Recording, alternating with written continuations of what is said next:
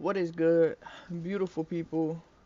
As y'all can see, man, today is day 2 of attempting to trade, right?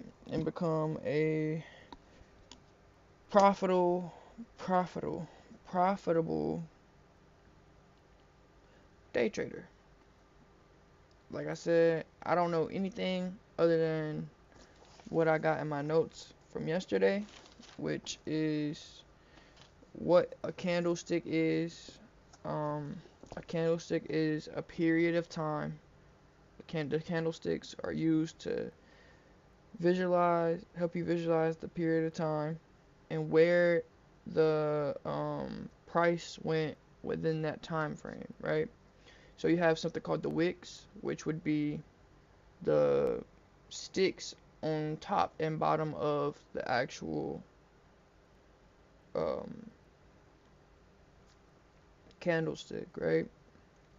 So you have your high, which is the highest point on the candlestick within the highest price that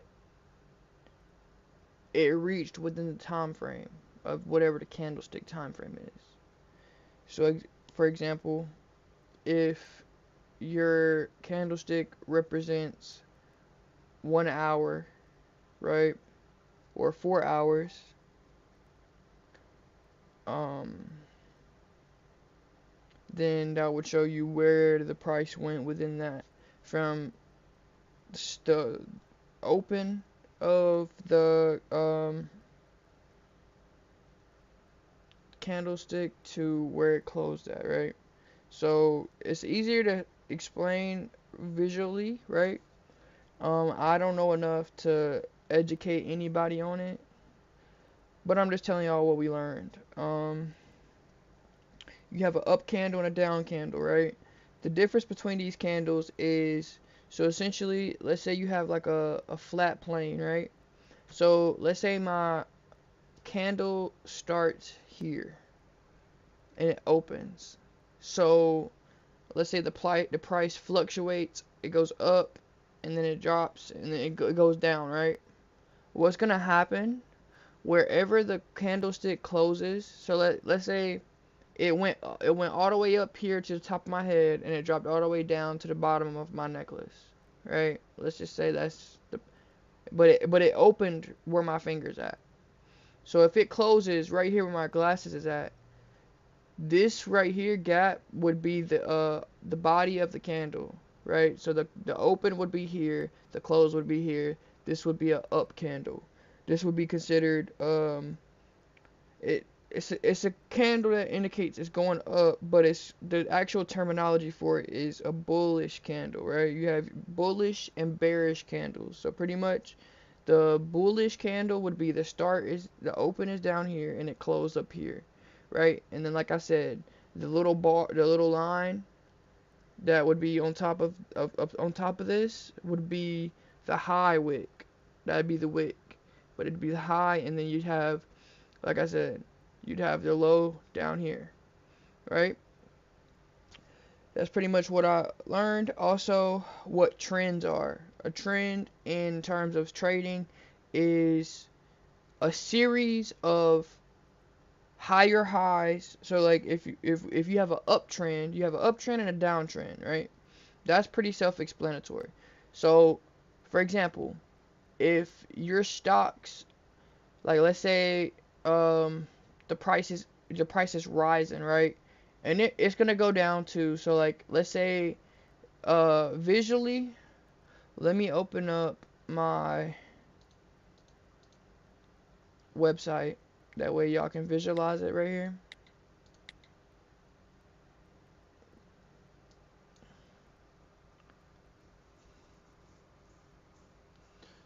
And so far, bro, so far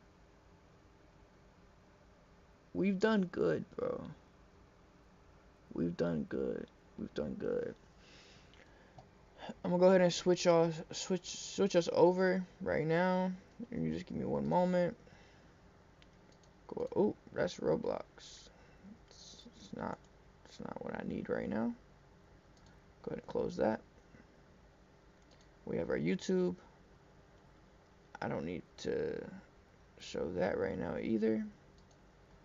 What we want to see is this.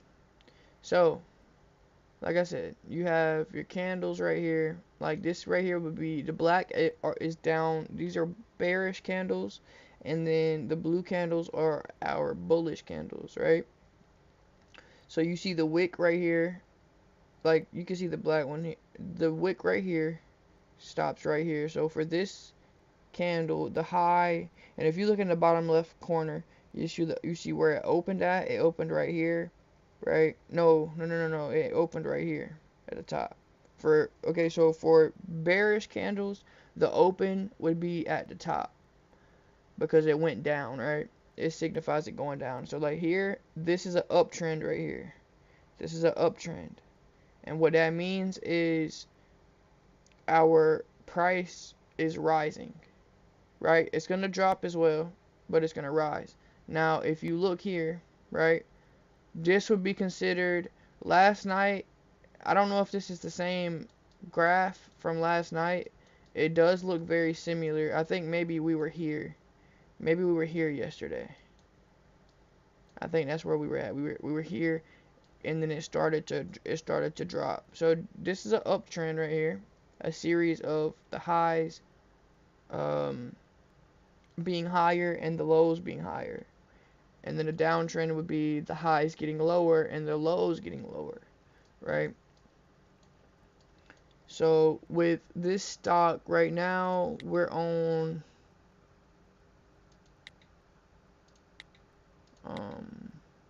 these right here, we're on Apple right now, Apple OTC. This shows my trading history on my demo, right? We're clearing once a week. Say your demo here, you need to report it to export to okay, anyways. So these are gonna show what it did, right? So we profited $19.20 from each one of these trades that were a plus, right? And I did time frames. I don't know. The trade amount was $10 and we profited $19, pretty much.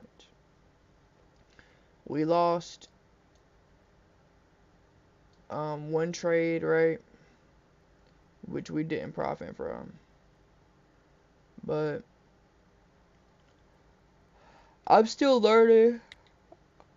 I haven't actually like had the opportunity to actually like learn much at all, other than like I said what notes I got from yesterday. Right now we are up $26. We're up $26 on my demo account,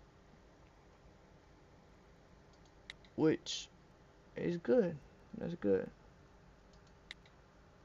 So, and we can trade different amounts too. Right now, I just left it on $10, and we're gonna go down to a 1 minute time frame. 1 minute time frame. That's where you want to be placing your trades. For me, that's where I want to be placing my trades. And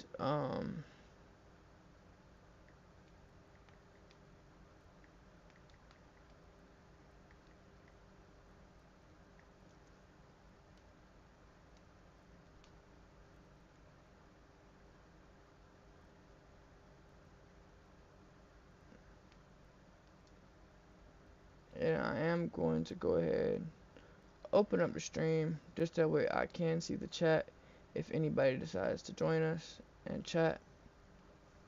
If y'all are for the one or ones that are here, hope y'all having a wonderful day. Hopefully you can learn something from this. Again, I'm not here to teach. I'm here to learn, so don't take any advice from me whatsoever, right? And that's pretty much, either you could come to learn, we can come here to learn together, right? That's the goal, for us to learn together. If you want to watch something that's beneficial or could be potentially beneficial for you, because ultimately it comes down to execution. Nothing's going to benefit you if you don't apply it. Right? So, we're going to go ahead and get into our lesson, right? I've been watching a video from a trader that trades, right? This is the video. It is a 6-hour and 40-minute long video. We made it an hour and 13 minutes through yesterday, right? And we did also, like I said, we, at the end of the lesson, the hour or whatever, before I got off and transitioned into the gameplay, I did place, how many trades was it? Let me see how many it was. Like 5. I want to say I did more than I thought. Right here, closed. We have 1, 2, 3, 4, 5, 6, 7. 7 trades. Or maybe just 1, 2, 3, 4, 5. 5. Maybe it was just 5. Right? These are our closed trades from yesterday. And right now we're sitting at $26 profit right now. Right? Not great, not much, but it's more than nothing. Again, for my first day ever trading or making a trade or trying to learn what it is and understanding everything. Right now we're in the very early stages, the basics. I am not equipped with enough information to actually be a profitable trader. Nowhere near. We are going to We're start. gonna go ahead and get into the video though. Let me switch that back to my headphones. Give me 1 second. And then we're gonna see what we can learn, bro. Hopefully we can learn something good today that'll actually like be some juicy content. Yesterday, pretty much what was being spoke on throughout this hour of the video. Yesterday, he was pretty much, it was more so a mental, it was more so focused not necessarily on the actual trading part itself, more so on the mentality, right? So with trading, pretty much what he was telling us is that you have to disassociate yourself, your mental, from the money, right? And that's why, instead of, if you ever try to trade or anything like that, you'll notice the candles are red and green, right? The bullish candles are green. Those are the up candles, which will be the blue ones here. And then the bearish candles are typically red, right? And psychologically, those colors, right? It puts us in a mindset of gaining money or losing money, but that's not what you get what I'm saying. That's not what trading is, right? It's not directly how it works. So again, I also changed my graph to mimic his. That way we're not necessarily looking at this as a win or a loss based on the colors, right? Because we can still profit from bearish candles. Right here, if you, it's really the goal of trading, right? Is you want to be able to accurately predict where the market's going to be within the time frame. So like for us, with me, we have a minute, right? And I could place a trade, right? Like right now, with what we have, it looks like it wants to go up. But within the minute, do I think it's going to go up higher than where it's at? Realistically, probably not.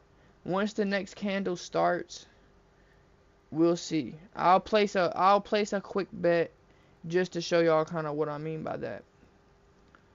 And I think what I'm gonna do, I'm gonna wait.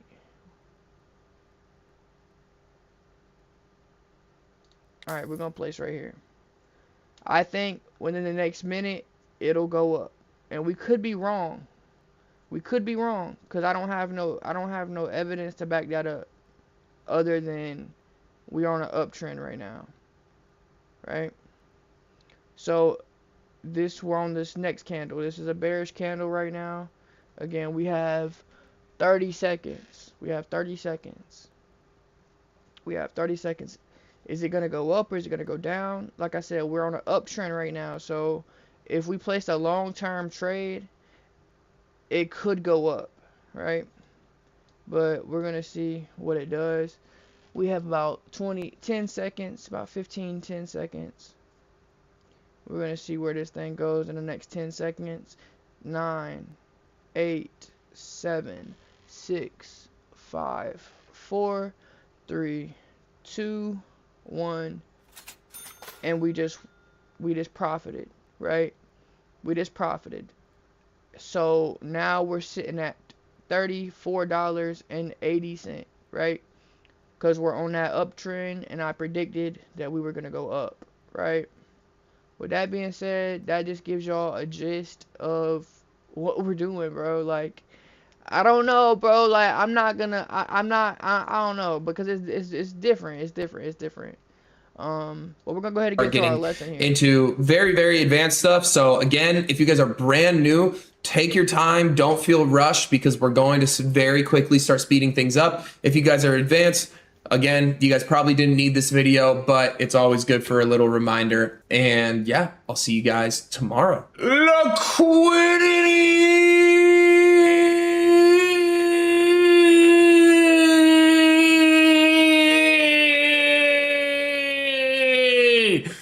Liquidity explained. Numbnuts, welcome to finally when we can actually start talking about fun stuff. Holy shit, the first couple episodes were boring.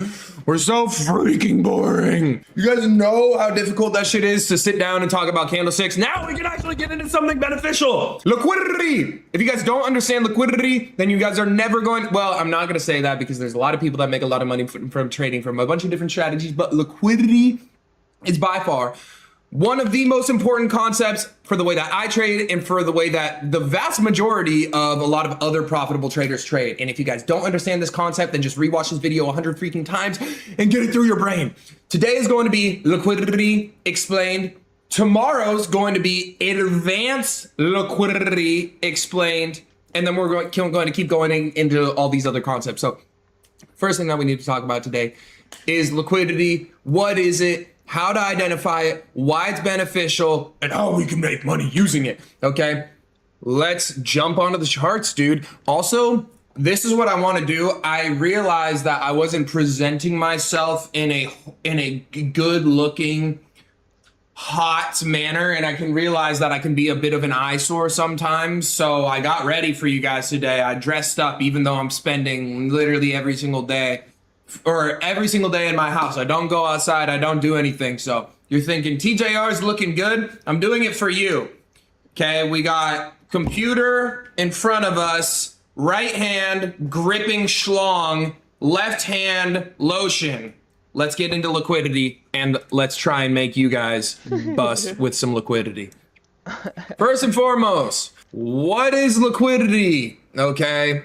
What is liquidity? Liquidity is resting orders, okay? That's all it is, okay? It's just resting orders on the chart. Now, why is this important? Okay, so the first thing that you guys are gonna write down, all the beginners, okay, geez, we're glitching. What liquidity? What is liquidity? What liquidity? Where liquidity? What is liquidity? Resting orders. Okay, and all of you advanced people, you guys are probably gonna be like, I already know this. Shut up! Shut up! Shut up! Shut up and trade, bitch. Okay, shut your mouth. You guys are going to learn something from this. Okay, what's liquidity? It's resting orders.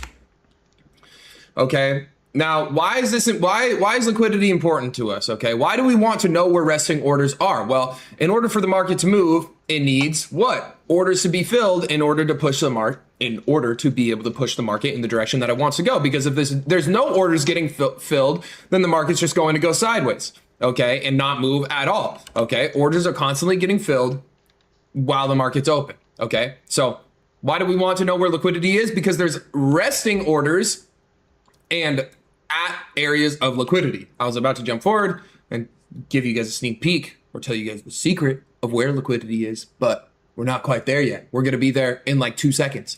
Okay. So now that we know what liquidity is, first, okay. We're glitching. What is liquidity? It's resting orders. Why is that beneficial for us? Because the market needs orders to move. So obviously us as traders, we would like to know where these orders are lying, because from there, again, what are we trying to do with trading? We're trying to accurately predict where price wants to go with a high probability on a daily basis. Okay. Once we understand that, we know that if we can spot resting orders in the market, then we are going to be able to accurately predict where price wants to go. Because if we know where liquidity lies and if we know where orders lies, then we are going to be able to take trades based off of those orders in the direction that those orders are going to push the market. Ooh, now we're talking. So liquidity is literally the center, the totem pole, I don't even know the better explanation besides it's the goat of confluences, okay? Because this is where everything of our strategy begins. It begins with liquidity. It begins and it ends with liquidity, okay? So that's why it's important. Where does liquidity lie? Where are the orders? Where orders? Where the fuck are they? Let's think about this before I tell you guys. Let's think about this. What did we learn? When was that? Yesterday? Yes, yesterday. What did we learn yesterday? How to identify trends, how to identify highs and lows. So if we as traders know that the market moves in higher highs and higher lows and lower highs and lower lows, what can we safely assume? Okay, we know that when we're forming an uptrend, people are probably going to be pressing buy. Okay, and when people are pressing buy, because the majority of people understand this market structure order, this is like very, very beginner stuff. Most people understand the market moves in higher highs and higher lows, lower highs and lower lows. With that understanding, when we're in an uptrend, most people, they notice and identify, hey, when we push above this high, I'm probably going to press buy.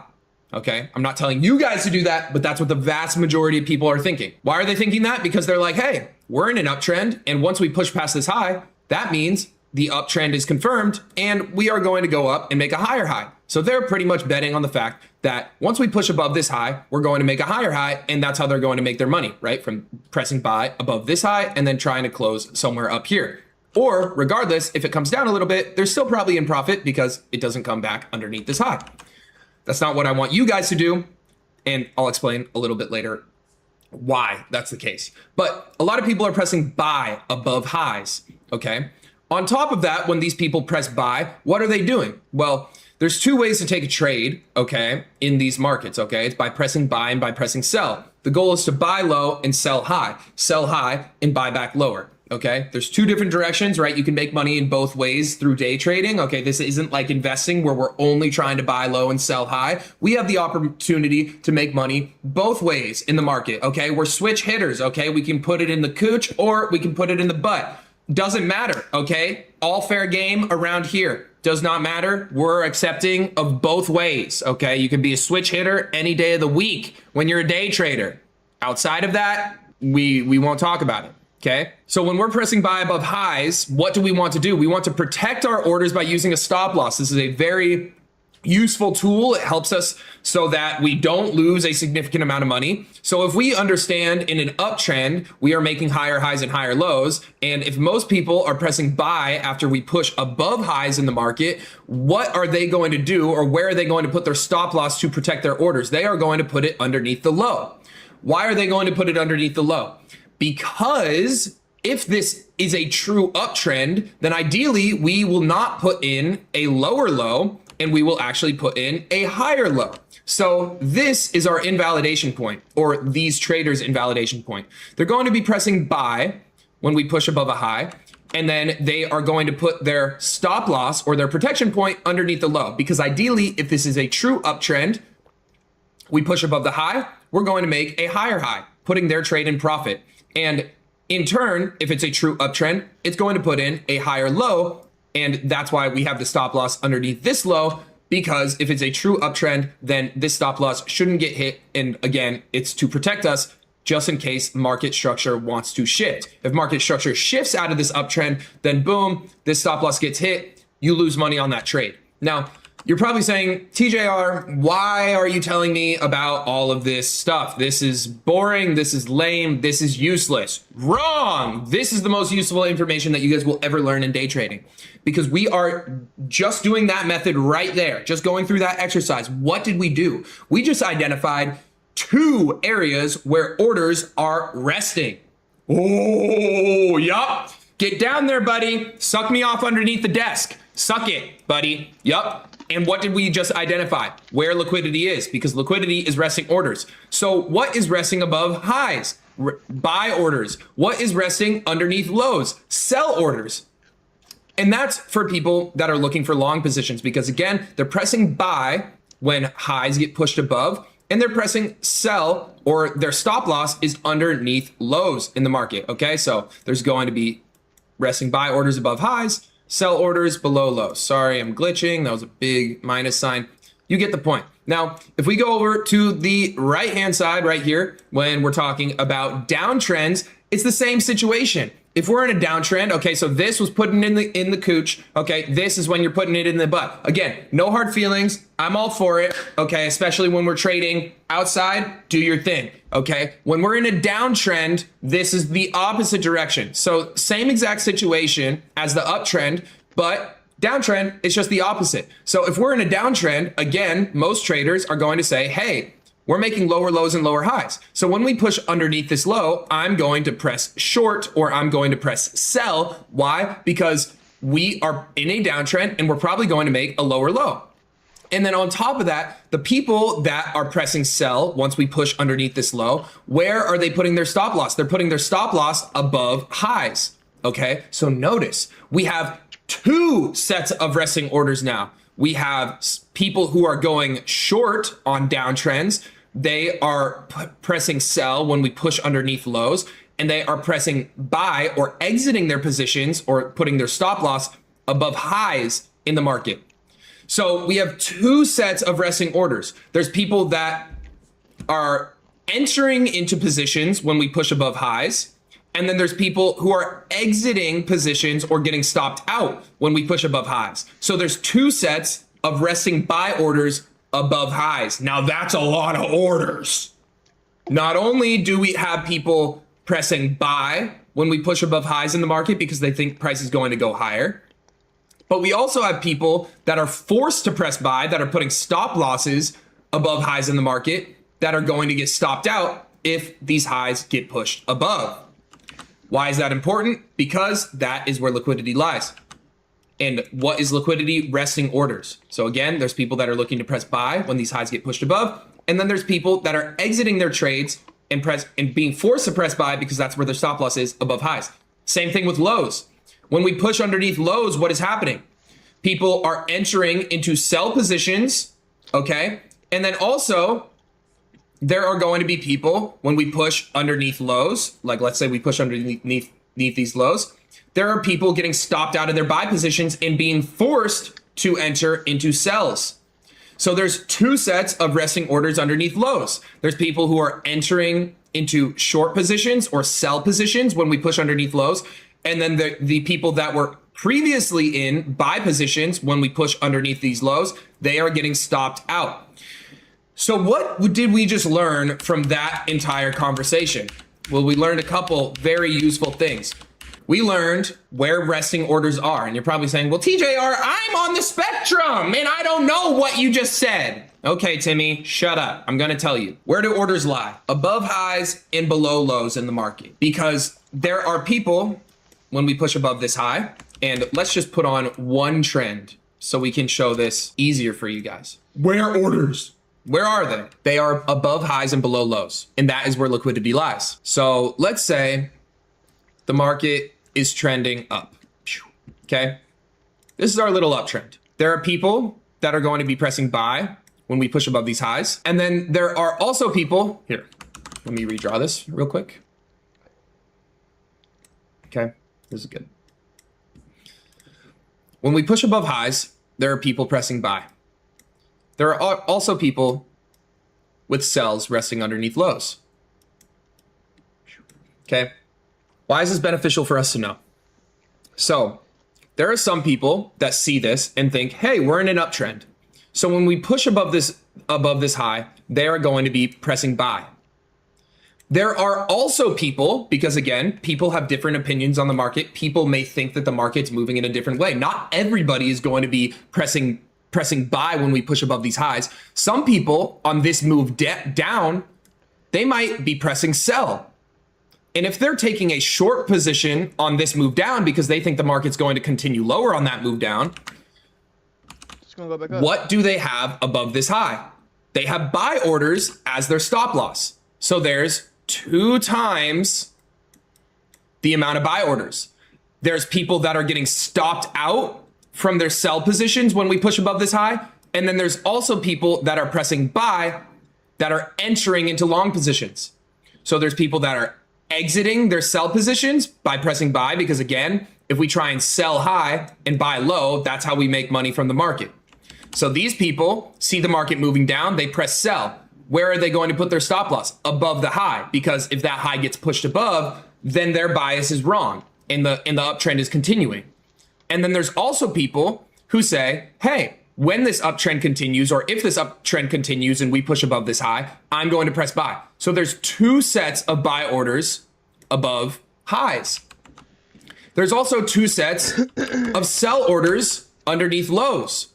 There are people that, let me get rid of this, get rid of this, get rid of this, get rid of this, get rid of this, get rid of this, oops, get rid of this, get rid of this, get rid of this. There are 2 sets of sell orders underneath lows.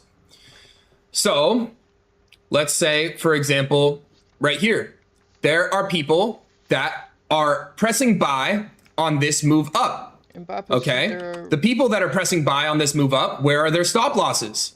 Their stop losses are underneath this low. Now, what happens when the market pushes underneath this low? The people that were in buy positions, they get stopped out. So they have to sell their position for a loss. So all the people pressing buy on this move up, when the market comes down and hits that area, they are getting stopped out of their trade and they are being forced to sell their positions back for a loss. There are also traders that when this low gets pushed underneath, that are entering into short positions because they think price is going to go lower. So there's 2 sets of resting orders underneath lows. Now again, you are probably asking, TJR, why are you telling me all of this stuff? This is how the retail trader thinks. And what do we know about the vast majority of traders? 99% of traders fail. And I'm not trying to tell you guys this. I mean, we talked about this on day 1. I'm not trying to tell you guys this to discourage you. I'm telling you guys this to use this to your advantage. We need to be thinking like the market movers. We need to be thinking like smart money. So if we understand that there are 2 sets of sell orders underneath lows and there are 2 sets of buy orders above highs, we don't want to be following the method of pressing buy when highs get pushed above or pressing sell when lows get pushed underneath. Because that is how retail traders are trading. That's how the vast majority of traders are trading. We want to be trading in the opposite direction. And this is how the market makers think. Going back to our topic for today's video. What is liquidity? Liquidity is resting orders. We just talked about where retail traders' resting orders are. Now, let's think about smart money and let's think about the market makers, the people who actually move the market. They need a significant amount of orders to be going in the opposite direction of them for their massive amounts of orders to be filled for them to be able to push the market in the direction that they want to go. You're probably saying, what does that even mean? Let me explain. Let's think back to our high school economics class. Okay, how does a stock exchange work? If I want to buy 1 share of Apple stock, I need to find somebody that is willing to sell me a share of their Apple stock at the current price. Now, back in the day, it used to be done by calling up your broker saying, hey, I want to buy 1 share of Apple. They say, okay, I'm going to try and source this for you. I need to find somebody that's willing to sell it to you at this price. Nowadays, and then boom, they sell it to you. It takes a couple days and they say, boom, here's your paperwork. They ship it to you in the mail. And then awesome, you have your contract that says, I own 1 share of Apple at this price. Cool. The same thing applies, but in today's day and age, we have brokerages, we have exchanges that do this at mass scale online for us. It's the same exact thing when these big smart money market movers are trying to place their trades and move the market. They need X amount of orders, like let's say freaking 1,000 orders to be going in the opposite direction for people. They need 1,000 people. Let's say they want to take a 1,000 contract trade. Sorry, we'll simplify this. Let's say they want to take a 1,000 contract trade. In order for them to be filled on those 1,000 contracts, there needs to be 1,000 contracts that are willing to either buy or sell, depending on what direction they want to move the market, in the opposite direction as them. So if the market makers want to push the market down and they want to fill 1,000 contracts, they need 1,000 contracts in the opposite direction. And this is where liquidity comes in. They will manipulate price and push price above highs in the market to do what? To activate and get those 2 sets of resting buy orders to get activated, right? The people that were pressing sell on the way down, what do they have? They have their stop losses above here. And then once price pushes above this high, those people get stopped out of their sell positions. And then also the people that think price is going to go higher, they enter into buy positions. So now there's a bunch of people that are willing to go long or press buy in the market. What does that give the market makers the opportunity to do? To fill their massive amounts of sell orders to cause the market to go down. Reverse psychology is how I like to think of liquidity. They are faking retail traders out to think that the market's going to go higher. They are getting people out of sell positions by pushing above the high, and they're getting people into buy positions, and then they're able to fill their massive amounts of sell orders because there's a massive amount of people that are willing to go buy here or being forced to buy their positions back for a loss, and then they are able to fill their sell orders to push the market lower. Same thing in the opposite direction.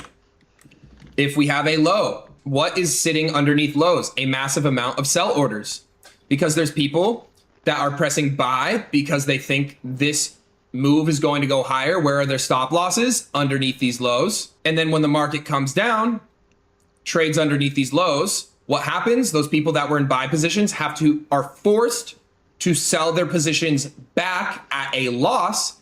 And then there's the people that are entering into sell positions because they're saying, hey, a downtrend has started. What does that give the market makers the opportunity to do? Fill their massive amount of buy orders. Why? Because there's a massive amount of people that are entering into sells here.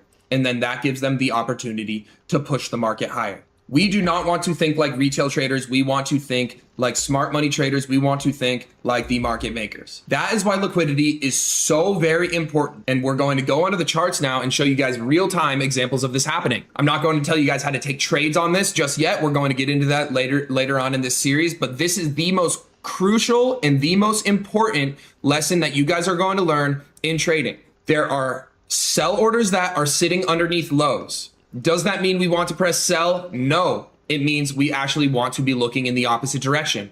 Because there's a massive amount of sell orders sitting underneath lows, what does that give the market makers the opportunity to do? Fill their massive amounts of buy orders underneath those lows, because retail traders are pressing sell, and that lets the market makers press buy to be able to fill their massive orders and change the direction of price.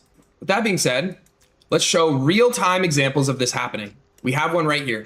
What do we have right here? A high in the market. All the people that were pressing sell on this move down, their stop loss is above these highs. Once these highs get pushed above right here, what happens? The people that were pressing sell get stopped out of their sell positions, and then all the people that think market's going to move higher, what do they end up doing? They end up pressing buy because they say, hey, a new trend is going to start. What does that give the market makers the opportunity to do? Fill their massive amounts of sell orders to push price lower. This happens on every single time frame because this is how the market moves.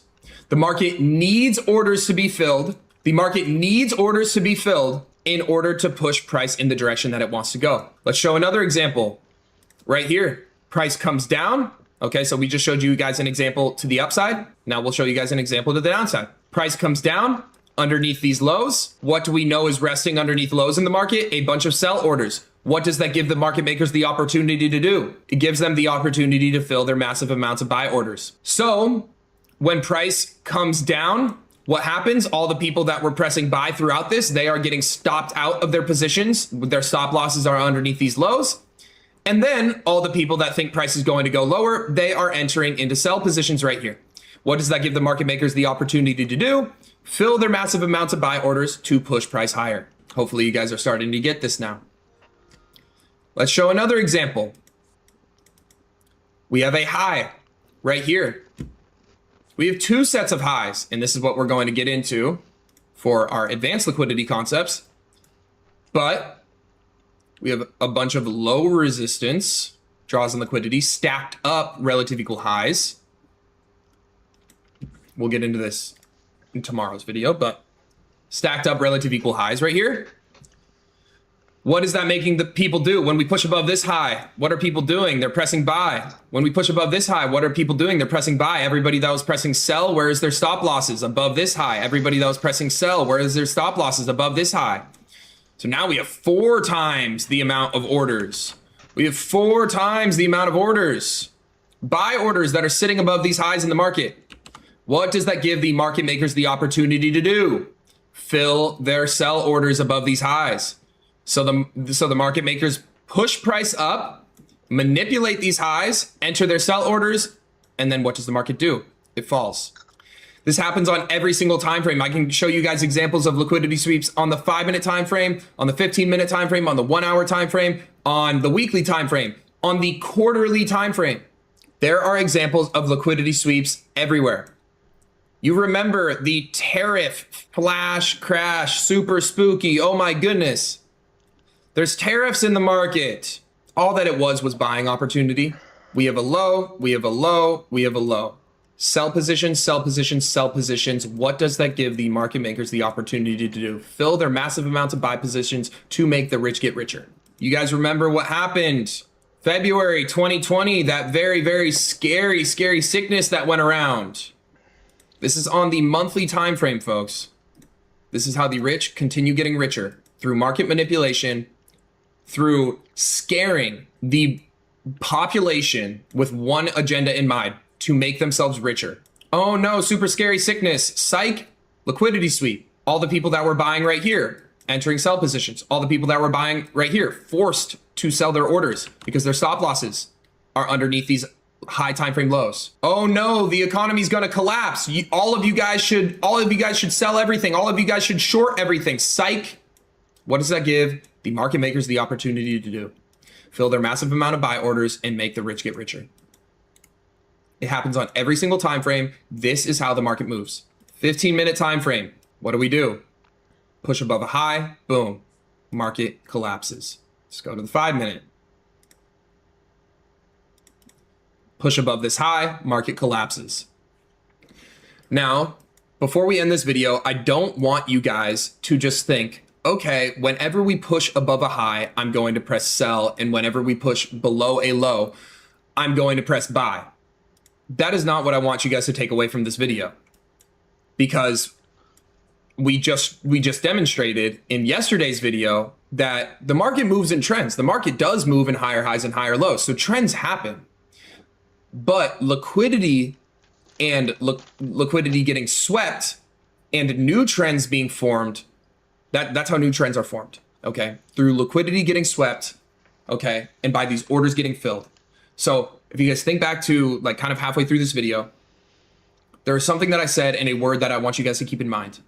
When we push above a high and when we push below a low, it doesn't mean that the market makers are instantly going to reverse price just because there's buy and sell orders there, right? We can see here that, okay, we have a high, we push underneath a low here. Would that have been smart to press buy? No, we end up keep going lower. We push below this low. Would that have been a good spot to press buy? No, we keep going lower. We push underneath this low. Would that have been a good time to press buy? Eventually, yes. So what I want to end this video on is a very, very key component of liquidity. Liquidity lies above highs and below lows. All that liquidity does for the market makers is it gives the market makers the opportunity to change the trend. Okay. It doesn't mean that the trend is going to change every single time. It just gives the market makers the opportunity to change the trend above highs and below lows. Now, us understanding that above highs and below lows, there is an opportunity for us to change the trend. That is the first step of our strategy. Because if we can focus on catching the bottoms of reversals up, we are going to be able to make so much more money. And if we can focus on catching the tops of reversals down, we are going to make so much more money. Now, again, pressing buy below lows and just pressing sell once we get above highs is not a good strategy. I could show you guys a million reasons why, but you guys are going to have to trust me on this because again, like if we were to press sell when we pushed above this high, what would have happened? Okay, we lose a whole bunch of money. If we press sell when we push above this high, what would happen? We lose a bunch of money. If we press sell when we push above this high, what would happen? Well, we lose a bunch of money. If we press sell when we push above this high, what happens? We actually are able to make money. But notice how there was an opportunity for price to reverse here. Did it happen? No. There was an opportunity for price to reverse here. Did it happen? No. There was an opportunity for price to reverse here. Did it happen? Yes. So all that I want you guys to take away from today's video is just understanding orders lie and resting orders lie above highs and below lows in the market. We are going to get into later in this series of how to take advantage of the opportunity of understanding that orders are lying above highs and below lows in the market, and then how to identify other confluences to give us confirmation that orders are actually being filled on the market maker side and the trend is reversing. That's what we're going to get into later on in this series. So what I want from you guys, your homework for today is to identify. Again, I don't want you guys to be trying to understand the reasoning of why did price reverse above this high and not above this high. We're going to get into that later in this series. What I want you guys to understand is understanding, okay, we know that price has the opportunity to reverse above highs and below lows. Your homework is to just find 5 examples of price pushing above a high and then reversing off of it, pushing underneath a low, and then reversing off of it. Very, very.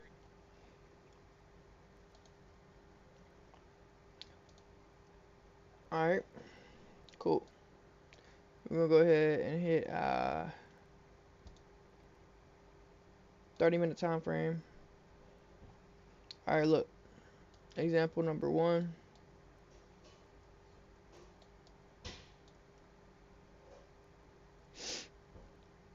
So price is currently, it pushed above, I'm gonna say it pushed above and then it dropped here. We're in a downtrend right now.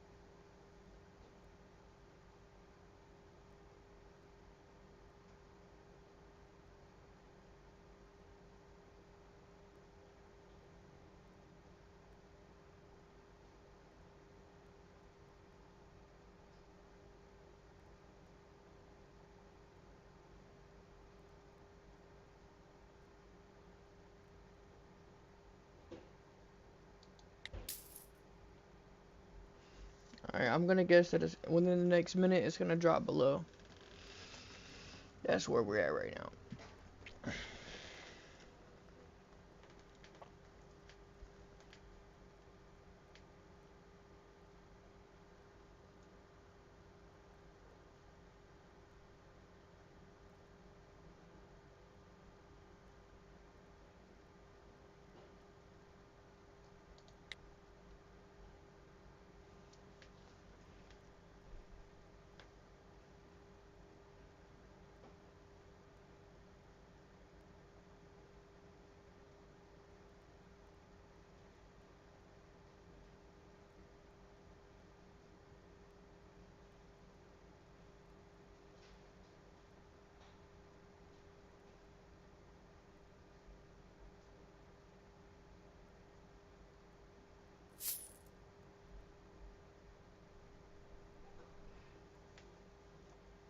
So we just lost right here.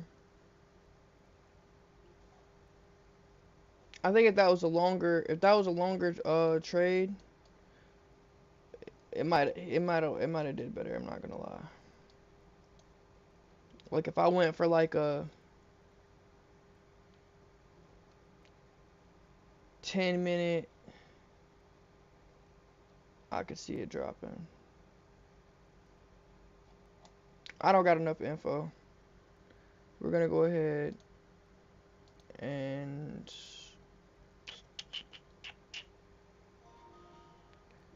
we'll go ahead and get back into it. Very simple stuff.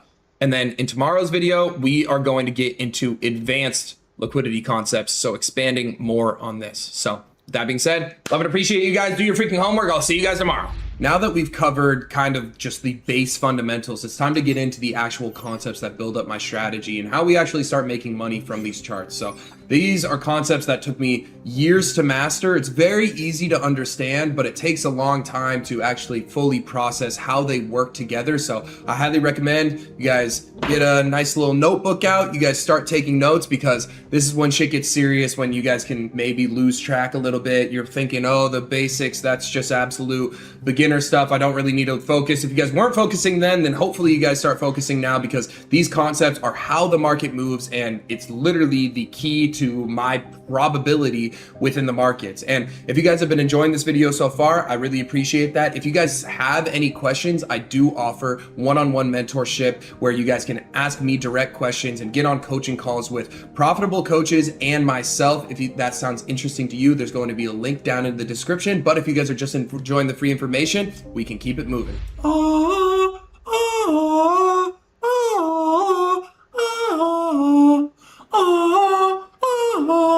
Somebody clip this. Somebody clip this into an edit. Somebody clip this into a hard ass edit of like me being like tough. And then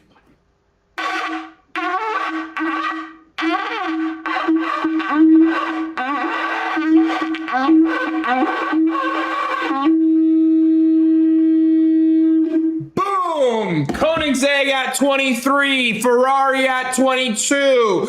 Wide body Mansory Cullinan, 22 years old. Brabus GLE, 21 years old. Oh, welcome to Liquidity Advanced Concepts.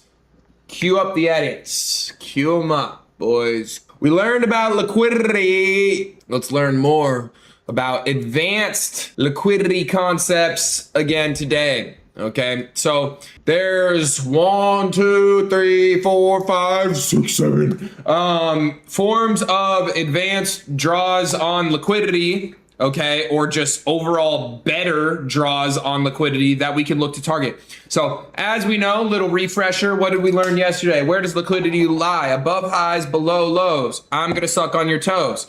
Now, in today's episode, we're gonna talk about just higher probability draws on liquidity that are more beneficial to us than not. That was nice. To be able to help us, okay, identify the stronger draws on liquidity than just like, oh, this is a high, this is a low, price could potentially move off of this. Okay, so the first one is going to be session highs and session lows. Okay, so How do we identify these? Or first of all, what are session highs and session lows? So if you guys are unfamiliar with this, we're going to get into this a little bit more when we talk about time in the market. But specifically today, we're going to be talking about sessions, okay? There's 3 sessions throughout the 24-hour trading day. There is Asia session, there is London session, and there's a New York session. And then within New York session, there's AM session and PM session. Today, we're just going to focus on the 3 sessions and why those sessions are important. So something that I want you guys to think about for every single session, okay? We have Asian session, okay? All the ching-chongs, they're getting in there and they're like, bing, bong, ding, dong, bing, bong, bong. Okay? When Asia session opens, they got their it's Japanese candlesticks, right? They're fucking turned up, ramen noodle, all that. Sorry if that was disrespectful. You guys get the point. But when Asia session opens, all the Asians, boom, it's their market. They're ready to run with it, okay? So all of the Asians are moving the market at that point in time. And then boom, Asian session closes. Then all the London, I'm a London British chap, mate, and I'm gonna beat you off. I'm gonna beat off you like a wanker, mate. I'm gonna beat you and I'm from Brixton, okay? All the Brixton bullies, they get into the market and they're like, man, fuck the ching chang chongs. Okay, we want to take all of their orders, fuck them, and we want to move the market where we want to go. So ching changs, they get into the market, they move the market where they want to go. Brixton bullies, they get into the market, their money comes into the market, moves the market where they want to go. Then boom, bald eagle screech, USA, New York session opens. All the big fat guys on Wall Street eating McDonald's, boom, they're pressing buttons, their money comes into the market. Why is this important? Why is it important for us to know about Genghis Khan, Central C, and the fat ass Americans? Why is this important? Because it's every single time there's new money from different markets coming into the market and moving it, okay? So we talked about the market makers yesterday. We have Asian persuasion market makers, we have Central C market makers, and we have obesity market makers, okay? Each one of those market makers, they have their own session where their money's getting put into the market and they are going to manipulate the market in the way that they want to. Now again, why is this important? What did we learn yesterday? This let's say this is Asian session, okay? This is Asian session. Boom, Asian session does this. Bow, boom. This is Asian session. We'll make the line yellow just so you guys understand it a little bit better. For no reason, okay? So this is Asian session. Bing Bang and Ching Chang, they push the market up to these highs, okay? Sing Long and Ching Chong push the market down to these lows. Okay. Then boom, Central C comes into the market. We'll make him blue. Central C comes into the market. What are the London traders going to try and do to the Asian session traders? Because right now, the Asian session traders, they're controlling the market. They're moving the market where they want to go. So when the Brixton bullies get into the market, what do they have to do to all the Asia session traders in order to move the market in the way that they want to move? They need to stop out the Asian session traders. They need to manipulate whatever trend or whatever highs and lows. They need to take out draws and liquidity from what was formed during Asian session to be able to move the market where they want to go.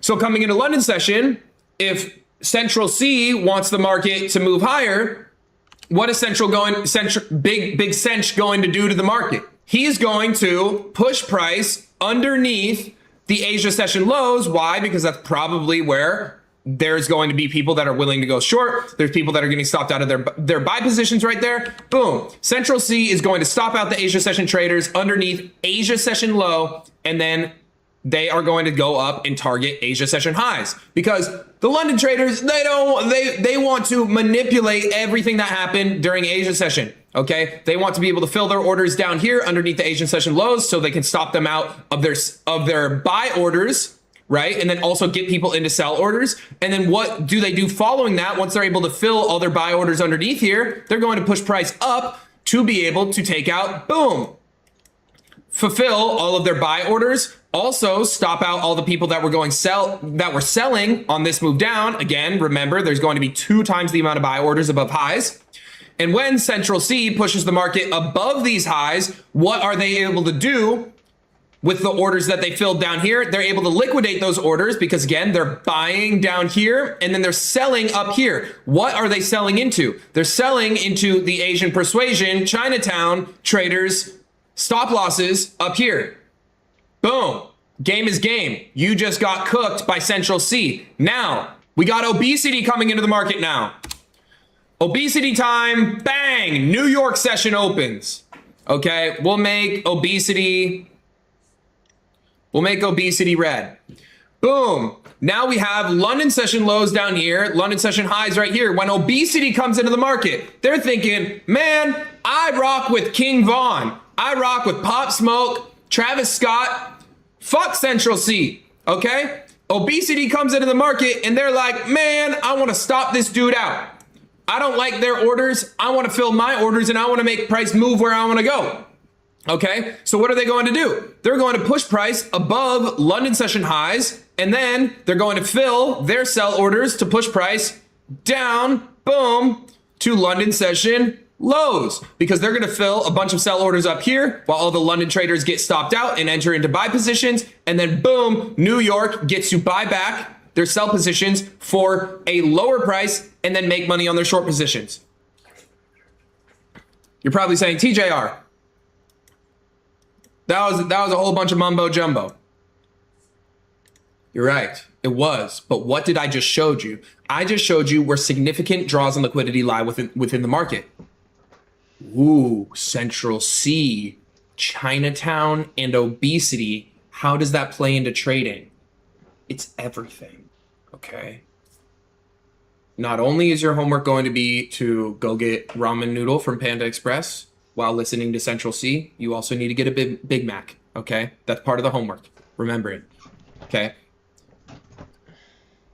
Asia session highs, Asia session lows, London session highs, London session highs, London session lows, New York highs, New York lows. All of these are significant draws on liquidity that when new sessions start and end, the new money that's coming into the market is going to want to target these session highs and these session lows because there's a significant amount of resting orders above and below them. So let's show it on the chart. You're probably saying, I don't get it. Shut up, Timmy. We'll show it to you. Okay. I have this nice little indicator. It does the shit for me. I'll put a link to it in the description, but Asia session high, Asia session low, London session high, London session low, New York high, New York low, and then the session start line indicator is with red. Just to make this easy for you guys, I'm going to remove all of these lines. And we're only going to put the session starts on. Okay. Just so we can actively show this happening in real time. So, first of all, what are the number values? Again, remember when we set up, this was something that is super important. Remember when we set up our trading view, we need to make sure that we are on Eastern time. Okay, we need to make sure that we're on New York time. All right. So boom, we're on New York time. What are the session times? Asia session starts at 1800. London session starts at 3 a.m. New York session starts at 9:30. And New York pre-market starts at 8:30. So we can kind of group both of these together. Let's get in here and let's look at this. Okay. Where is London session high? Well, from 3 to 8:30, where's the highest point that we got to? Boom, right here. Where's Asian session high? From 1800 to 3, the highest point that we got to was up here.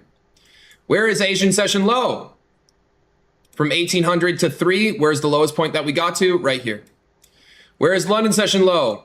From 3 to 8:30, where's the lowest point we got to? Right here.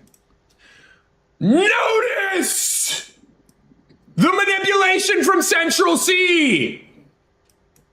Asia session high, Asia session low. Boom! Right when London session opens, what does Central C say? He says, fuck you and your fucking lows, mate. What's the Central C song? I got a bando in the trap, mate. Boom! Moves and manipulate these lows to be able to fill Central C's buy orders right here. Then Central C says, thanks for the liquidity. And then bang! What do we go up and do? Take out Asia session highs. Shout out Central C. Manipulate the Asia session lows, bang! Right up into Asia session highs. And then boom! Right when we take out the Asia session highs, who comes into the market? Big Daddy Obesity.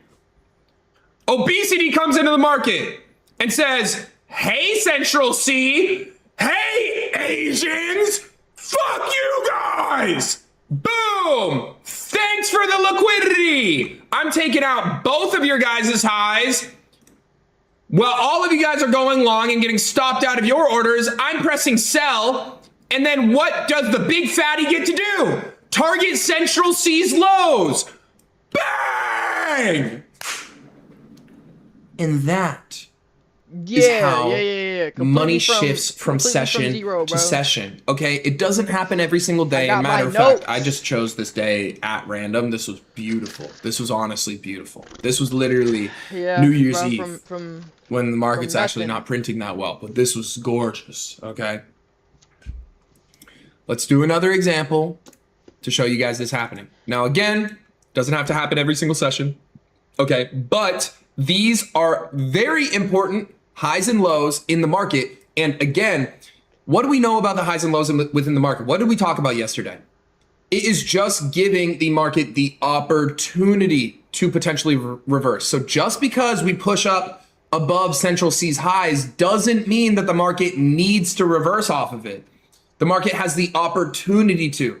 Again, we haven't gotten into the other confluences to be able to spot confirmation of these opportunities actually being taken for us to be able to take trades off of them. We will eventually, okay? But we need to understand these advanced liquidity concepts, specifically understanding the high probability highs and lows that give us more opportunity than just, hey, this is a random high on the chart. This is a random low on the chart. I'm going to mark it out and hope for the best, okay? Very important that we understand that. Let's do another example, okay? Let's see. What's this?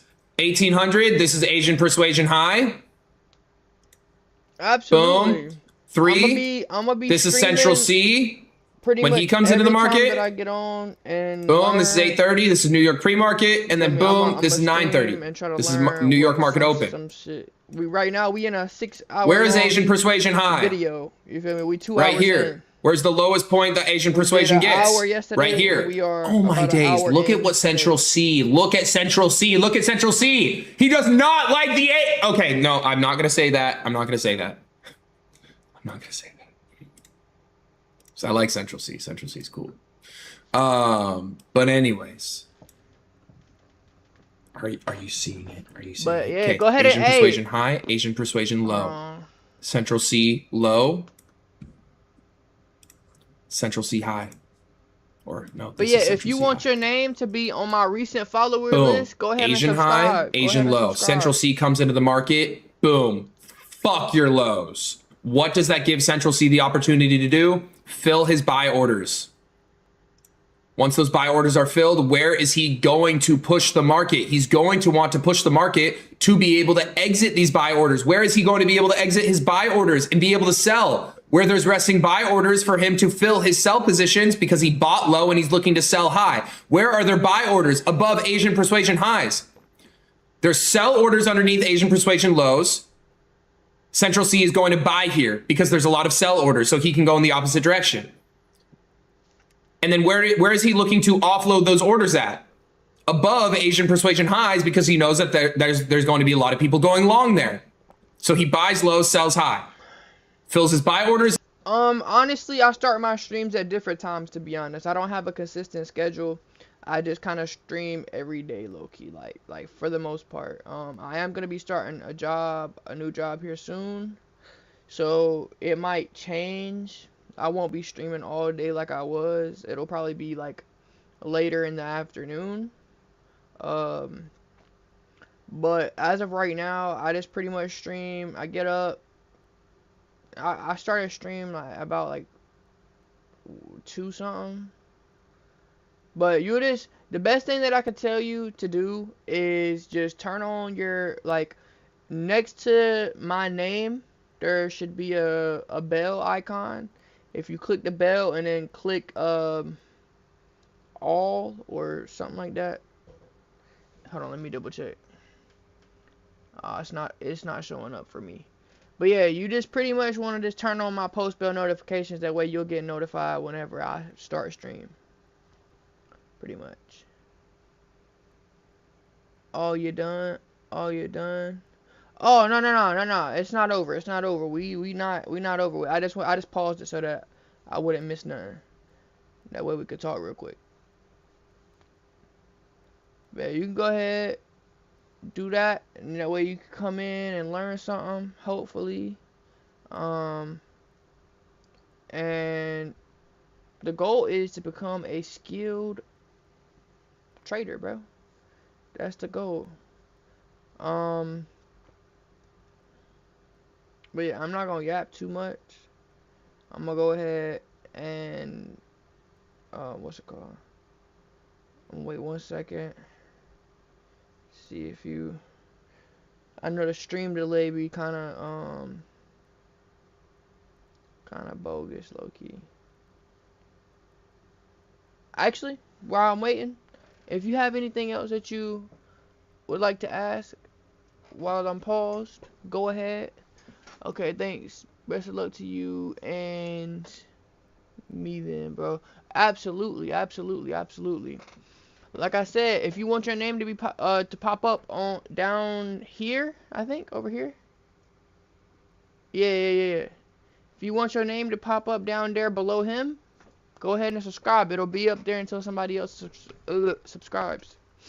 But I'm gonna go fill up my cup real quick, and then I'm gonna we gonna finish. You feel me? Get back to it. Get back to the learning.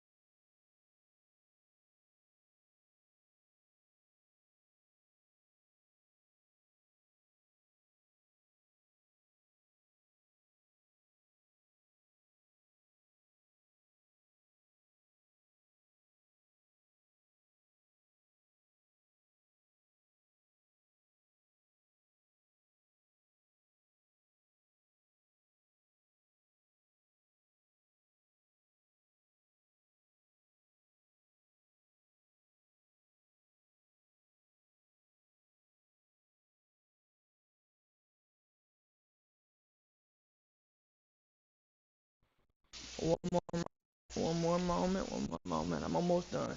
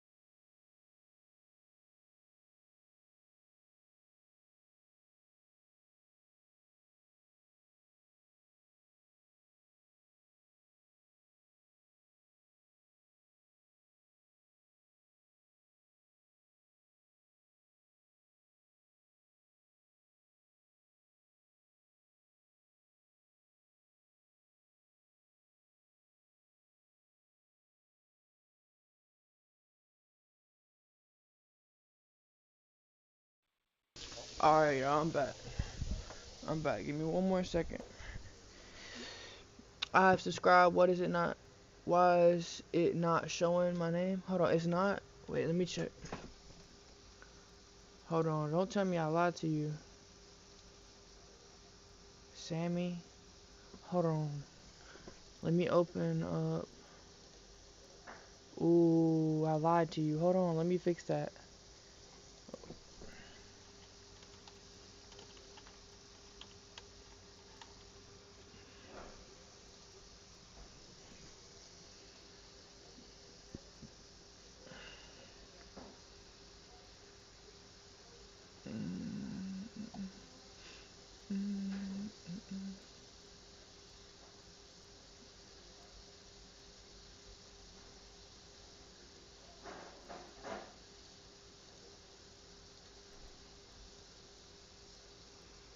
Give me one second. I'm gonna fix that for you.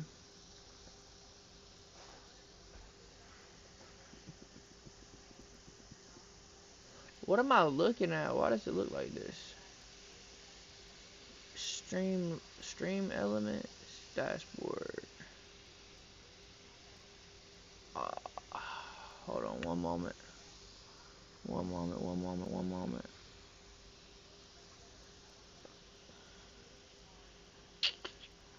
Overlays, recent subscriber, edit.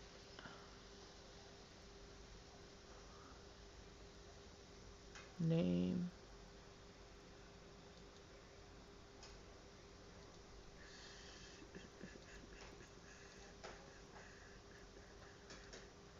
Hold on. Preview. Save. Copy overlay. And then go back here. Chat. Recent subscriber.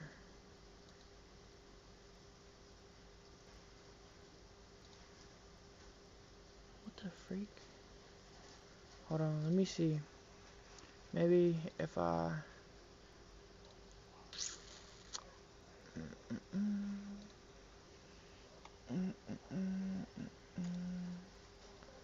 Paste. Okay. It's still showing.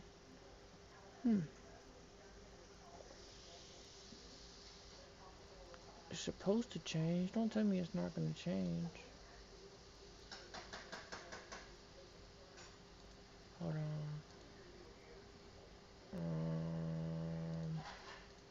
Emulate subscriber event. See, okay, I'm emulating the subscriber event, and whenever I do it, it's changing the name.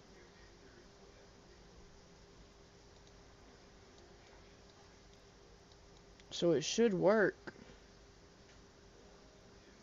What the freak? See, it's even showing up on my actual stream too.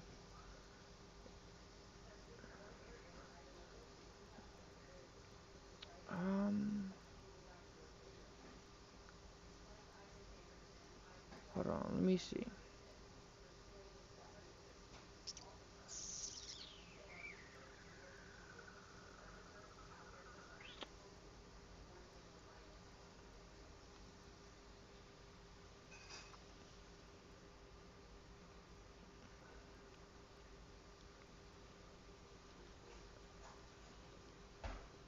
That's weird.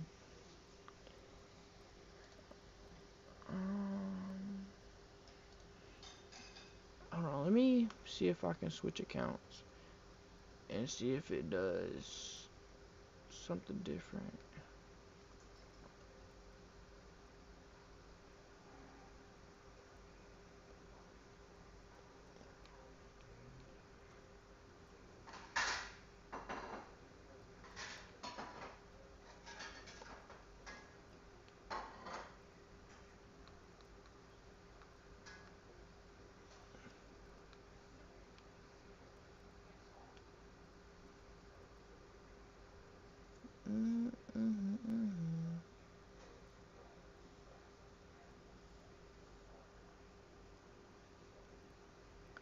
Subscribe.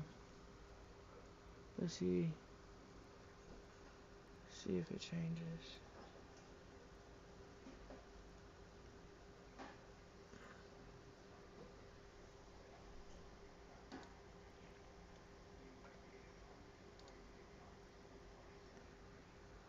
Yeah, it's not working.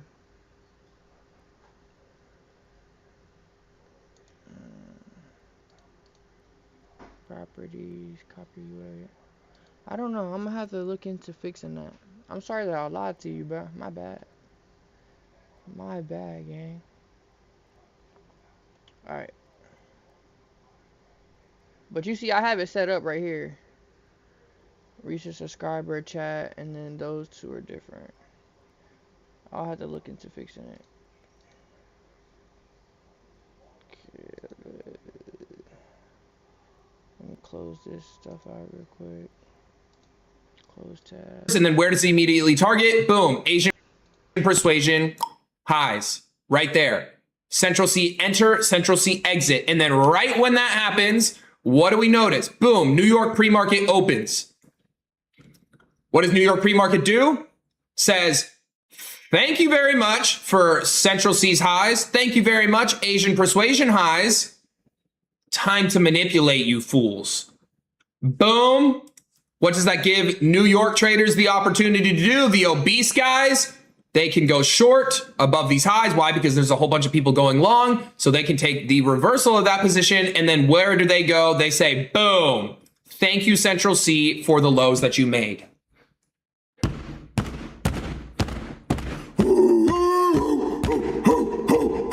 Are you not getting hyped up about this shit? It's day. What day is it on this path to profitability? I don't know, but it's day something, and you guys are learning a lot. Okay? You guys seeing this?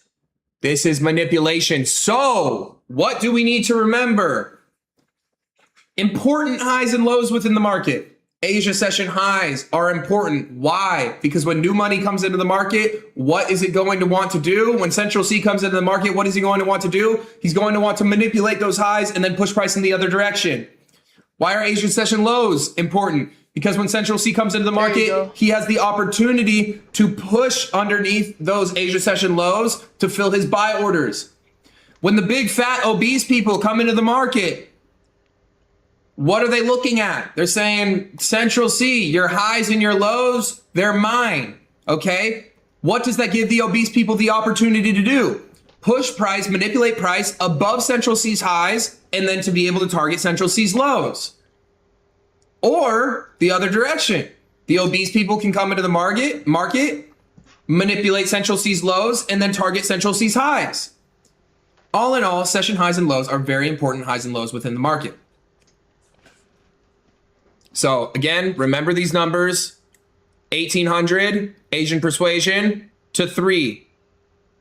1800. Hold on.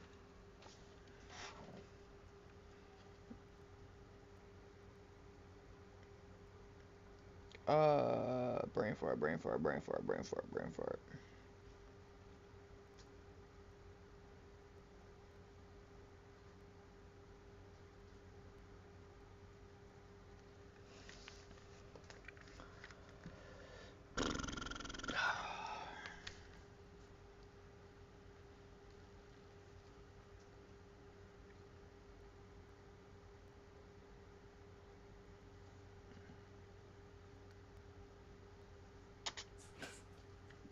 So again, remember these numbers: 1800 Asian persuasion to 3. 1800 to 3 is Asia session. 3 to 8:30 London session. Hold on. 3 to 8:30. 1800 Asian persuasion to 3. 1800 to 3 is Asia session. 3 to 8:30 London session. 8:30 back to 1800 is New York session. 8 to 8:30 London session. 1800 to 3 is Asia session. 3 to 8:30 London session. 8:30 back to 1800 is New York session. So this is Asian, boom. London, boom. New York, boom. And that encapsulates a full day of trading. All right.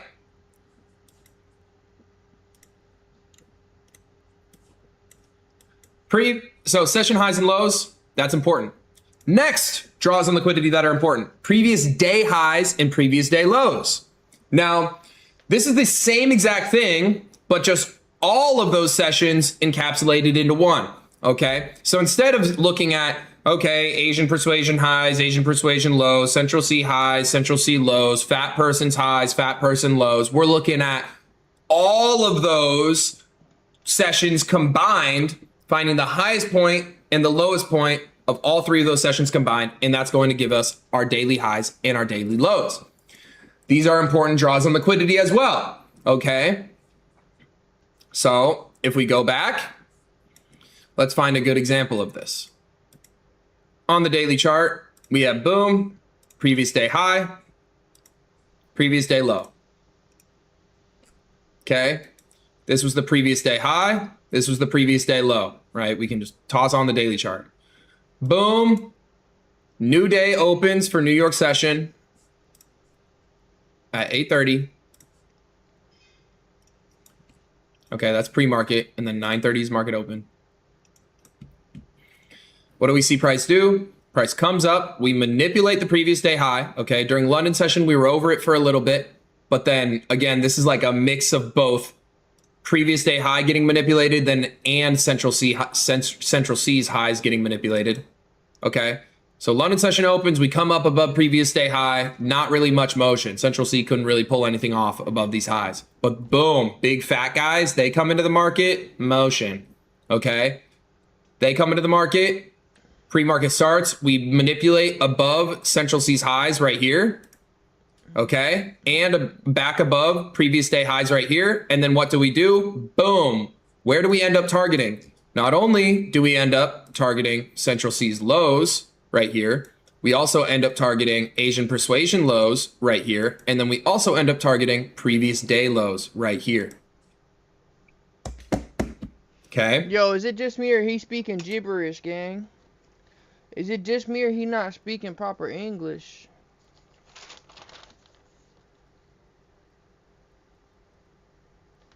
Liquidity is tough.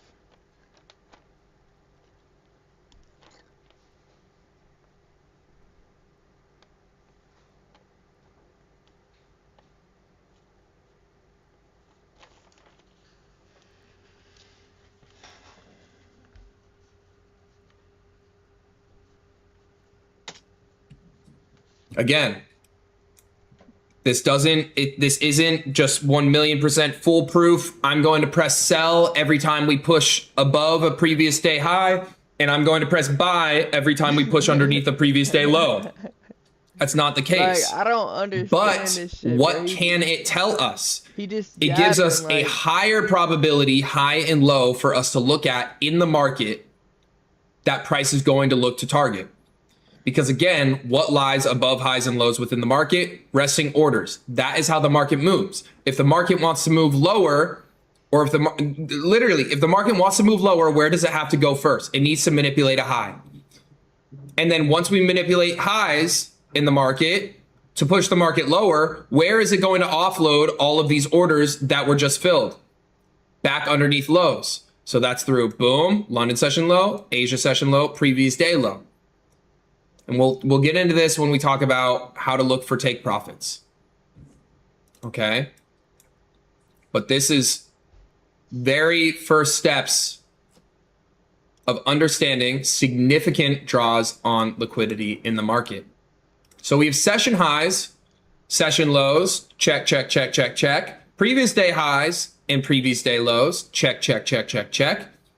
Next, we have low resistance liquidity. So low resistance highs and low resistance lows. You're probably like, what does that mean? Well, I'm going to tell you, buddy. I'm going to tell you. Okay. Honestly, I think like the people that say this, I mean, I just put it because it sounds cool. Realistically, bros, I'm going to keep this shit $1.50 with you. I'm going to explain this to you guys as if you were me in high school. All these other freaking nerds on YouTube, bro, they're like, low resistance, liquidity, and this current market structure shifts. You guys are freaking nerds. Shut up and make the shit understandable. Low resistance liquidity is just stacked up highs and lows. Or we can even call it trend line liquidity, or just trend liquidity. Okay? So what do we know about trends? They make higher highs and higher lows, right? So boom, this is our uptrend. Beautiful. We have a low right here, a low right here, low right here, low right here. So when we eventually decide to manipulate a high to reverse the market, to be able to fill sell orders, we have all of these trending lows that are stacked up. What do we know that lies underneath lows? Liquidity. So if we fill a massive amount of sell orders up here, what are we probably going to want to target in order to offload the sell orders in order to turn this into a profit? We need to target lows, because what's underneath lows? People that are willing to go short. And if we're pressing short up here, we need people to be looking to short while we're buying back our positions for a lower cost, making us a profit. Oops. So that's why low resistance draws on liquidity are very important. It's when we have a series of lows or highs that are stacked up. If we go up and we manipulate this high, and then we start getting whatever our entry confluences. Hold on. My brain is not retaining anything that he is saying. Personally, I don't understand a fuck thing that he's saying right now. Yo, holy cheddar. What the freak? Let me go back. Maybe I just... Are we probably going to want to target in order to offload the sell orders in order to turn this into a profit? We need to target lows, because what's underneath lows? People that are willing to go short. And if we're pressing short up here, we need people to be looking to short while we're buying back our positions for a lower cost, making us a profit. Oops. So that's why low resistance draws on liquidity are very important. It's when we have a series of lows or highs that are stacked up. If we go up and we manipulate this high, and then we start getting whatever our entry confluences, we can look to take out all of these lows, because all of these lows are yet to be manipulated. And a good analogy that I like to give when we're looking at low resistance liquidity is cookies in the cookie jar, okay? If I'm the cookie monster and I'm like, I like a cookie, okay? And we manipulate these highs, and underneath these lows is a cookie, and I fill sell orders up here, I come down, I want a cookie, okay? I want to be able to target these lows. Why? Because I'm going to be able to buy back my positions for a lower price and make me a profit. But why would I stop there when there's another cookie right here? When there's even more sell positions right here? It's not going to stop me. I want more cookie, okay? Because I want more profit. Remember, the market makers are greedy. They want as much money as possible. And why would we stop there? There's another cookie. We're going to keep going. Why would we stop there? There's one more cookie. I want cookie. Okay? We're the fucking cookie monster. No, same thing, bro. when we're reversing from a downtrend. If we're in a downtrend, we have a high, bang, bang, bang, bang, bang, and then boom, we finally start reversing. I can hear my watch ticking.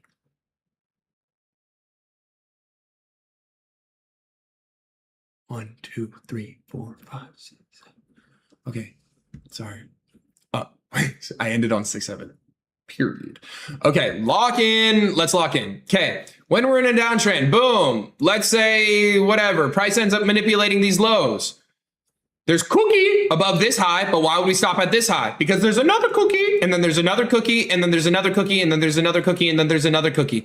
We are going to want to take out all of these highs. Why? Because there's a whole bunch of resting orders that are lying above these highs that we can just blitz through, absolutely blitz through to be able to take out. So we can use, and you're probably saying, how is this useful for us? Well, it's useful in both ways. Again, when we're traders, we're switch hitters. We can go both ways, my dog. We can do both. All right. We can go both ways. We can either, let's say we're at a point in time where we're looking for a trade and we manipulate these lows and we see an entry confluences to press buy right here. Awesome. We can use all of these highs as exit confluences as take profit points because we know there's a whole bunch of resting orders above these highs. So we know that pressing buy right here is a pretty good option, especially if we have entry confluences. Why? Because there's a whole bunch of orders that are going to want to get filled from the market makers on this move up. Now, what about on the contrary? Okay. If we're looking to enter into a position, okay, if we're at this point in time in the market, let me see if I can get an eraser. Is that even possible? No. Let's say we're looking to enter into the market and the market just came down and took out all of these draws on liquidity. Well, awesome. We just took out 1 cookie, 2 cookie, 3 cookie, 4 cookie. That's a whole bunch of sell orders that have just been taken out from the market. What does that give us the ability to do? Fill a massive amount of buy orders to push price in the opposite direction. So we can use this not only if we're looking to enter into a sell position up here as targets where we can target all of these cookies, but also we can use it as, again, let's say Central C during his session, he already said, fuck those damn cookies. I want them. Fat obese guy says, bear, I wanted those cookies, but all good. I'm still going to use those cookies to my advantage because you ate all the cookies over here. So I know I'm going to be able to press buy because there's no more sell orders in the market or all of these sell orders just got executed. Now I can fill my massive amount of buy orders and then say, fuck you, Central C. I'm going to take out your highs. So we can look at it in both ways. Hit it both ways. Okay. So that's the importance of low resistance liquidity. So again, session highs and lows, significant draws on liquidity, previous day highs and lows, significant draws on liquidity. Now, again, you're probably saying, I want to take a trade. Shut up. Shut up, dude. We're not even there yet. I know you want to trade. I know you want to make monies. We're not there yet. Digest the information, write it down, take notes, and we are going to get there. Okay, we're going to get there. This takes time. Session highs and lows, very important, very high probability draws on liquidity where there could be potentially reversals at. Previous day highs and lows, same thing. High probability highs and lows where we can see a reversal at. Low resistance draws on liquidity. Stacked up highs and lows that can either be served, but all of these can serve as entry points and exit points. So again, if we, like we saw during the session section, if New York session comes up, sweeps out Central C's highs, what's a good exit point? Central C's lows, right? Price is going to want to take out these highs, and then what's a good exit point? Boom, session lows, okay? So these are not only good entry points, they're also good exit points. So session highs and lows, very important draws on liquidity. Previous day highs and lows, very important draws on liquidity. Low resistance or trend line, trending highs and lows, very important draws on liquidity. Next, relative equal highs and lows. So this is significant draws on liquidity, just like with low resistance draws on liquidity, where we have stacked up highs and lows. This is when we have pretty much like dead equal highs and lows. So we see a high right here, and then we see boom. Oh wait, let me show you an example. Just so you know I'm not capping. Let me show you an example of low resistance draws and liquidity getting taken out. And again, remember guys, the awesome thing about these confluences and the way that we trade, it happens on every single time frame. So you guys will find examples of this happening everywhere. Okay. So let's show a good example of low resistance draws and liquidity getting just absolutely torched. Okay. We have boom, 1 low, boom, 2 low, boom, 3 low, boom, 4 low, boom, 5 low. Okay? And we can even show this. What is this? This is New York market open. What are these? These are Central Seas highs. Market opens, boom, we manipulate Central Seas highs and Asia session highs. So pretty much yesterday I learned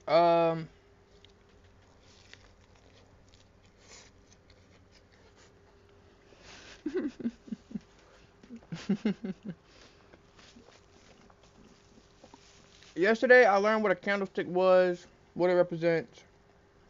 I learned more. I feel like yesterday was a lot easier to understand. He talked about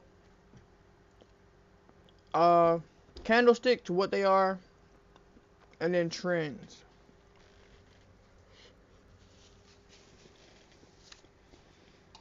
I'll tell you what I learned. Hold on.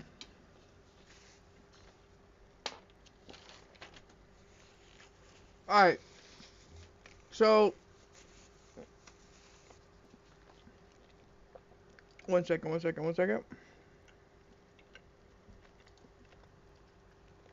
Right here. These are candlesticks, right? And pretty much, so these are periods of time, right? So pretty much like the blue one would be a bullish candle, right? That means that the market is going up, the price is increasing. The black candles are our bearish candles, which means the price is decreasing. The market's going down.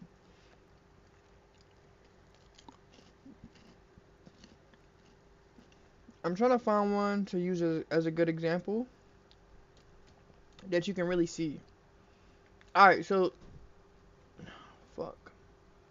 Hold on. Auto scroll, turn that off. Alright.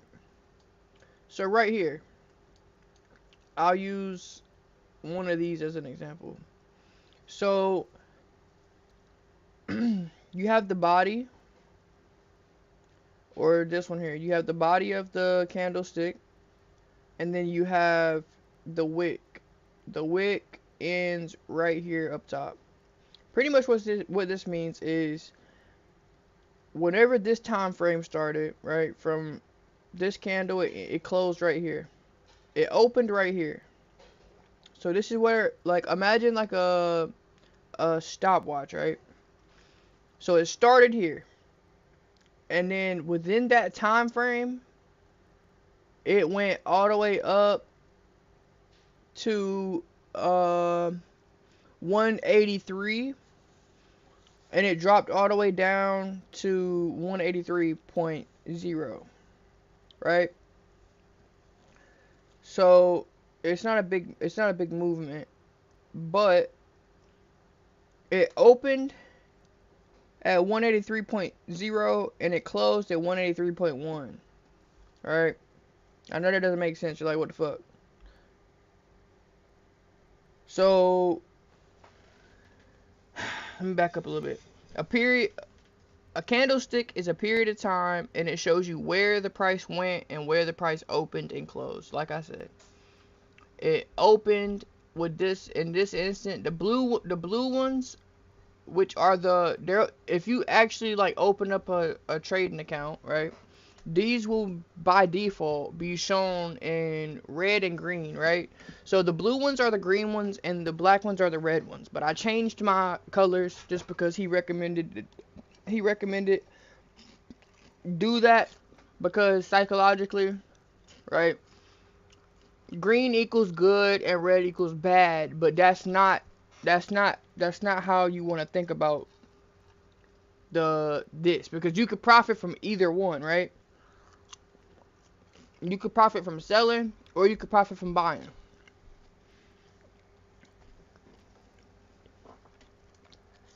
Like I said, open is where the price started. So like I said, our price started here.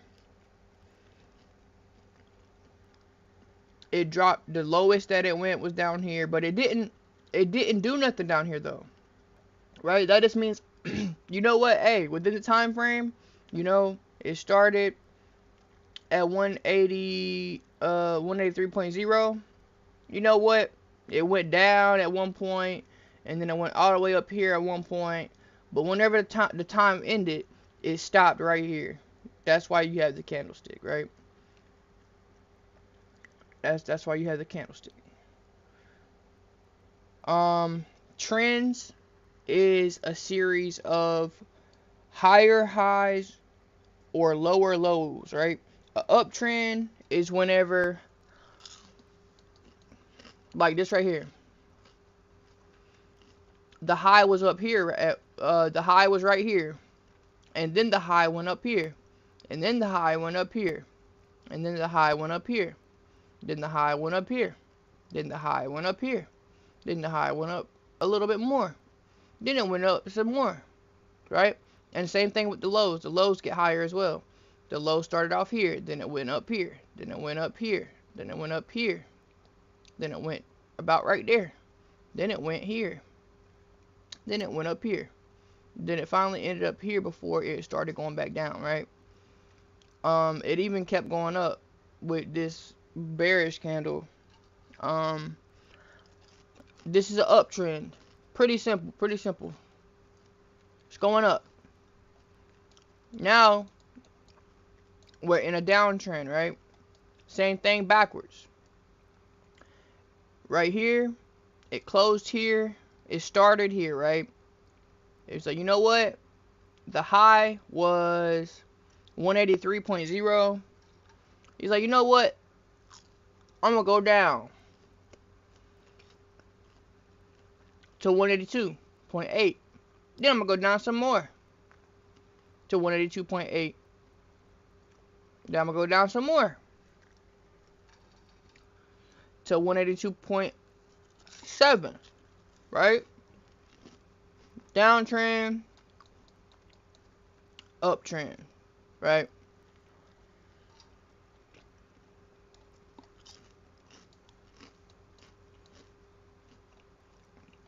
That's what I learned yesterday. And as far as, that's what I learned yesterday as far as the actual trading stuff. The whole, like, first half of the time that I, like, watched, like, the hour or so,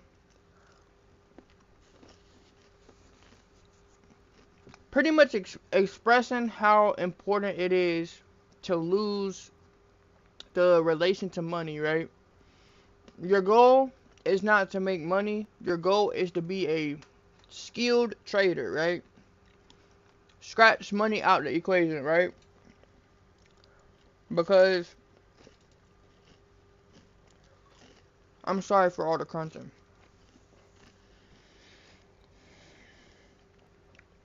If you have a psychological connection to trading, and it's hard to do. It's very hard to do because it's directly,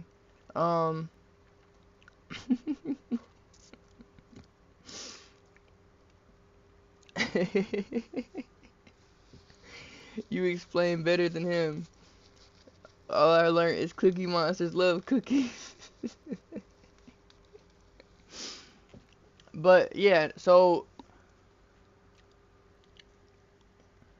that's what I learned yesterday. Like I said, it was more so as far as the actual trading part, we learned about the candlesticks and explaining the candlesticks, what they are and what they mean, and then the trends and what that is and how to identify that.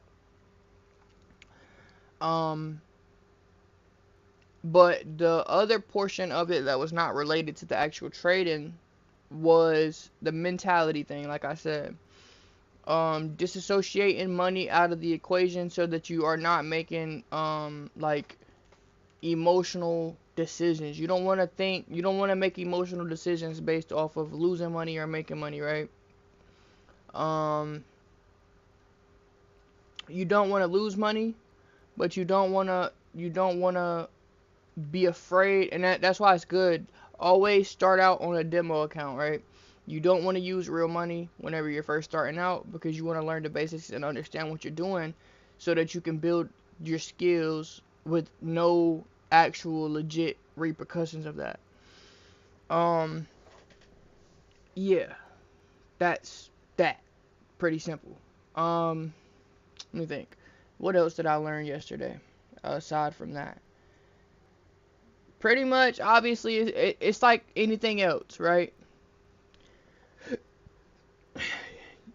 You make money from the skill. It's not making money directly just based off of, like, you shouldn't see this as money.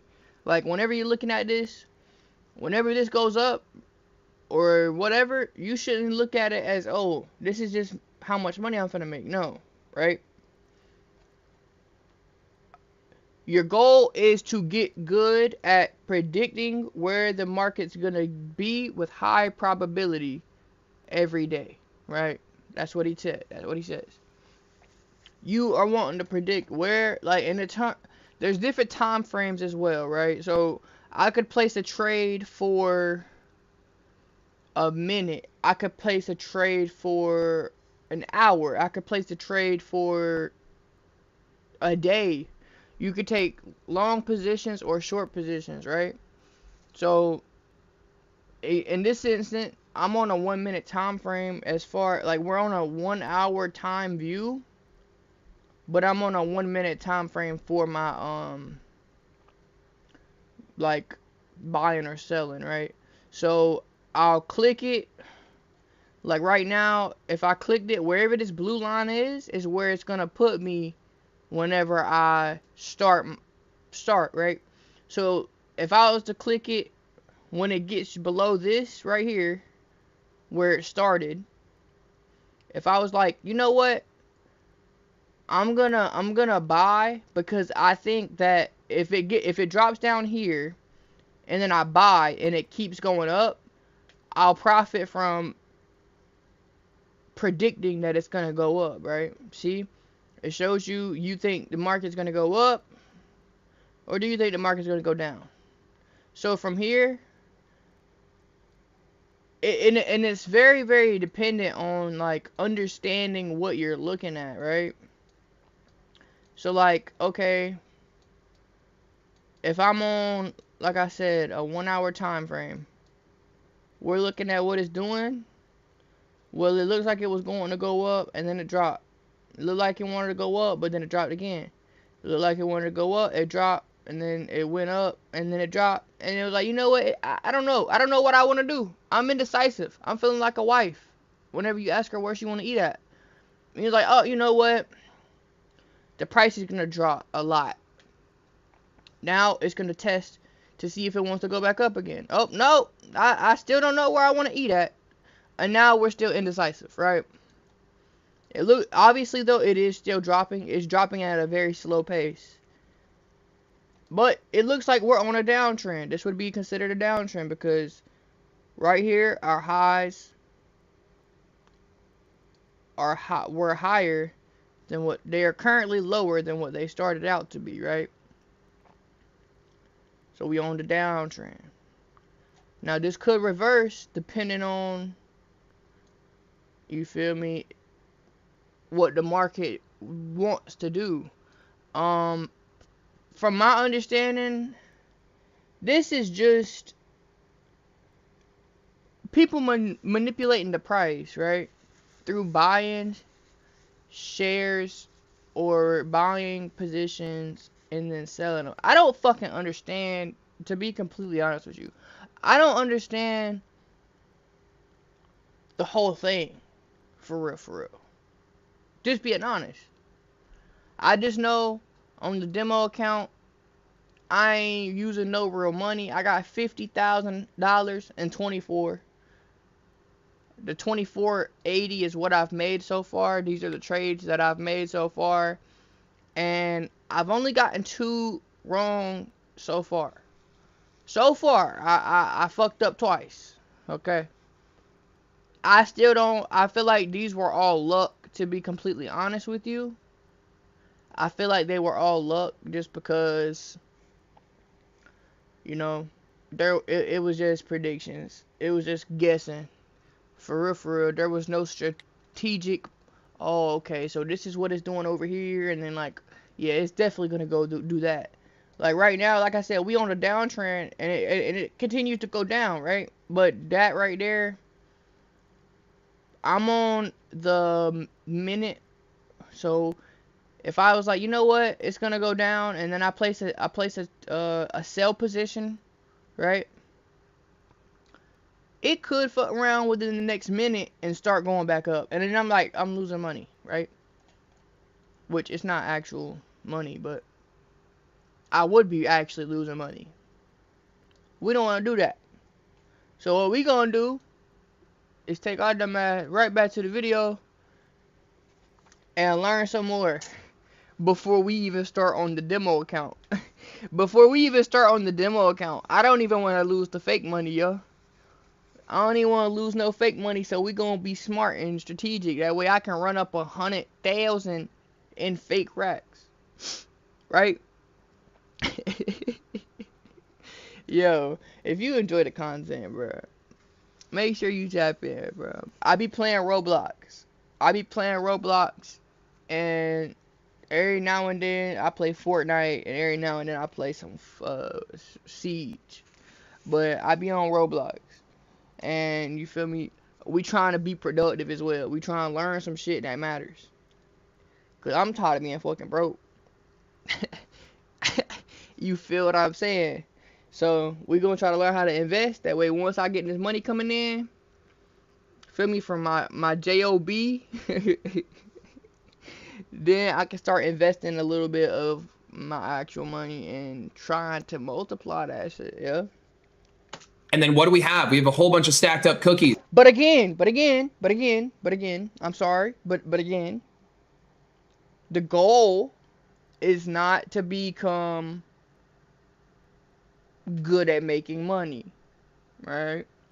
We want to learn how to accurately predict where the market's gonna go with high probability every day. Day trader. We have 1 low, 2 low, 3 low, 4 low, 5 low. We end up dumping and taking out all of them. Stacked up highs and lows. So in this case, this would be using low resistance draws and liquidity as exit points, and session draws and liquidity as an entry point. We just use two of our highly probability. We just use two of our high probability highs and lows to our advantage. One for entries, two for exits. We use session highs and lows, or session highs, as our entry point. Yes, you can do this from your phone.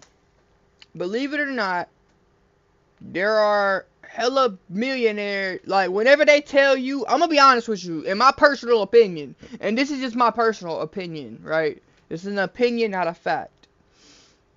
In my personal opinion, whenever these rich motherfuckers on social media be telling you all you need to make money is a phone and internet, bruh. Whenever they tell you that's all you need to make money, bruh, I feel like this is what the fuck they're talking about. They're not talking about what you think they might be talking about. I think this is what the fuck they're talking about. Because you mean to tell me you made $10,000 in $10,000 in a month off of your phone? Gang, you been on this bitch predicting where the fuck the price gonna go and making money off the predictions, gang. I really truly do. Right now what he's using a platform, and I'm gonna tell you this. There's different platforms that you can use to do this on. In this instant, he's on something called TradingView. I personally do not use TradingView. I have TradingView on my phone, but I don't use it.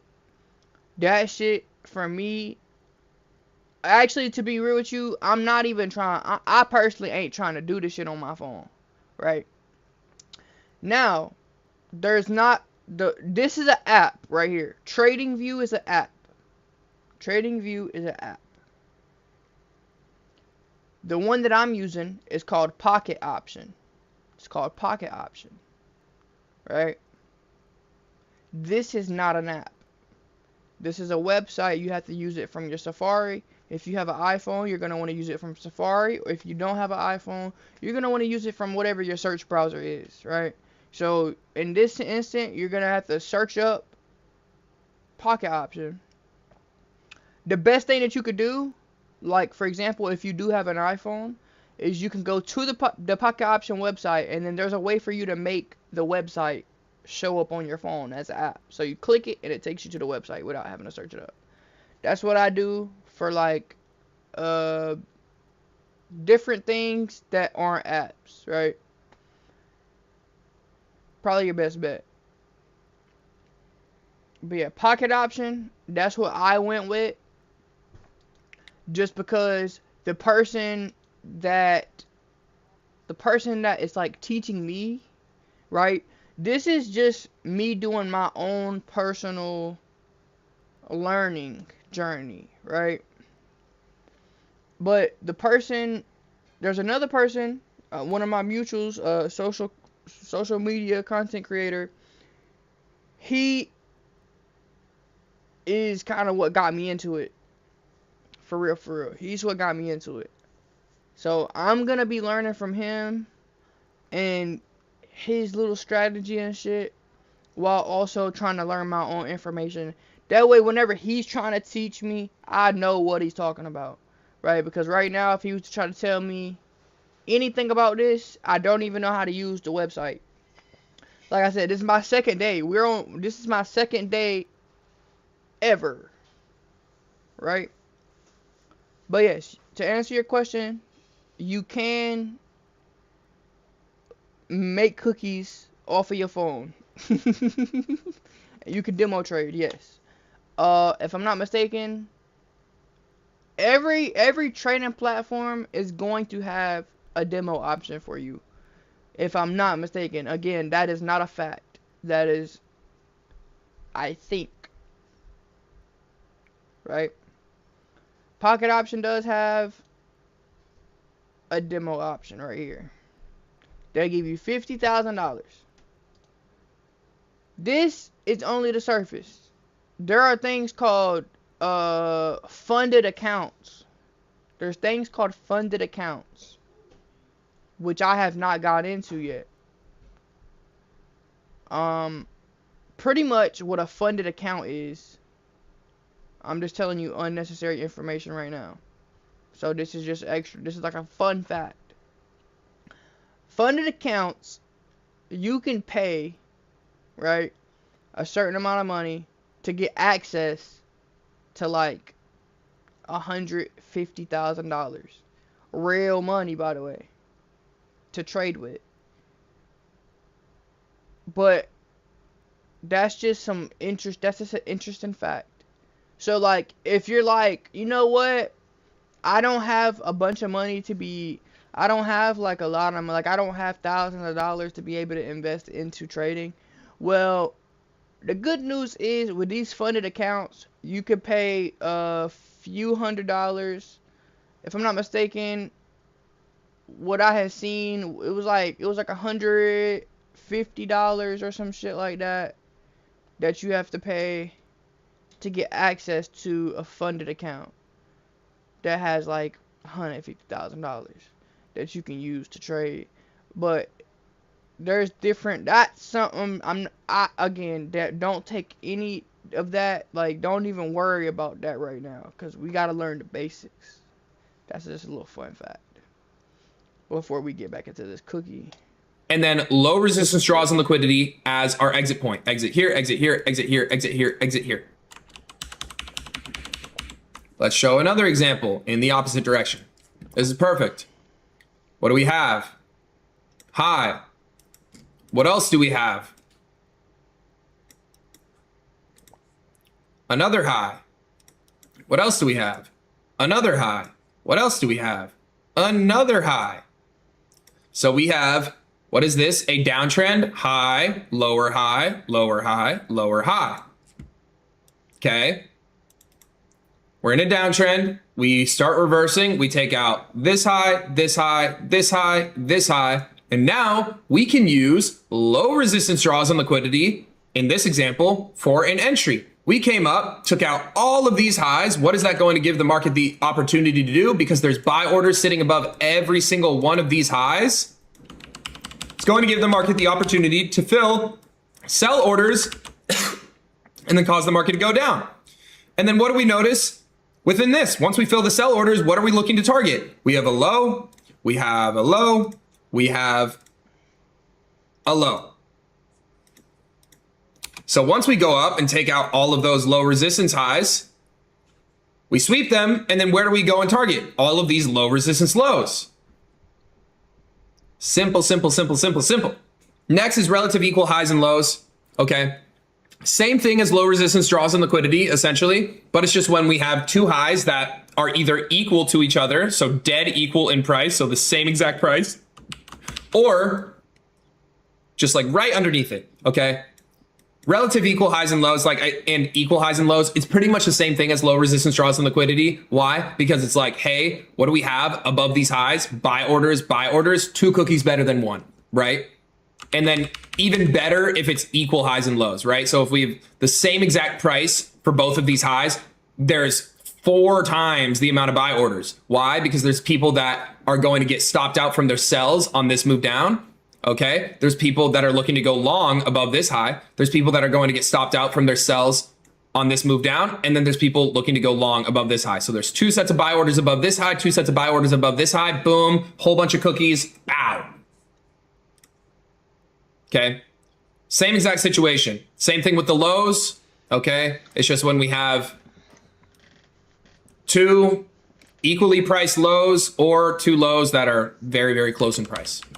Okay. So let's show an example of this.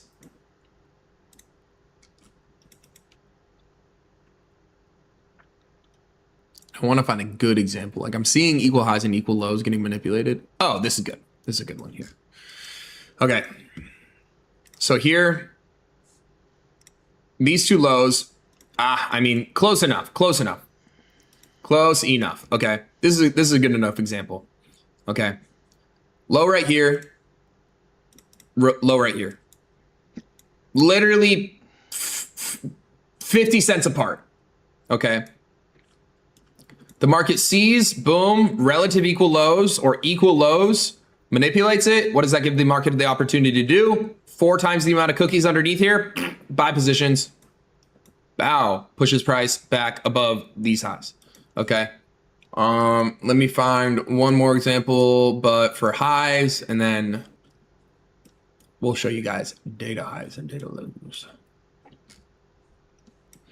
Okay. I mean, this is a decent example. So Thank you for the follow. We have one low right here, and then we can see, boom, another low, move down, then a move up right here. And then we have another low, move down, then a move up. These 2 wick, this wick and this wick are the exact same price. So we have relative equal lows or equal lows on both of these lows. And then we also can combine that with, boom, low resistance liquidity, because we have 3 lows stacked up.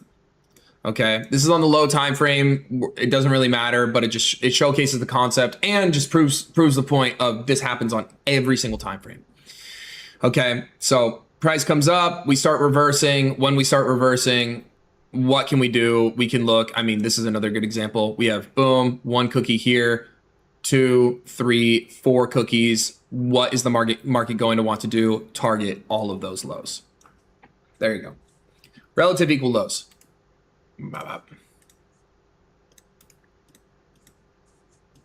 No, did I get rid of it? Okay.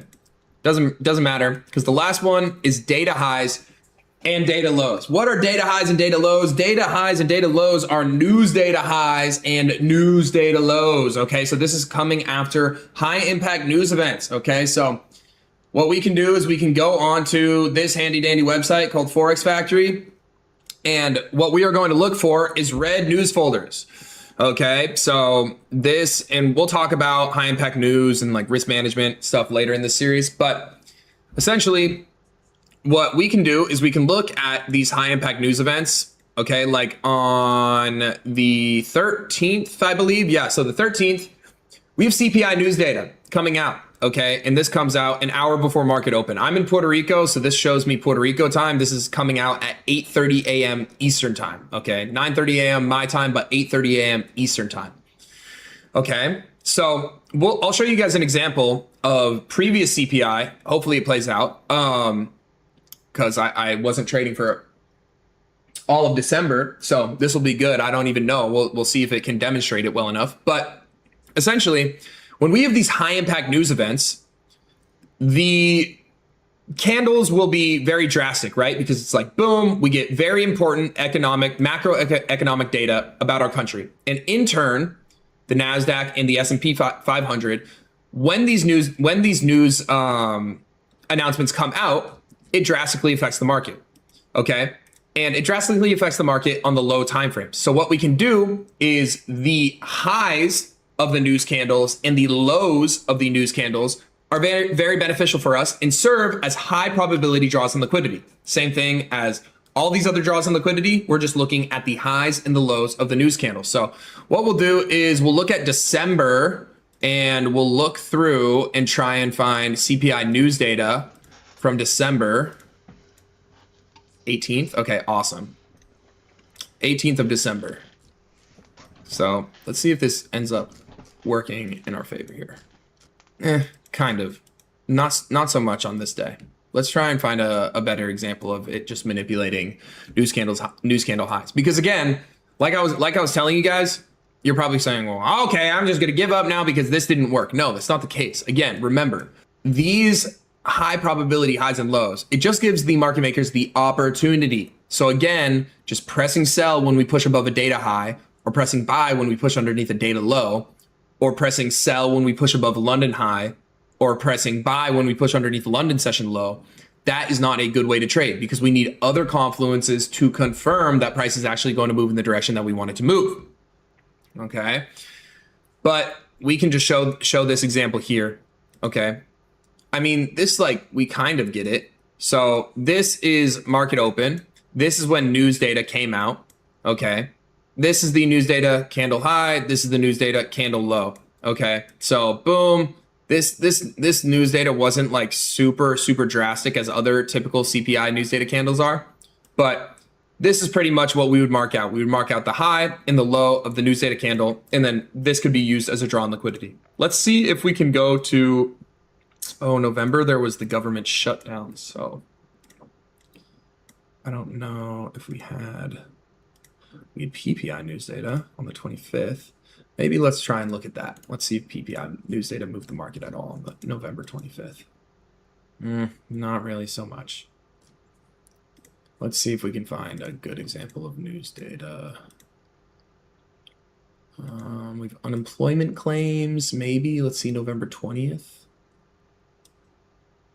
Yeah, I mean, I guess. This is about as good as it's gonna get, but you're gonna have to take my word for this. So, boom.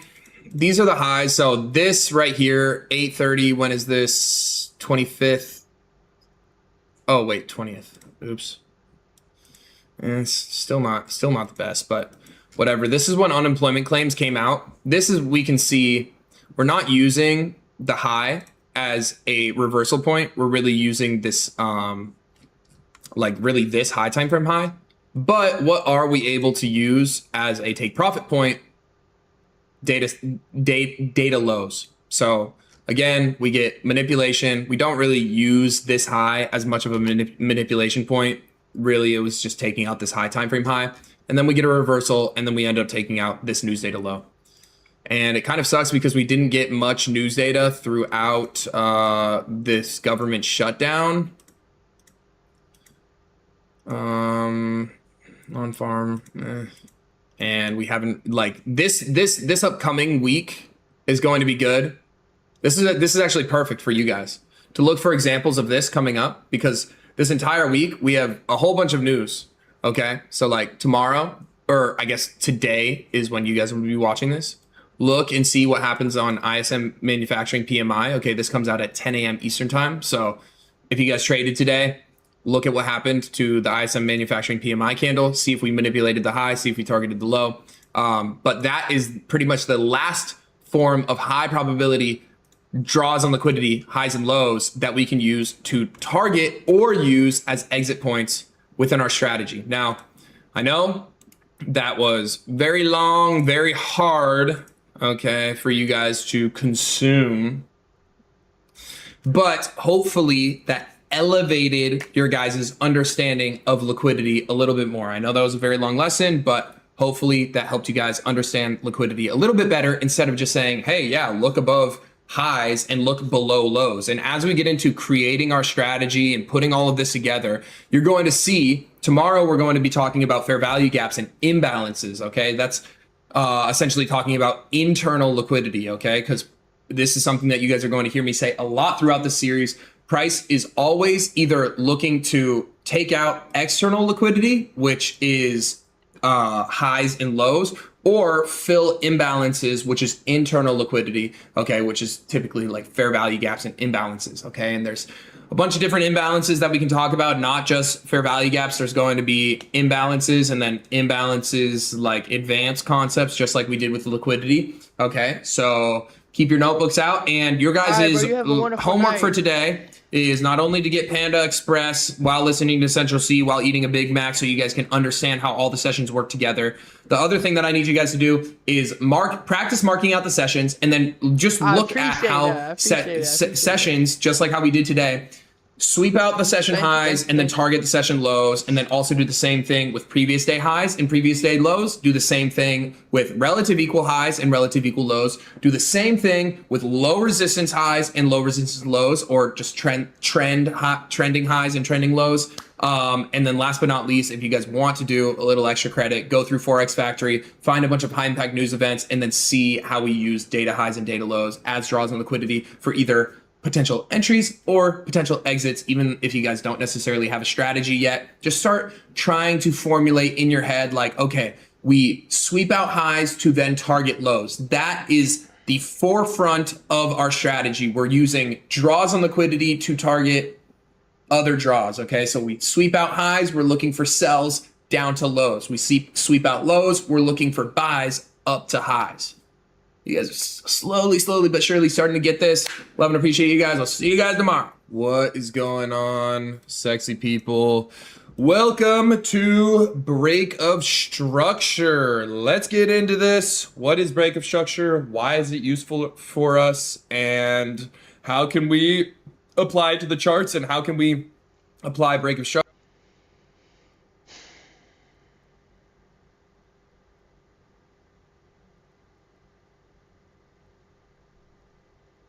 Liquidity was the hardest lesson yet, bro. It's the second lesson, bro. Liquidity, I still don't understand liquidity, bro. Just being honest. If I'm being honest with you, bro, I don't understand fucking liquidity, bro.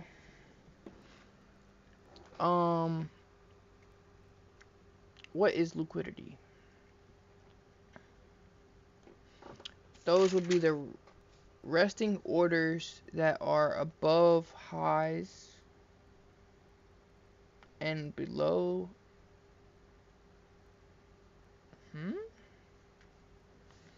Hold on.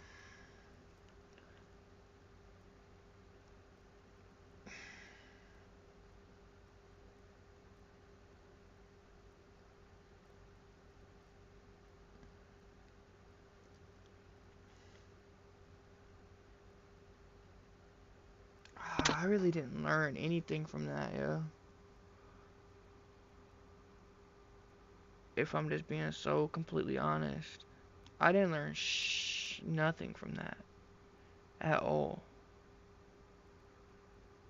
Nothing at all got learned. Structure with the advanced liquidity concepts and the liquidity concepts that we learned over the past 2 days. That being said, let's jump straight into it. Today is going to be a relatively quick lesson, okay? You guys don't really need to learn too much. It's very simple of what break of structure is. So, if you guys think... Alright. We're going to start a new set of notes called break of structure.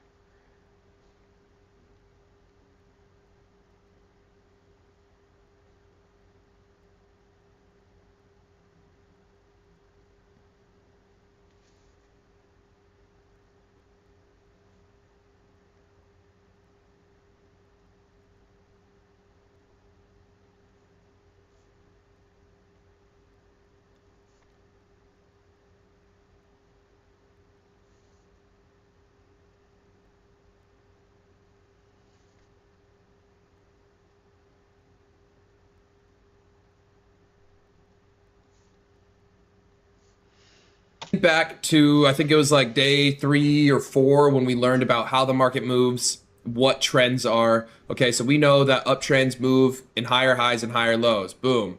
We already understand that. What else do we know about trends? They move in lower highs and lower lows. So now we know what a trending market looks like.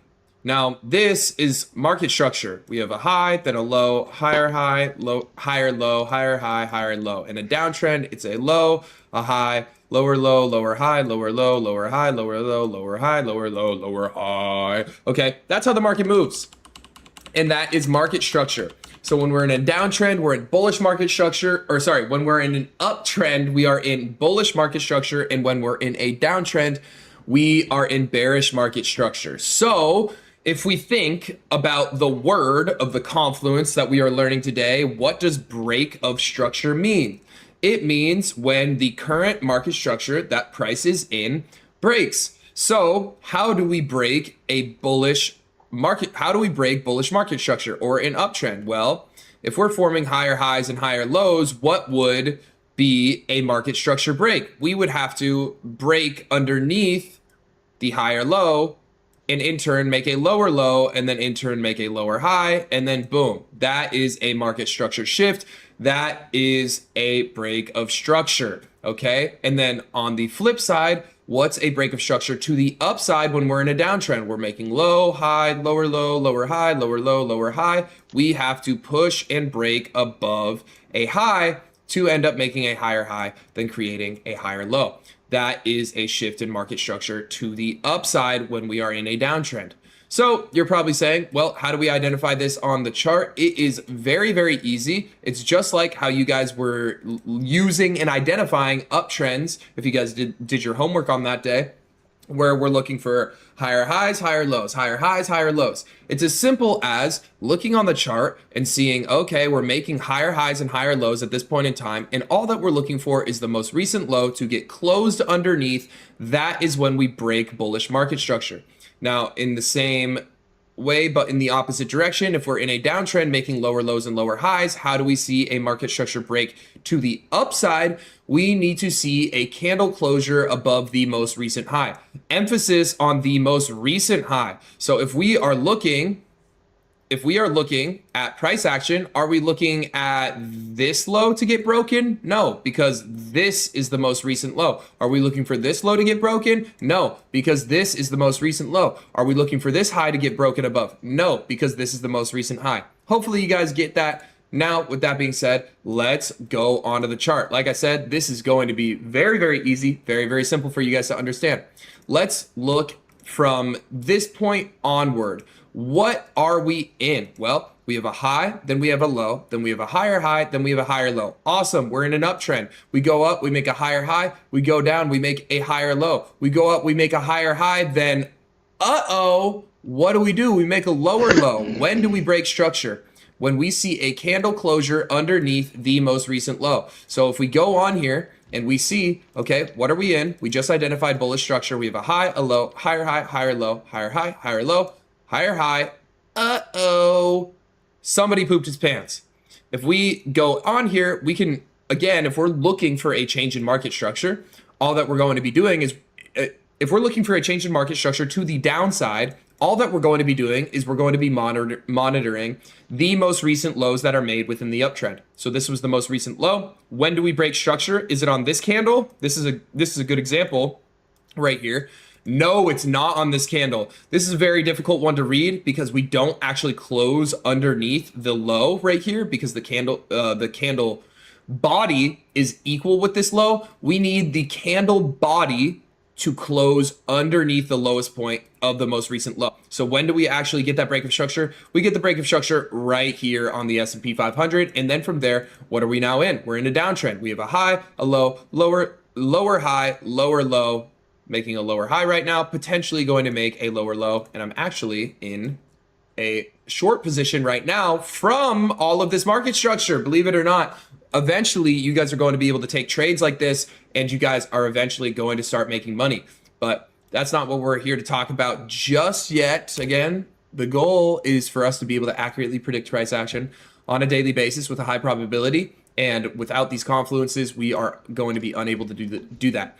Now, let's show an example of a break of structure to the upside. So we can see a pretty clear downtrend here. We have a high, then we have a low, then we have a lower high, then we have a lower low, lower high, lower low, lower high, big sell off to make a lower low, and then we make a lower high, then we make a higher low. Just because we make a higher low from this low doesn't mean we've broken structure yet. Why? Because when we're looking for a break of structure to the upside in bearish market structure, okay, what do we need? We need a candlestick closure above the most recent high. So are we looking for this high to get closed above? No. What high are we looking to get closed above? This one right here. We see a move up, then a move down. This is the most recent high. So, wow, this is super similar to the last one that we did. So when do we get a candlestick closure above this? Do we get it on this candle? No, because all it did was put a wick above it. That's something that's super important. If we see candlestick wicks that go above these highs, are we immediately pressing buy?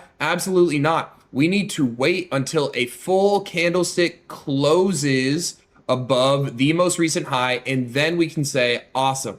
Price has shifted its order flow to the upside. Okay, awesome. And then we end up going higher. All right, same thing here. Okay, we see a downtrend that gets formed. Now, let me show you a quick example here that can confuse a lot of people. Let's take price from right here. Okay, we have a high, then we have a low, then we have a lower high. But does this break market structure? No, because when we're looking for a break of structure to the downside, when we are in a current uptrend, we are looking for the most recent highs to get closed above.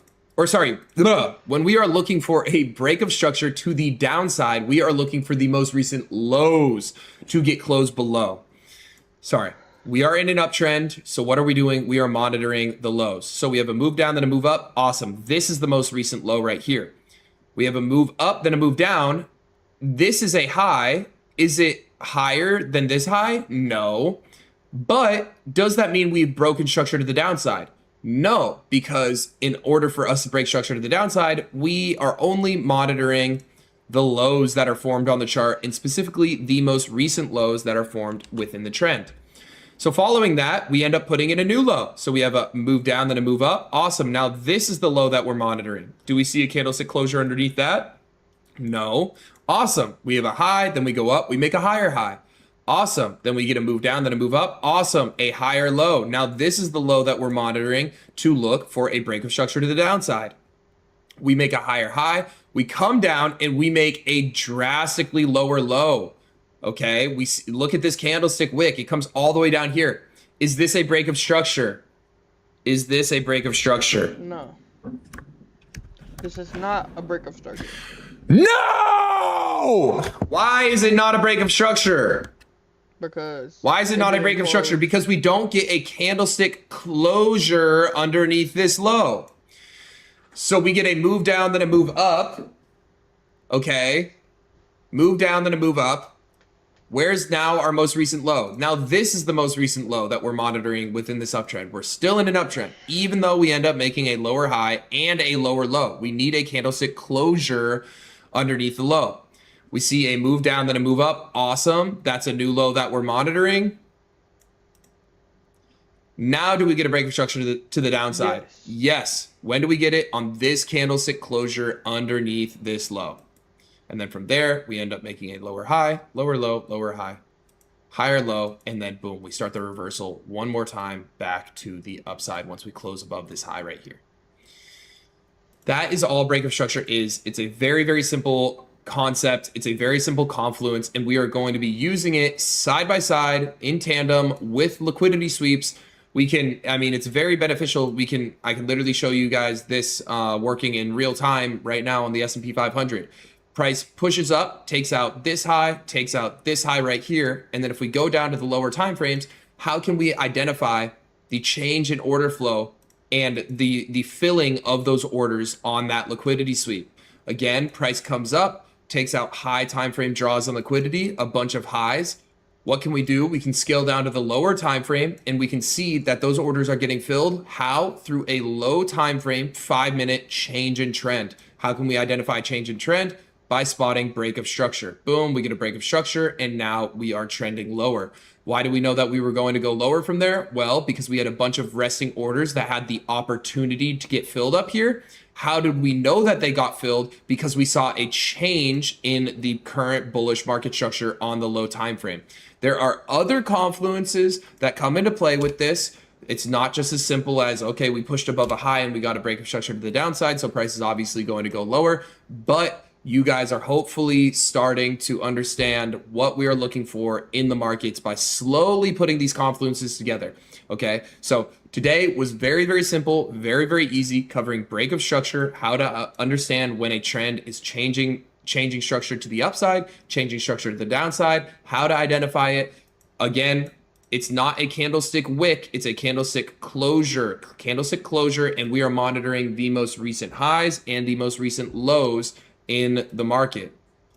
My trade is doing very well right now. I need to keep an eye on it. But with that being said, I love and appreciate you guys. I will see you guys tomorrow to talk about fair value gaps, which is our first continuation confluence, okay? Break of structure is a confirmation confluence. Why do I call it a confirmation confluence?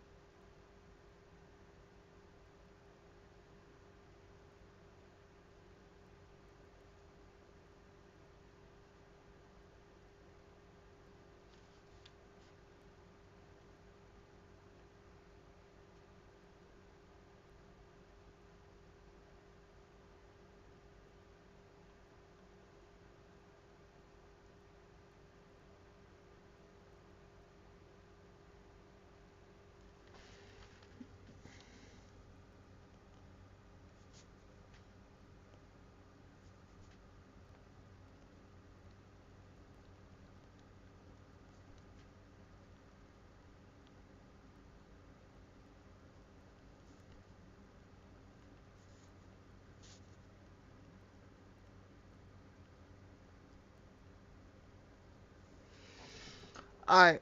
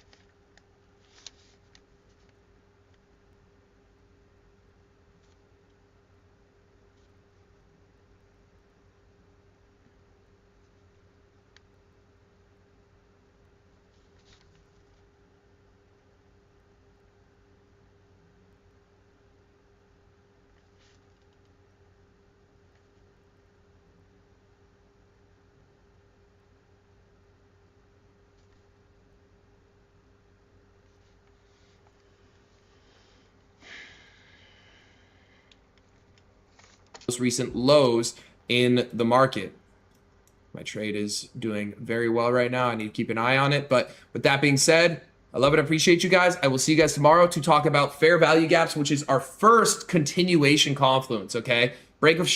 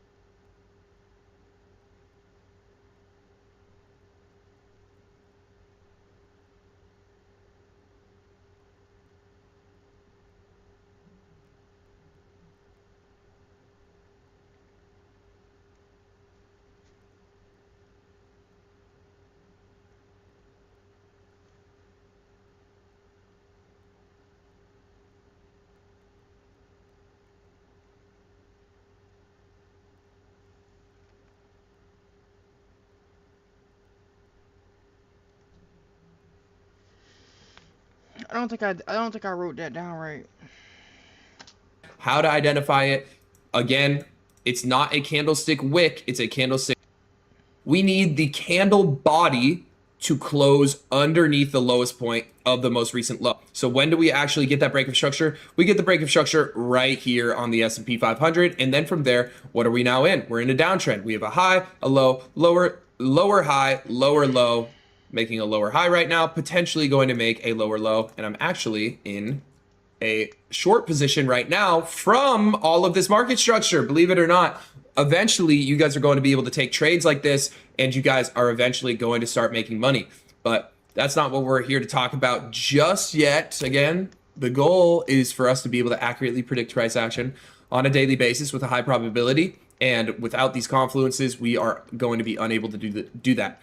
Now, let's show an example of a break of structure to the upside. So we can see a pretty clear downtrend here. We have a high, then we have a low, then we have a lower high, then we have a lower low, lower high, lower low, lower high, big sell off to make a lower low, and then we make a lower high, then we make a higher low. Just because we make a higher low from this low doesn't mean we've broken structure yet. Why? Because when we're looking for a break of structure to the upside in bearish market structure, okay, what do we need? We need a candlestick closure above the most recent high. So are we looking for this high to get closed above? No. What high are we looking to get closed above? This one right here. We see a move up, then a move down. This is the most recent high. So, wow, this is super similar to the last one that we did. So when do we get a candlestick closure above this? Do we get it on this candle? No, because all it did was put a wick above it. That's something that's super important. If we see candlestick wicks that go above these highs, are we immediately pressing buy? Absolutely not. We need to wait until a full candlestick closes above the most recent high, and then we can say, awesome. Price has shifted its order flow to the upside. Okay, awesome. And then we end up going higher. All right, same thing here. Okay, we see a downtrend that gets formed. Now, let me show you a quick example here that can confuse a lot of people. Let's take price from right here. Okay, we have a high, then we have a low, then we have a lower high. But does this break market structure? No, because when we're looking for a break of structure to the downside, when we are in a current uptrend, we are looking for the most recent highs to get closed above. When we are looking for a break of structure to the downside, we are looking for the most recent lows to get closed below. We are in an uptrend. So what are we doing? We are monitoring the lows. So we have a move down, then a move up. Awesome. This is the most recent low right here. We have a move up, then a move down. This is a high. Is it higher than this high? No. But does that mean we've broken structure to the downside? No, because in order for us to break structure to the downside, we are only monitoring the lows that are formed on the chart, and specifically the most recent lows that are formed within the trend. So following that, we end up putting in a new low. So we have a move down, then a move up. Awesome. Now this is the low that we're monitoring. Do we see a candlestick closure underneath that? No. Awesome. We have a high, then we go up, we make a higher high. Awesome. Then we get a move down, then a move up. Awesome. A higher low. Now this is the low that we're monitoring to look for a break of structure to the downside. We make a higher high. We come down and we make a drastically lower low. Okay. Look at this candlestick wick. It comes all the way down here. Is this a break of structure? No. Is this a break of structure? It didn't close. It didn't close. It didn't close. It didn't close. It didn't close. No! Why is it not a break of structure? It did not close below. Why is it not a break of structure? Because we don't get a candlestick closure underneath this low. So we get a move down, then a move up. Okay. Move down, then a move up. Where's now our most recent low? Now this is the most recent low that we're monitoring within this uptrend. We're still in an uptrend, even though we end up making a lower high and a lower low. We need a candlestick closure underneath the low. We see a move down, then a move up. Awesome. That's a new low that we're monitoring. Now do we get a break of structure to the downside? Yes. When do we get it? On this candlestick closure underneath this low. And then from there, we end up making a lower high, lower low, lower high, higher low, and then boom, we start the reversal one more time back to the upside once we close above this high right here. That is all break of structure is. It's a very, very simple concept. It's a very simple confluence, and we are going to be using it side by side in tandem with liquidity sweeps. It's very beneficial. I can literally show you guys this working in real time right now on the S&P 500. Price pushes up, takes out this high, takes out this high right here. And then if we go down to the lower time frames, how can we identify the change in order flow and the filling of those orders on that liquidity sweep? Again, price comes up, takes out high time frame draws on liquidity, a bunch of highs. What can we do? We can scale down to the lower time frame and we can see that those orders are getting filled. How? Through a low time frame, 5-minute change in trend. How can we identify change in trend? by spotting break of structure. Boom, we get a break of structure, and now we are trending lower. Why do we know that we were going to go lower from there? Well, because we had a bunch of resting orders that had the opportunity to get filled up here. How did we know that they got filled? Because we saw a change in the current bullish market structure on the low time frame. There are other confluences that come into play with this. It's not just as simple as, okay, we pushed above a high and we got a break of structure to the downside, so price is obviously going to go lower. But you guys are hopefully starting to understand what we are looking for in the markets by slowly putting these confluences together. Okay, so today was very, very simple, very, very easy, covering break of structure, how to understand when a trend is changing structure to the upside, changing structure to the downside, how to identify it. Again, it's not a candlestick wick, it's a candlestick closure. Candlestick closure, and we are monitoring the most recent highs and the most recent lows in the market. My trade is doing very well right now. I need to keep an eye on it. But with that being said, I love and appreciate you guys. I will see you guys tomorrow to talk about fair value gaps, which is our first continuation confluence, okay? Break of structure is a confirmation confluence. Why do I call it a confirmation confluence? It's because it confirms that that orders have been filled, okay? Where do orders have the potential to be filled? Above liquidity. My strategy is as follows. We look for potential for orders to be filled, confirmation that orders are filled, and then a continuation of the current trend that is now being created. What's going on, guys? And welcome to Fair Value Gaps Explained. So today is going to be another video that is a very, very crucial concept in understanding, because fair value gaps represent imbalances within the market. And like I said, I believe it was during the liquidity video, price is always either moving to take out liquidity or to fill an imbalance. So you can understand why this is going to be a very important concept for us to learn. So we're just going to jump straight into this. So before I actually break down what a fair value gap is, why it's beneficial for us, I use two different words to talk about fair value gaps, just so you guys don't get confused during this video. I'll either call it a fair value gap or I'll call it an imbalance. It's the same thing. It's literally just an imbalance in price. Fair value gap is just a nice way to call it. So we just explained what a fair value gap is. It's an imbalance in price. So it's essentially a 3 candlestick pattern where price has one set of price movement and then an expansionary price movement and then another set of price movement where there is a imbalance of price and a lack of orders that is in between the first and the third candlestick. And this is really like a lot of people, they trade candlestick patterns. I don't trade candlestick patterns. Candlestick patterns are like head and shoulders, double top, double bottom. Like, I don't really believe in that shit, because it's like, again, why is price moving the way that it is? You don't fucking know. You're just saying, hey, I saw the McDonald's pattern on the chart and I decided to press sell. Me personally, I like to know, hey, I'm entering it because orders are being filled and I saw a change in order flow. And then from there, I saw a continuation of the order flow that orders were filled in from the liquidity sweep. That makes a lot more sense than I saw a head and shoulders pattern on these random ass candlesticks. Like, what is that even telling you? It tells you a whole bunch of nothing. So that's why I don't trade candlestick patterns. However, fair value gaps are essentially a 3 candlestick pattern. It's a series of consecutive candlesticks, and this is pretty much how it's going to look. And then I'll show you guys examples of what it looks like on the chart. So we have 1 candle, 2 candle, and then we have our 3rd candle. Okay.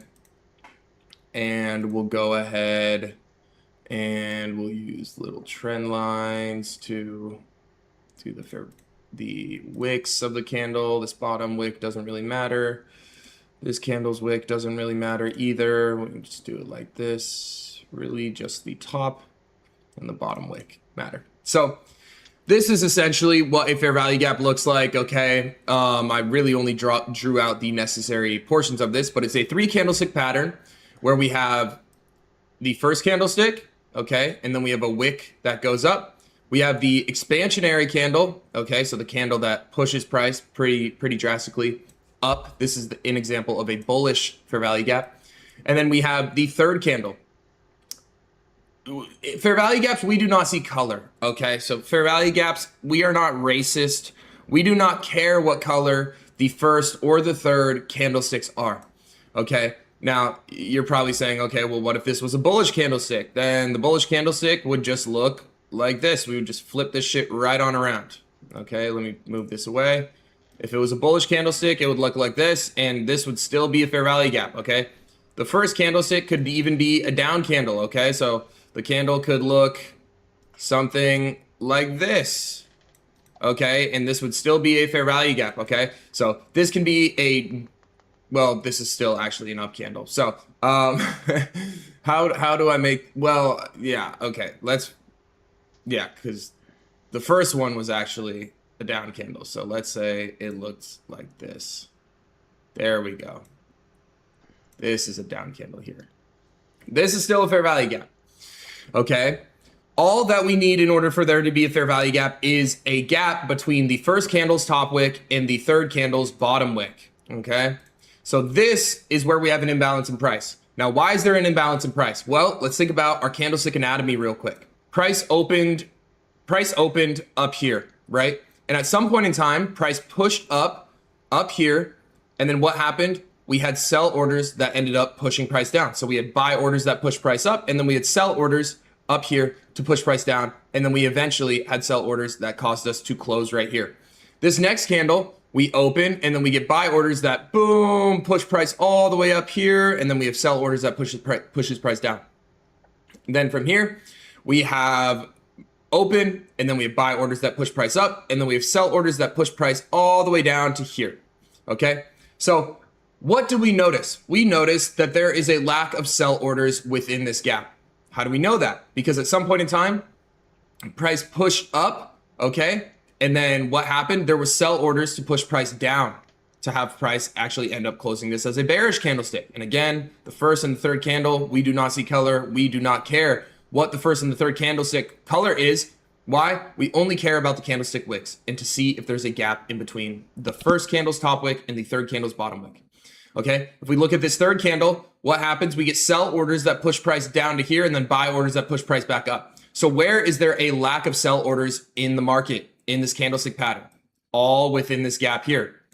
Now, why is this a bullish fair value gap? Well, because we know that this expansionary candle was able to swiftly move through this imbalance of price action, okay, imbalance of price. Why? Because there was a lack of sell orders within here. So if we fill buy orders all the way through this candle, the second that we hit this area, boom, we're going to be able to push much higher.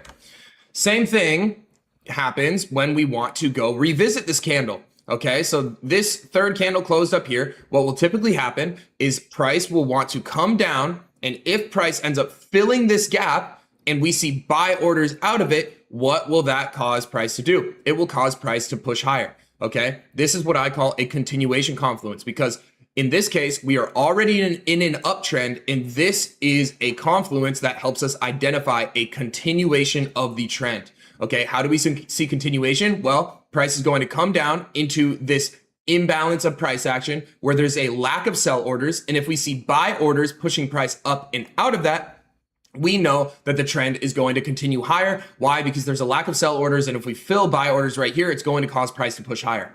Now, let's show an example of a bearish fair value gap.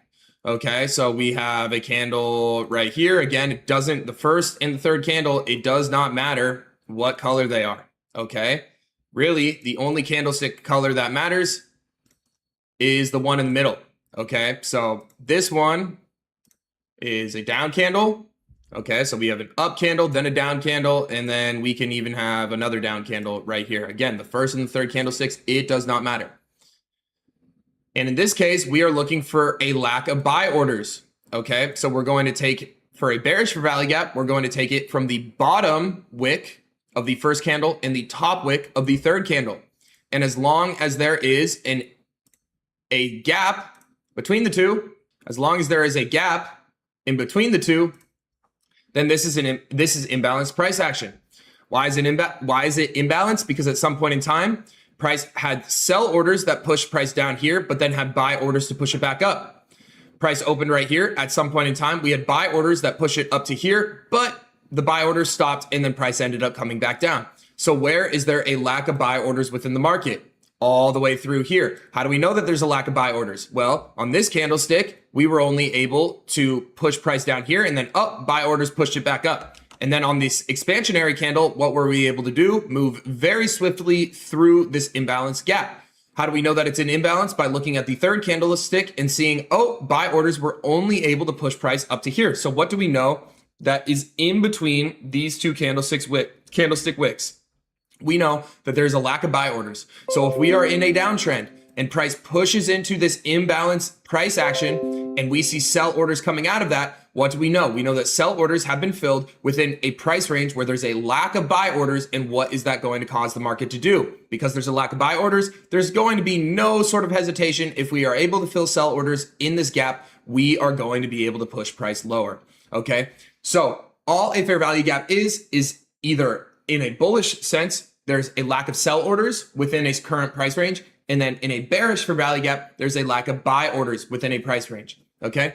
Now, this is really all that I want to cover in today's video. And I want to show you guys examples of this on the chart. Now, something, please, just like all of our other confluences, we are unable to take trades on just a break of structure to the upside, on just a break of structure to the downside, on just price pushing above a high, on just price pushing below a low. We are slowly but surely learning all of the confluences that we need in order to put them all together to be able to build a profitable strategy that gives us probability.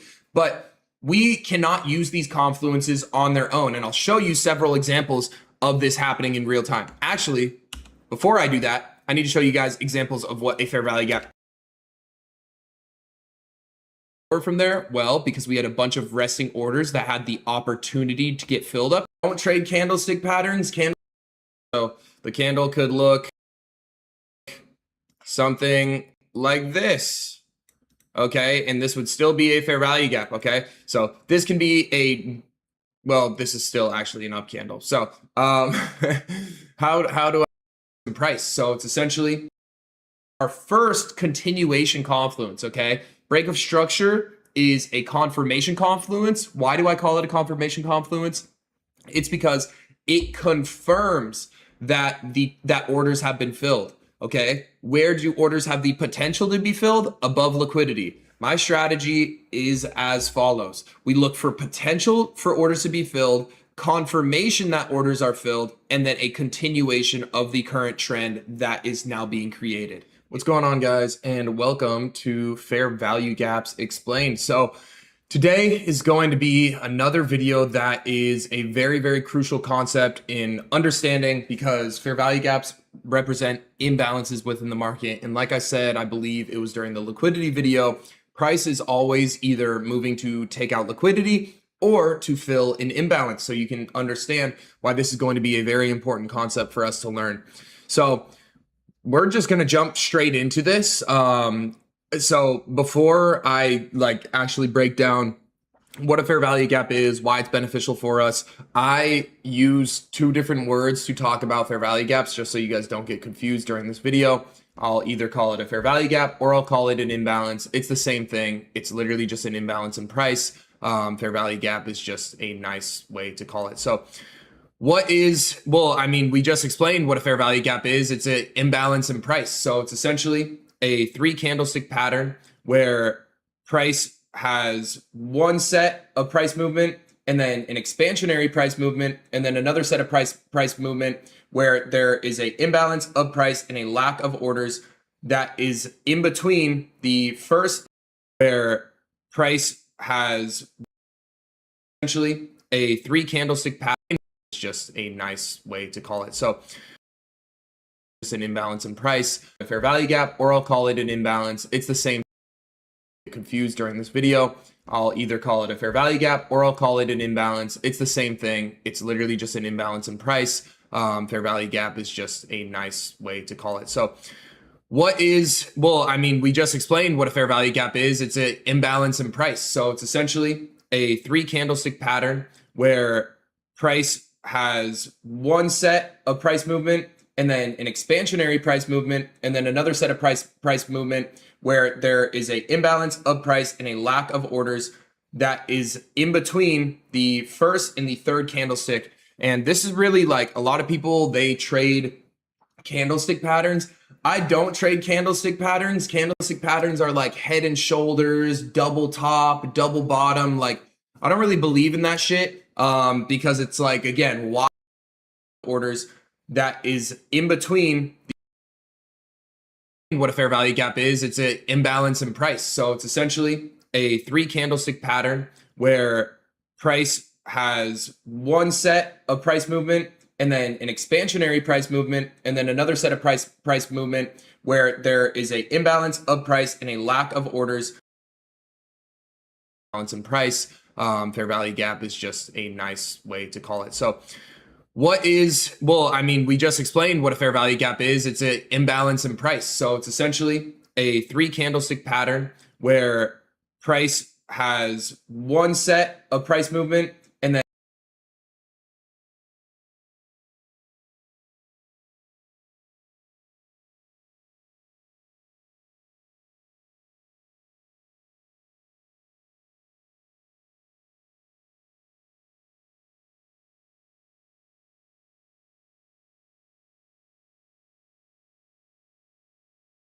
an expansionary price movement and then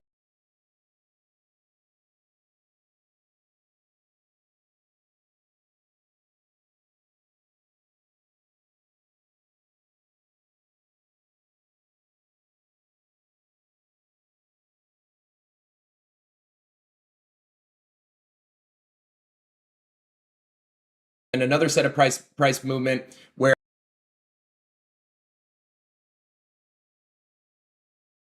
there is a imbalance of price and a lack of orders that is in between the first and the third candlestick. And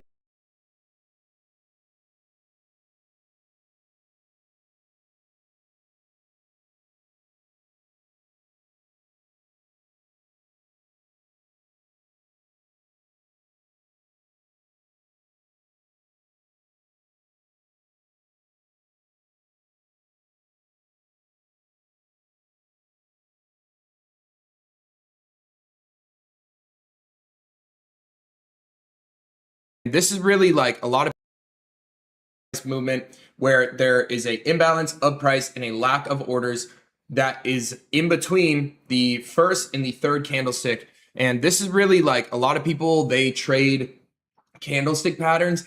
I don't trade candlestick patterns. Candlestick patterns are like head and shoulders, double top, double bottom. Like, I don't really believe in that shit because it's like, again, why is price moving the way that it is? You don't fucking know. You're just saying, hey, I saw the McDonald's pattern on the chart and I decided to press sell. Me personally, I like to know, hey, I'm entering it because orders are being filled and I saw a change in order flow. And then from there, I saw a continuation of the order flow that orders were filled in from the liquidity sweep. That makes a lot more sense than I saw a head and shoulders pattern on these random ass candlesticks. Like, what is that even telling you? It tells you a whole bunch of nothing. So that's why I don't trade candlestick patterns. However, fair value gaps are essentially a 3 candlestick pattern. It's a series of consecutive candlesticks, and this is pretty much how it's going to look. And then I'll show you guys examples of what it looks like on the chart. So we have 1 candle, 2 candle, and then we have our 3rd candle.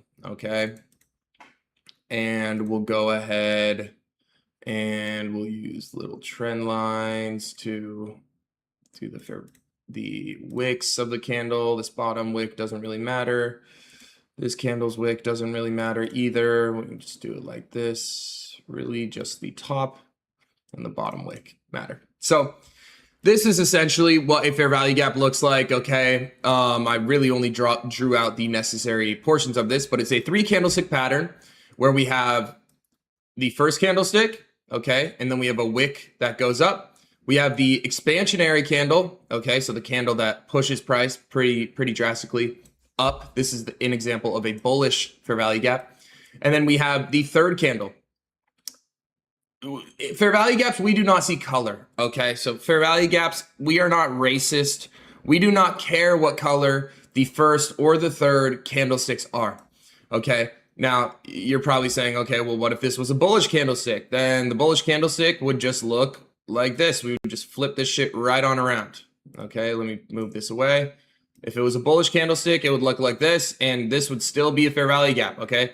The first candlestick could even be a down candle, okay? So the candle could look something like this, okay? And this would still be a fair value gap, okay? So this can be a, well, this is still actually an up candle. So how do I make, well, yeah, okay, because the first one was actually a down candle. So let's say it looks like this. There we go. This is a down candle here. This is still a fair value gap, okay? All that we need in order for there to be a fair value gap is a gap between the first candle's top wick and the third candle's bottom wick, okay? So this is where we have an imbalance in price. Now, why is there an imbalance in price? Well, let's think about our candlestick anatomy real quick. Price opened up here, right? And at some point in time, price pushed up here, and then what happened? We had sell orders that ended up pushing price down. So we had buy orders that pushed price up, and then we had sell orders up here to push price down, and then we eventually had sell orders that caused us to close right here. This next candle, we open, and then we get buy orders that, boom, push price all the way up here, and then we have sell orders that pushes price down.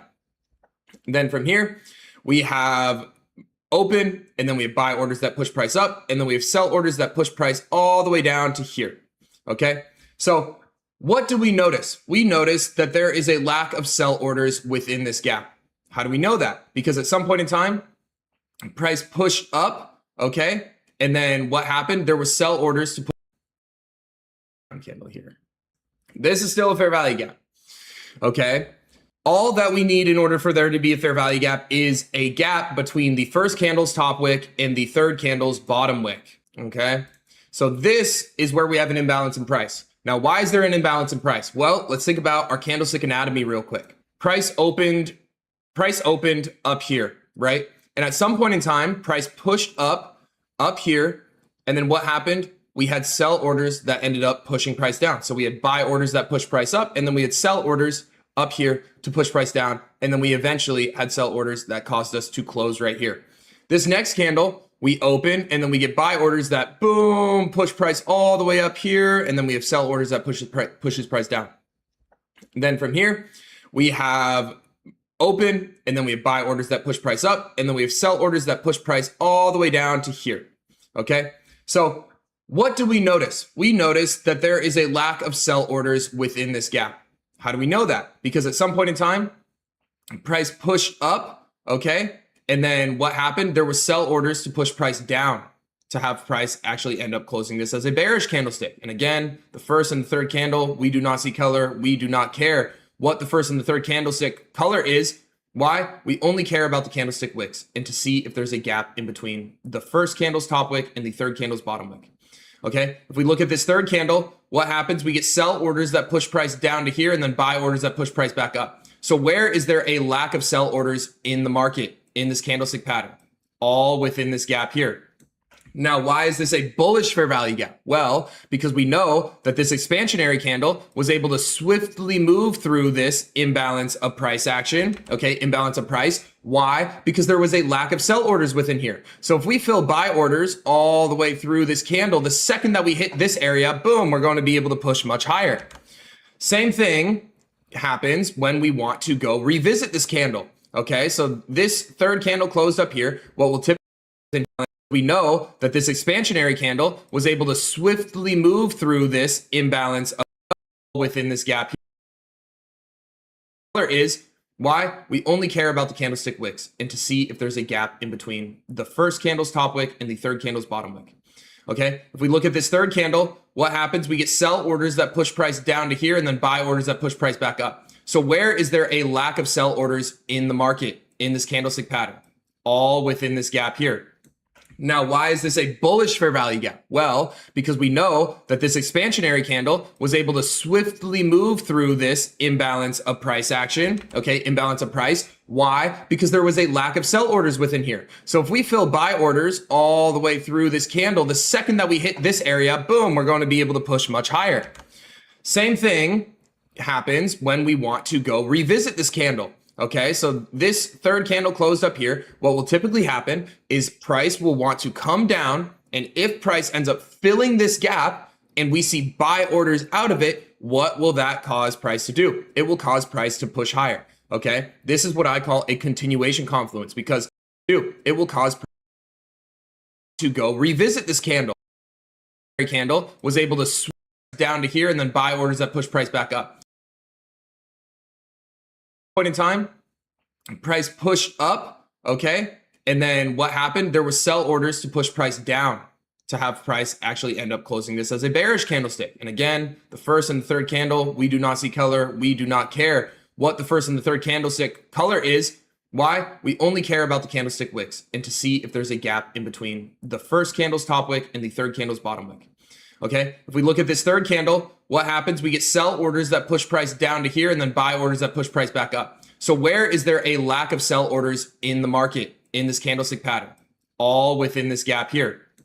Now, why is this a bullish fair value gap? Well, because we know that this expansionary candle was able to swiftly move through this imbalance of price action, okay, imbalance of price. Why? Because there was a lack of sell orders within here. So if we fill buy orders all the way through this candle, the second that we hit this area, boom, we're going to be able to push much higher.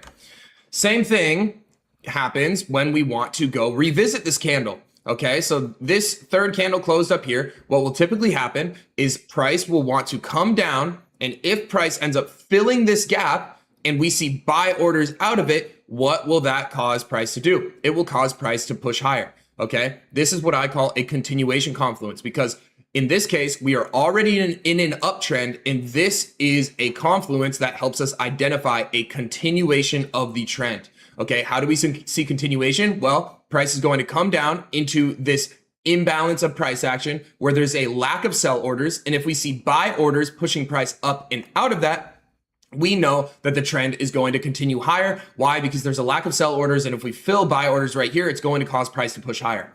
Now, let's show an example of a bearish fair value gap. Okay, so we have a candle right here. Again, it doesn't, the first and the third candle, it does not matter what color they are. Okay, really, the only candlestick color that matters is the one in the middle. Okay, so this one is a down candle. Okay, so we have an up candle, then a down candle, and then we can even have another down candle right here. Again, the first and the third candlesticks, it does not matter. And in this case, we are looking for a lack of buy orders. Okay, so we're going to take, for a bearish fair value gap, we're going to take it from the bottom wick of the first candle and the top wick of the third candle. And as long as there is a gap between the two, as long as there is a gap in between the two, then this is imbalanced price action. Why is it imbalanced? Because at some point in time, price had sell orders that pushed price down here, but then had buy orders to push it back up. Price opened right here. At some point in time, we had buy orders that push it up to here, but the buy orders stopped and then price ended up coming back down. So where is there a lack of buy orders within the market? All the way through here. How do we know that there's a lack of buy orders? Well, on this candlestick, we were only able to push price down here and then up, buy orders pushed it back up. And then on this expansionary candle, what were we able to do? Move very swiftly through this imbalanced gap. How do we know that it's an imbalance? By looking at the third candlestick and seeing, oh, buy orders were only able to push price up to here. So what do we know that is in between these two candlestick wicks? We know that there's a lack of buy orders. So if we are in a downtrend and price pushes into this imbalanced price action and we see sell orders coming out of that, what do we know? We know that sell orders have been filled within a price range where there's a lack of buy orders. And what is that going to cause the market to do? Because there's a lack of buy orders, there's going to be no sort of hesitation. If we are able to fill sell orders in this gap, we are going to be able to push price lower. Okay, so all a fair value gap is either in a bullish sense, there's a lack of sell orders within a current price range. And then in a bearish fair value gap, there's a lack of buy orders within a price range. Okay, now this is really all that I want to cover in today's video, and I want to show you guys examples of this on the chart. Now, something, please, just like all of our other confluences, we are unable to take trades on just a break of structure to the upside, on just a break of structure to the downside, on just price pushing above a high, on just price pushing below a low. We are slowly but surely learning all of the confluences that we need in order to put them all together to be able to build a profitable strategy that gives us probability. But we cannot use these confluences on their own. And I'll show you several examples of this happening in real time. Actually, before I do that, I need to show you guys examples of what a fair value gap is not, so you guys don't get confused. Okay, so let's go here, let's go here, let's go here. Okay, let's say the third candlestick's wick goes all the way up here, and this candlestick wick goes all the way down here.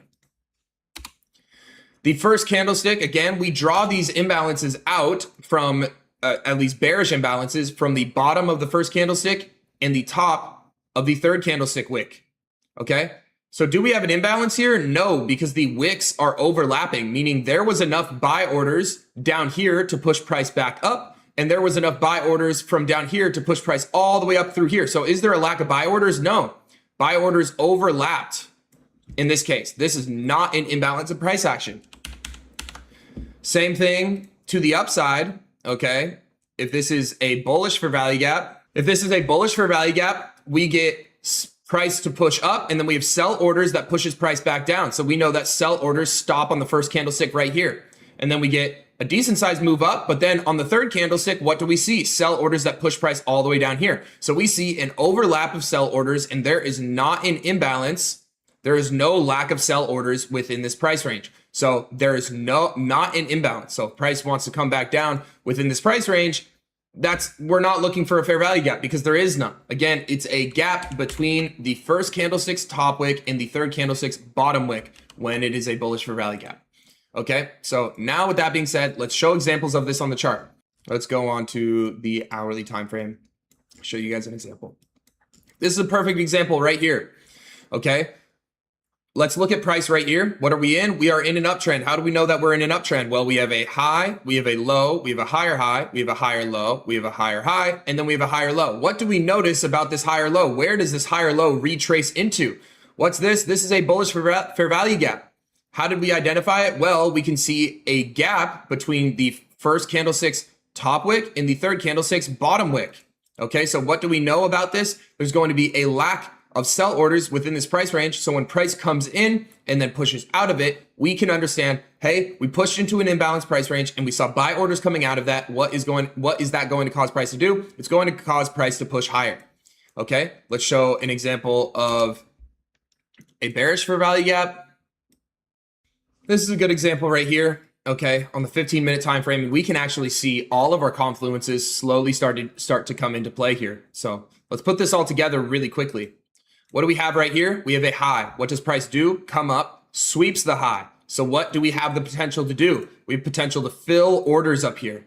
Then what does price do? It comes down and it breaks structure to the downside on this candlestick. Awesome. So we see that orders were filled. We see confirmation that orders were filled through a break of structure to the downside. How do we know that this trend is going to continue, at least in the short term? Well, we have our continuation confluence, which is a fair value gap right here. What is this? This is a bearish fair value gap. If we look, we see the bottom of the first candle's wick, the top of the third candle's wick. We have the expansionary candle. What does price do? Price pushes up into the imbalanced price action. And then from there, we see a bearish candle following that. And then from there, price continues lower, at least for the time being. Okay, so this is an example of a bearish fair value gap. Now, let's show an example of a fair value gap getting disrespected.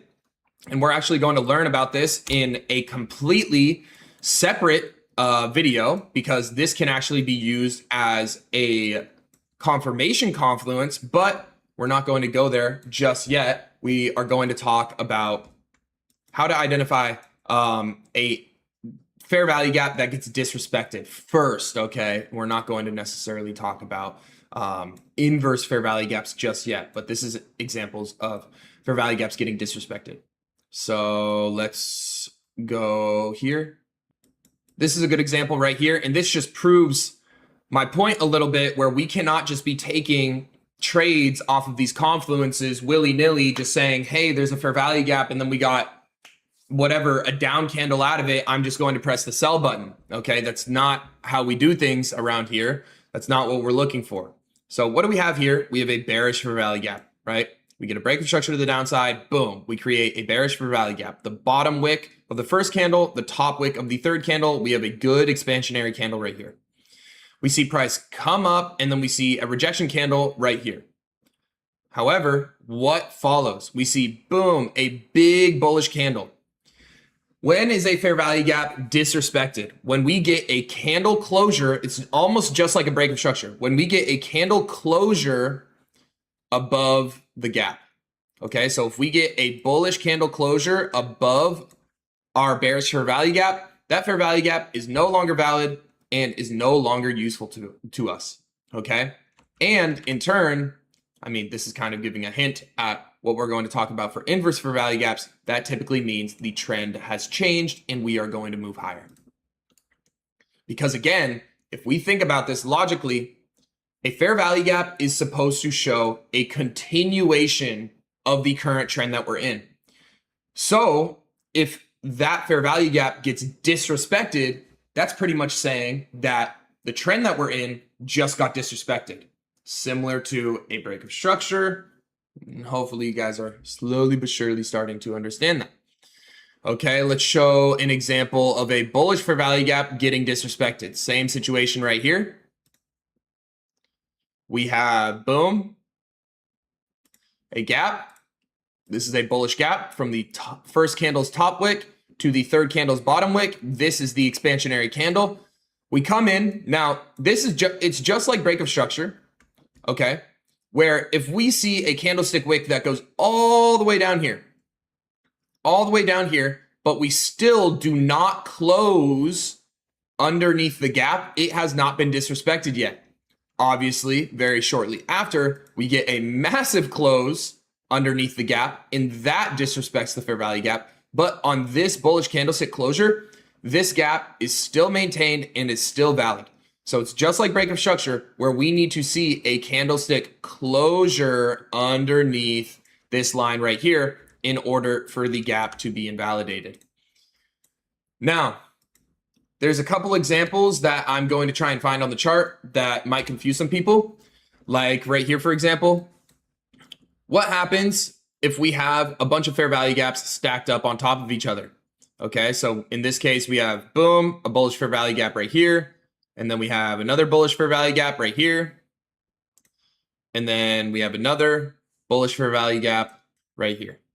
Okay. What do we do when we have fair value gaps stacked up on top of each other? Well, all of them are valid. Okay. So if we are in an uptrend and we end up closing, especially, so when they are stacked up on top of each other, when we have bullish fair value gap, bullish fair value gap, bullish fair value gap with no form of a retrace in between there. That's very important. With no form of a retrace in between these fair value gaps that are stacked up. So no down candles. All of these fair value gaps are valid to be pushed into. So in this case, we end up respecting this fair value gap and then we push higher off of that. Okay. When we do that, we can now remove all of these fair value gaps that are underneath and this one because it's been used. Why is that the case? Because if we were to just zoom out on the higher time frame, pretty much this entire move up is just imbalanced price action, right? Because it's just fair value gap stacked, stacked, stacked. So from here to down here is the imbalanced price action. When price comes into the imbalanced price action and then pushes higher, that means that price did not need to balance out any of this price action. And once we push above the high in a bullish scenario, then we no longer need to have these fair value gaps on our chart. Why? Because from here up to here was the imbalanced price action. Price came in, balanced out that imbalanced price action, and then decided to move higher. Okay. Now, on the flip side, price very well didn't have to respect this top fair value gap. It could have closed underneath it. Does that mean that the trend has changed? No. Why? Because we still have this imbalance right here and we have this imbalance right here. So just because we invalidate this top fair value gap doesn't mean that price still is unable to use this fair value gap right here. So price very well could have closed underneath this gap. That means that this gap isn't viable. However, this one is. So price could have put its wick down under here. And then if price did that and then pushed above this high, what does that mean? Awesome. We balanced out the price range as much as we needed to, and now price is going to continue higher. And we no longer need this fair value gap. Price could have done the same thing. With the second fair value gap, we could have closed all the way underneath here, put a wick into this fair value gap, and then from there, push above the high, and that still would have been valid. Okay, let me show you an example that is not the case when we have fair value gaps stacked up on top of each other. Okay, and I'll show you guys a bearish example as well. Okay, here we go. So right here, what are we in? We're in an uptrend. Why? Because we close above this recent high, right? We have a high, low, higher high. Awesome. We have several bullish fair value gaps that are stacked up on top of each other. We have a fair value gap right here. We have a fair value gap right here. We have a fair value gap right here. And we have a little itty bitty fair value gap. Just kidding. We don't. Okay. This still holds true though. Okay. So what do we see price do? We see price push all the way through this fair value gap. Awesome. And we see a wick that goes underneath it and then into this gap. And then from there, we get a bullish closure out of it. We're still in an uptrend, right? Because we don't break structure to the downside. We don't break structure to the downside, and price is in bullish market structure. So we come down, we fill this gap. Does that mean we have to reverse off of this gap? Well, no, because we have this gap right here and this gap right here that price could respect. Price goes lower, fills this gap, and then we get a bullish candle out of it.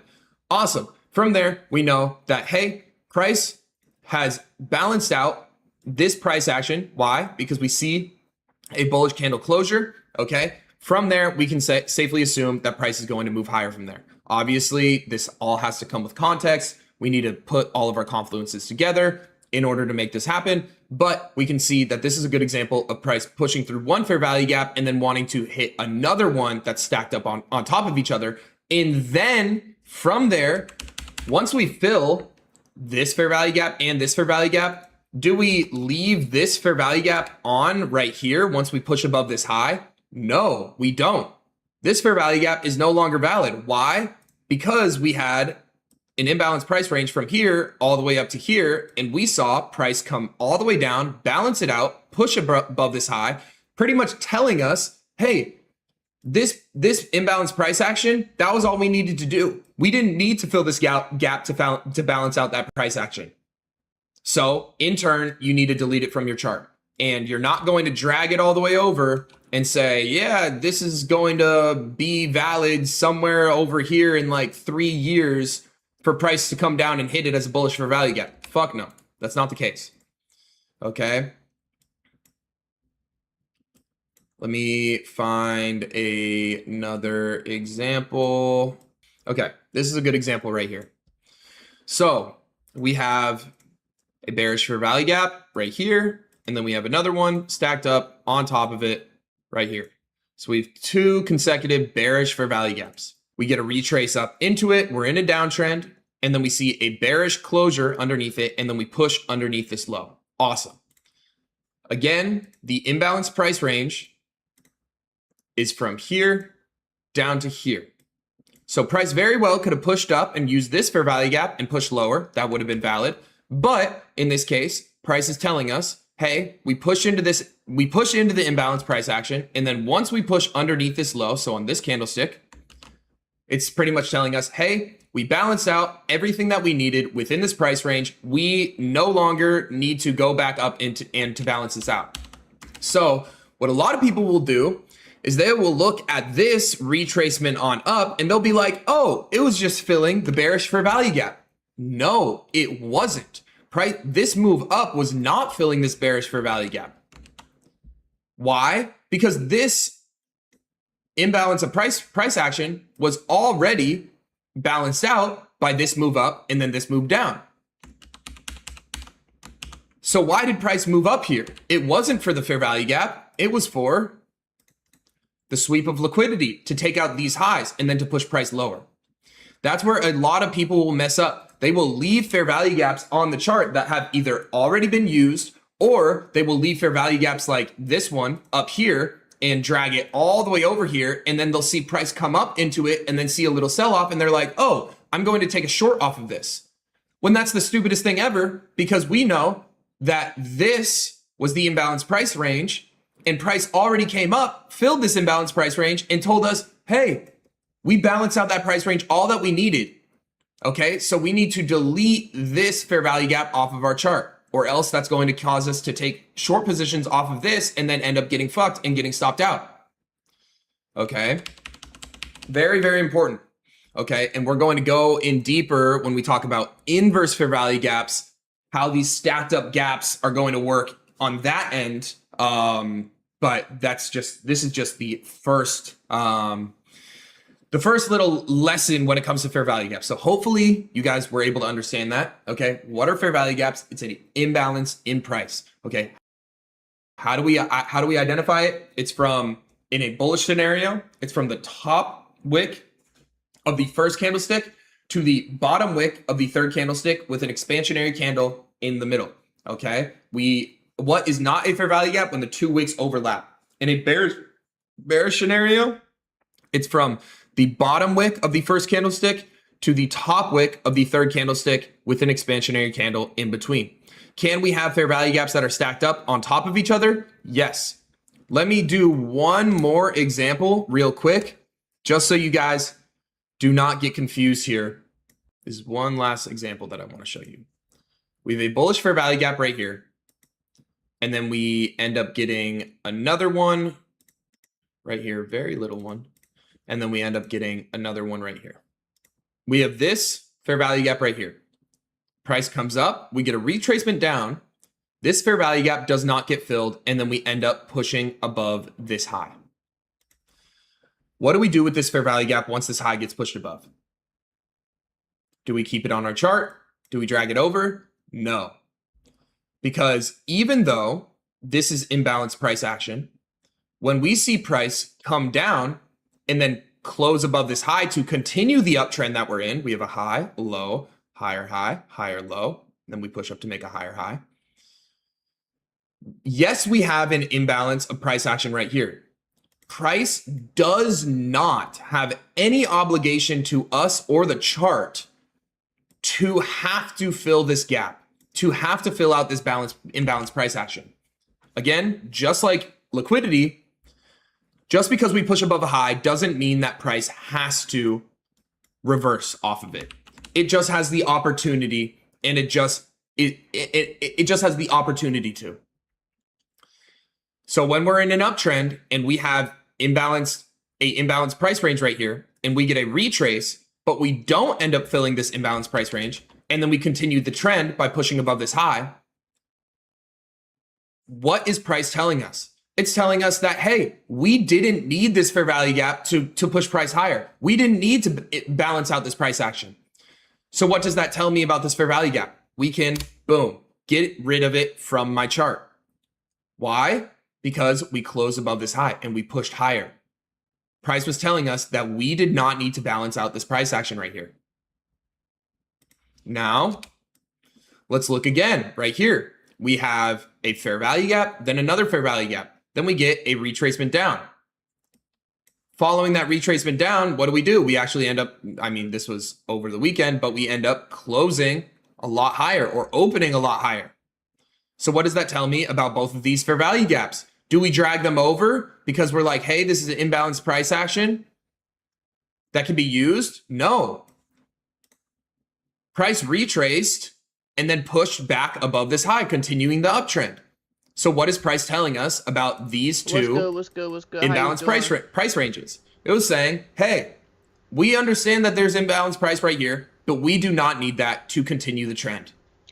So price ends up pushing higher. So what do we do to these fair value gaps? We remove them from our charts. We do not drag them over. That is not the reason for price to push higher right here. That is not the case. Okay. It is only within the current trend that we are in. We don't drag it over. We aren't trying to say, hey, look, these fair value gaps from right here are going to get used all the way over here. No. Why? Because price already pushed up into it and balanced out the price action from both of these fair value gaps right here. Both of these fair value gaps are stacked up on top of each other. There's no retrace in between. So both of these are valid. We have imbalanced price action from this candlestick wick to this candlestick wick. What do we see price do? Balance it out, and then boom, we come down and we close underneath the low. So what does that mean about both of these imbalances, or about this imbalanced price action? Price wanted to balance it out. It did. And then when we push underneath the low, it's saying, thank you. We were able to fill these orders, and now we're done with this imbalanced price action. So what do you have to do to these fair value gaps? You remove them from your chart. Or else over here, you're going to say, oh, price is filling a imbalanced price action where if we see sell orders out of that, then we're going to go lower. No, that's not the case. Why? Because price had already balanced out that price action. Cool. Cool. What is going on, guys? And welcome to Advanced Imbalanced Concepts. Okay, so We're gonna end off our learning session right here. We made it 3 hours and 15 minutes into the video. Halfway through. Tomorrow we will be returning to learn more about advanced imbalances. Right.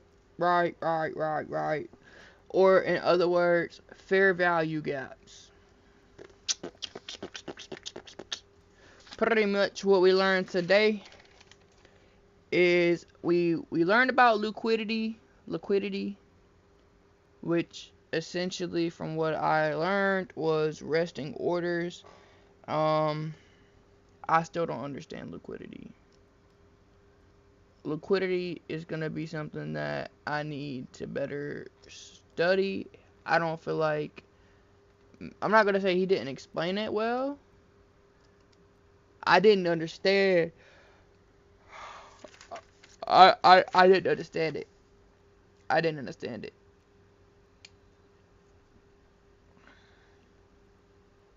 Breakup structure was very easy. Obviously, there's a shift in trends. Like for an uptrend, you would have to transition into a downtrend. For a downtrend, you would transition into an uptrend. That's pretty simple. For a uptrend, the most recent low has to be broken. So if I'm just gonna go ahead and show an example of that. So the most recent low has to be broken. Okay, so for an uptrend to be broken, I'm gonna come over here. The most recent low has to be broken for us to break the uptrend, right? So here, I'm gonna act like I know what I'm talking about. We went up. This was our low, right? So there's a quick example of that, quite literally.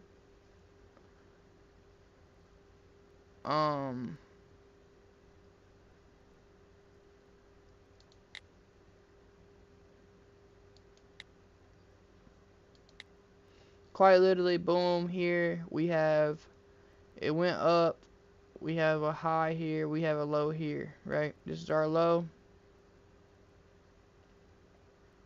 15-minute time frame. Alright, cool.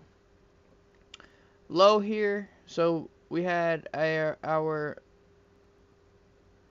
this was our previous low, and then it went up here and closed here.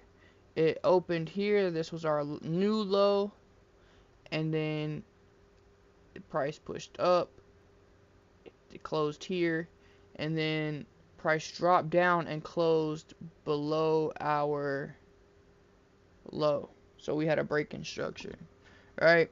And then that went to show because we went down here, opened here, closed a little lower than that, and then an example of how it broke the downtrend was because our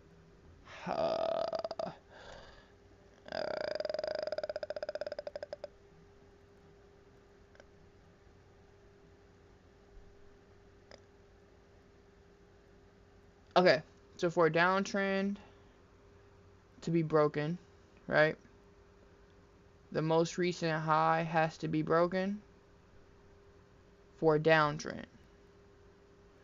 So in this case, it did not get broken here because our high was right here, and this bullish candle right here did not close above the low, right? So from that point, we go here. This was our low.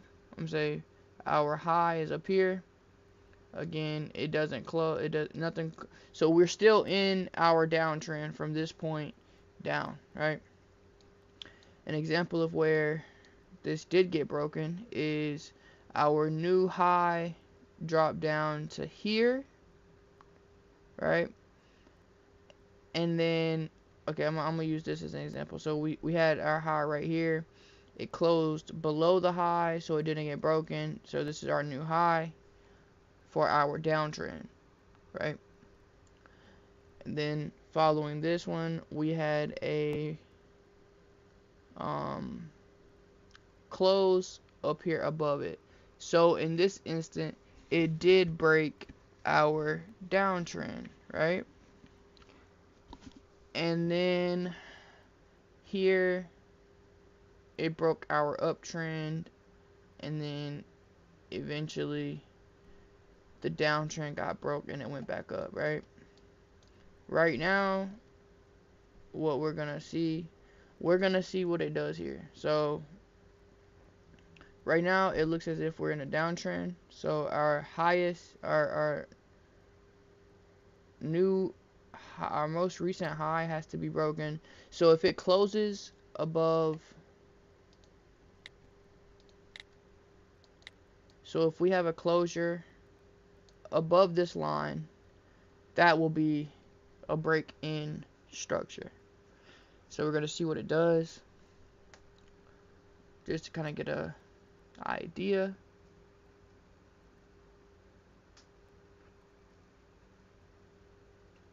Okay, so it did not break. This is our new high right here. So in order for it to be broken, our downtrend to be broken, this green line has to be closed above. So anything that closes above here will break our downtrend. And in this instant, our most recent downtrend, okay, it's still right here, hasn't closed yet. Right here. The moment that we have a closure above this will show us a break in structure. So we're still currently in a downtrend. And yeah.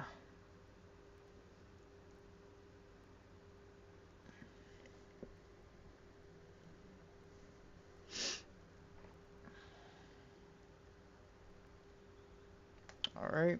Our new high is right here. If we have a closure above that green line, like I said, that will be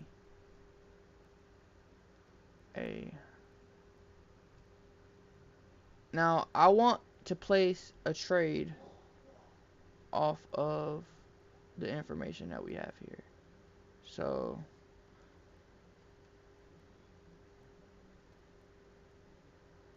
our price is actually dropping. So now there's a potential that we do have a break-in structure. And if we do have a break-in structure, what I will do is place a buy. I will buy if we do have a break-in structure.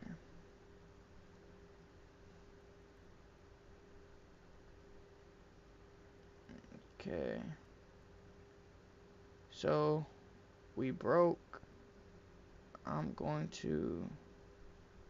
No, we didn't. No, we didn't. We didn't. But it opened here, so I'm assuming we did. We're going to go ahead and buy. Seems as though we're on an uptrend right now. So for this one, we're going to... Oh, what we're seeing right now is a price indifference. Okay, so now we have a price indifference here, right? So from here, once this last candle closes, we'll see what it does. We'll see what it does once it closes. I'm going to go ahead and add us another horizontal line on our screen here, just to see what it does. but we did break our downtrend, so now we would be considered up on an uptrend. If there is a line that breaks our most recent high,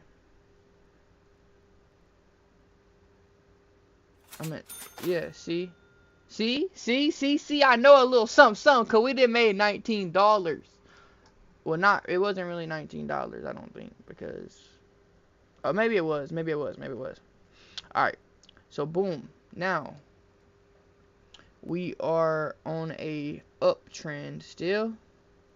Our most recent high, I'm gonna say our most recent, right? Okay, no. For the most recent, for the since we're still on an uptrend, our most recent low, I think it's the low, if I'm not mistaken.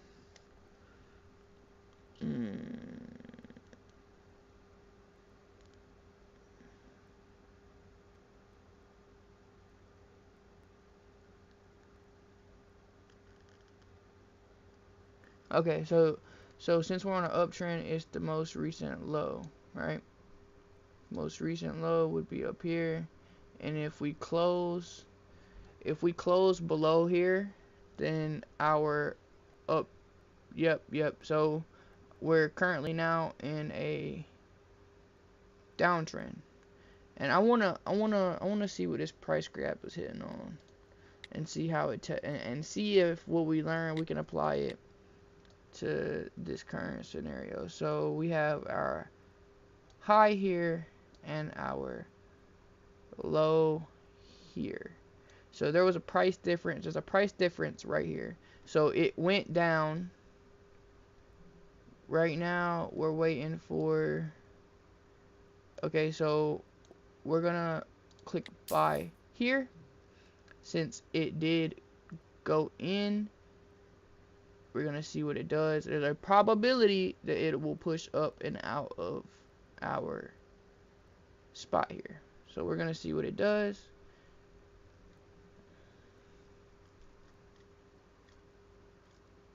Right now that's our pricing difference right now. It pushed in here. We can't say quite yet. She seems a little indecisive. But like there's a pricing difference. It pushed in, and then we have some that closed, but if it closes below, then we'll see.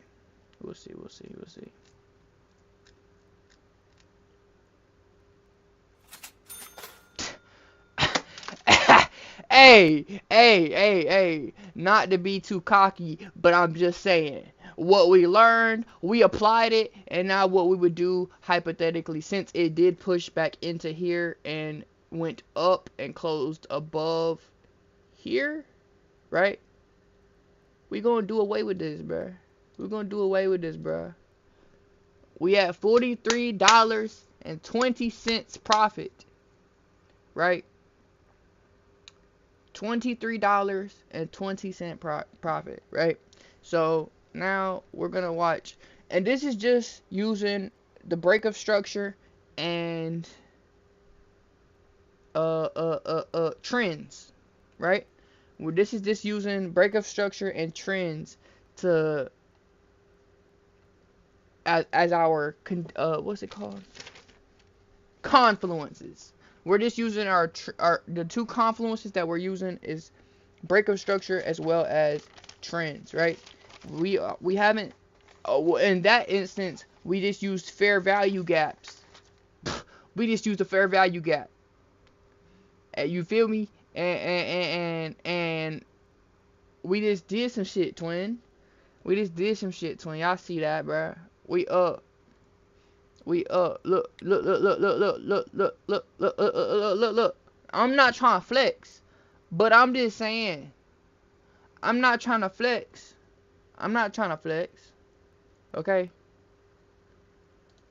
I ain't too much trying to flex on you, twin. I ain't too much trying to flex on you, twin. Right? But if you see here, I ain't too much trying to flex on you, twin. But you see here, we've only taken 2 L's. Okay? Okay? Okay, look. So we have, you feel what I'm saying? We got our $10 order, we I'm doing this shit, gang. I'm gonna just say that. That's all I'm gonna say. I ain't gonna say too much. I'm gonna just let y'all know that we doing this shit, bruh. Based off of our confluences that we have learned within the last 2 days. And before you know it, we're gonna be making better trades, right?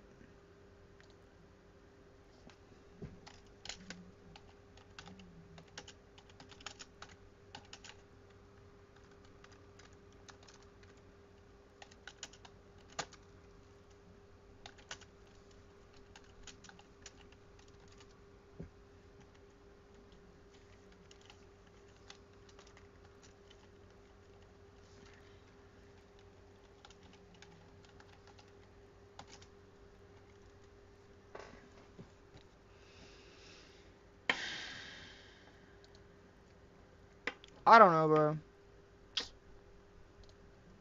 I don't know, bro. I don't know, bro. Who am I? Who am I? Who am I?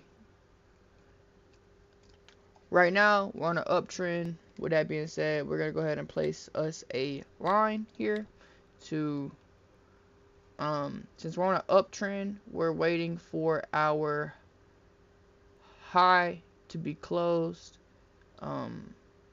Once we get somebody to close, actually, yeah, close below our low. If it closes below our low, our uptrend has been broken. But it's got to close below our low, right? So once we figure that out, it closed, so our uptrend has been broken. Now we would be on a downtrend, and our most recent high would have to be closed above. So right now we're on a downtrend. Y'all see it. We're going to turn on auto scroll and enable our timer as well. That way we can see. Okay, so now our most recent high is still here for our downtrend.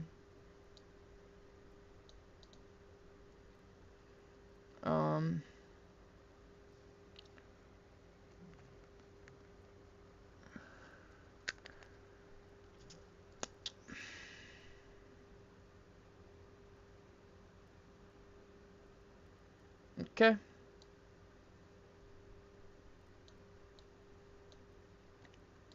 Go ahead and close that thing.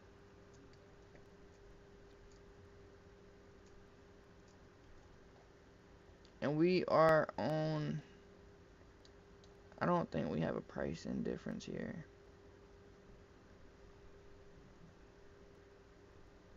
And it could break. Okay. It did not break. It did not break. It wants to. So what we would do is click a buy right here, a buy position. It didn't break. I potentially will lose on this, but we're gonna see what it does. We just gotta see. We just gotta see. Okay.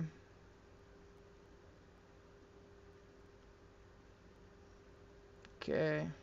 So yeah, we lost on this one. Potentially. It just depends. Our most recent high was up here.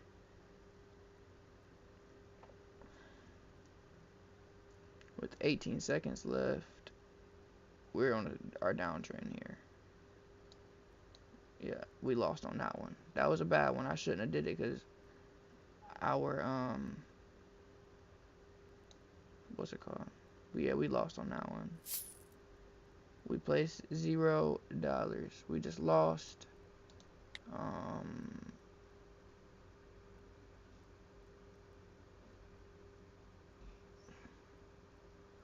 I don't know. Right now,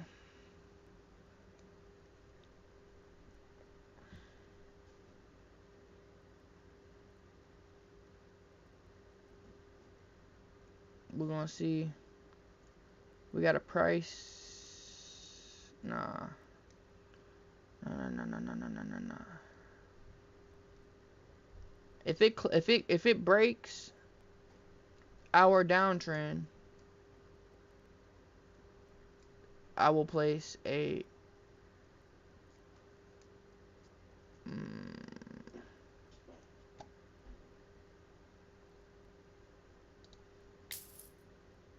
it broke our downtrend. So now we will be seeing if we have a break in our uptrend.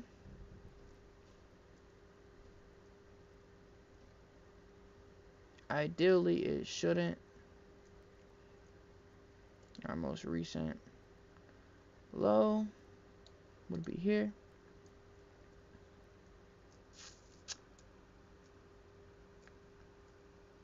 Okay. And we'll see. It's probably gonna break. Yep. Yep. It broke. It broke. So we did lose. We did lose. This is very unpredictable right now. Even though long term it looks as though we're in our uptrend. But that's why you don't use just one confluence to make your predictions, right? If I had an understanding of liquidity,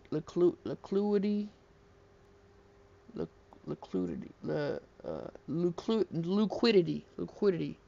If I had a better understanding of liquidity, I feel like I could have better gauged that, right? But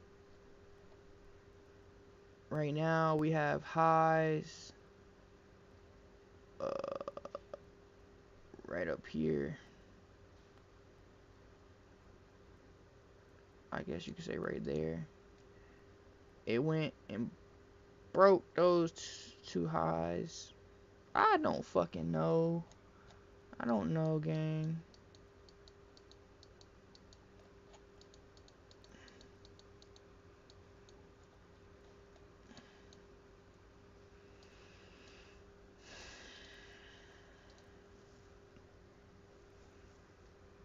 Alright, so what we do have right here is a price indifference from here to here. And it did go and it did balance those out.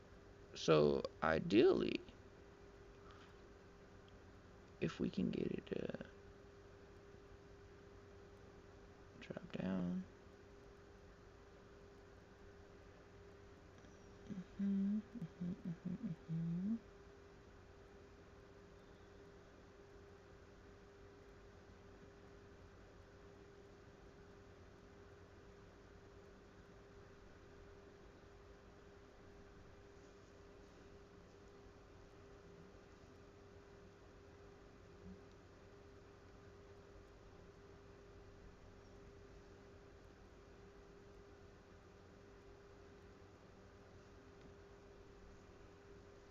Oh shit.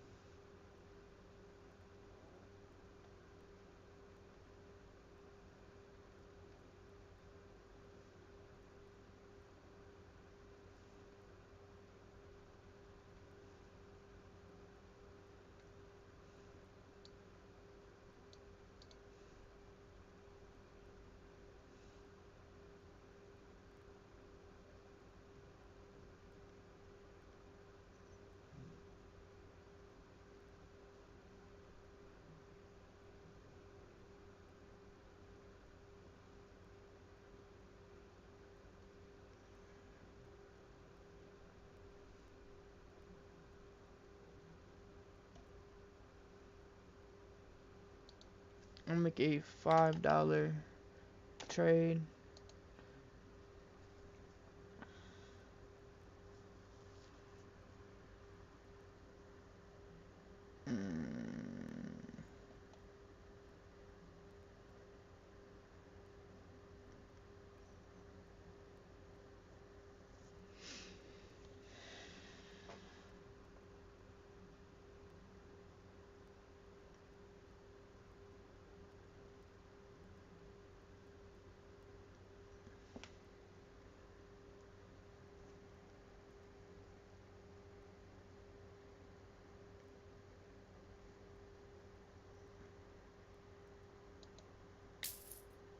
Now we're probably gonna lose here. There's a possibility we lose here. That's why I did a $5 trade instead of a higher trade.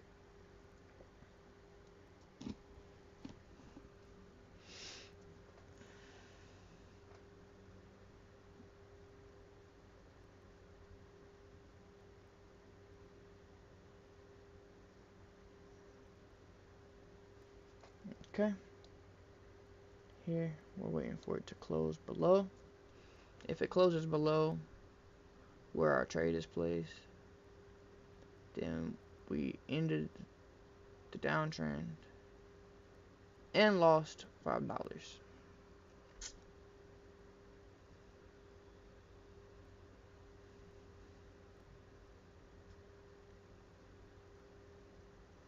Yep.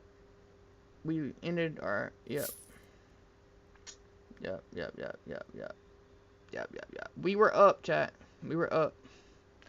We were up, bro, but now we're down, bro. We're down, bro. We're down, bro.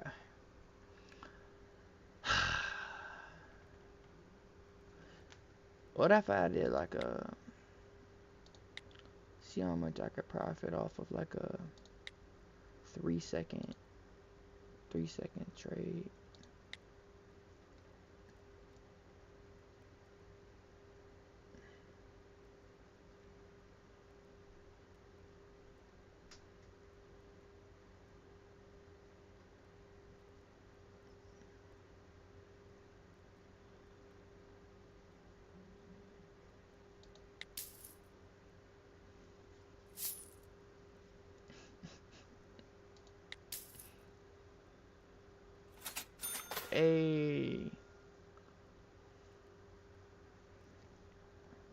We have a price gap right here. Hold on.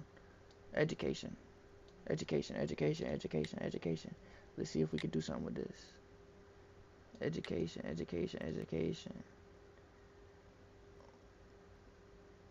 We're waiting for the third wick right here because we have a price indifference. A price indifference right here. Okay. Yeah, we have a price indifference. So my guess is that it will go lower. How did I? Okay. Chat, I'm selling.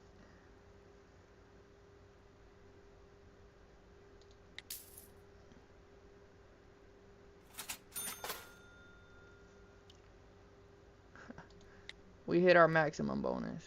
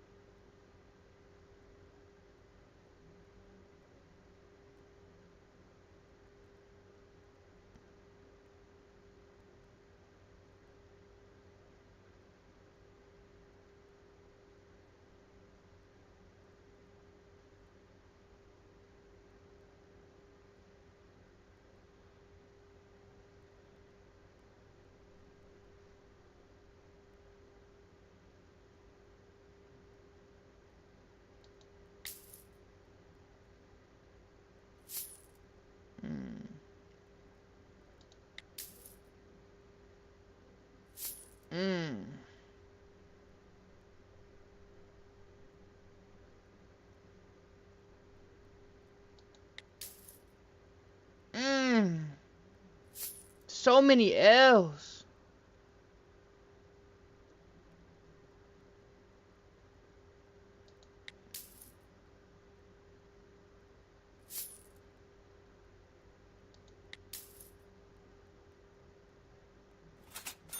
Okay.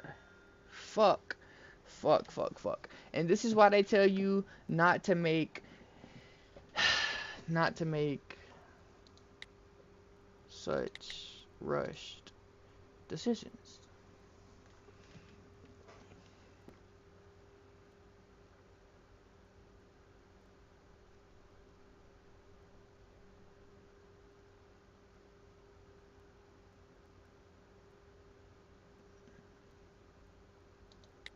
One, two, three, four, five. We're in a downtrend. It could very much.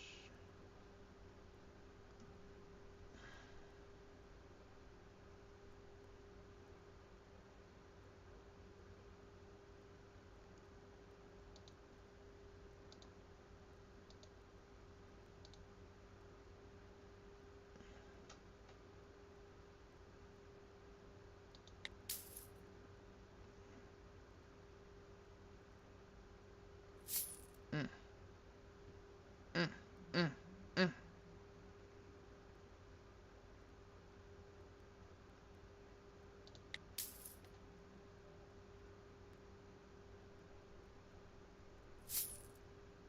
What?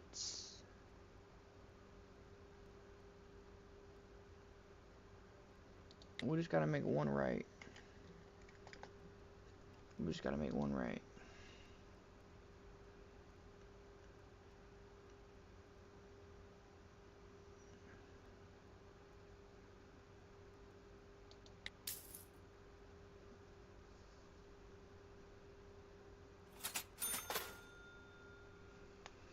Now look.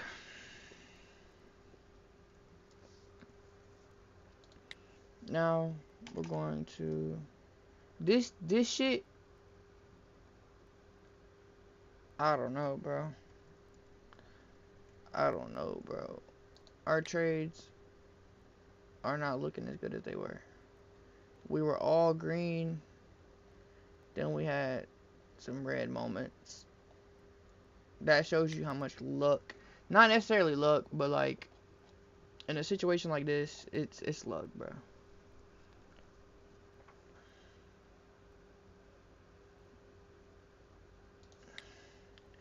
And I will go for a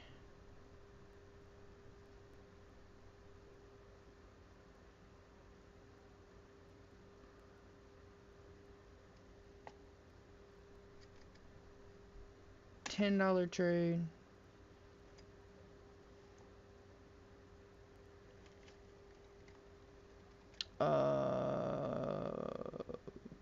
We'll go half of 83 would be like, what did it say, 40.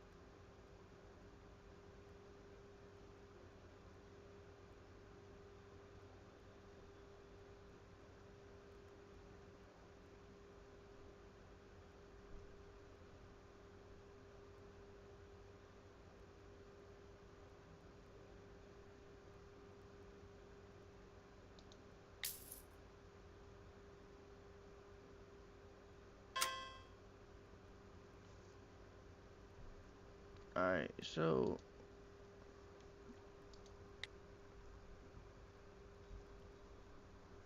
we didn't do anything right there.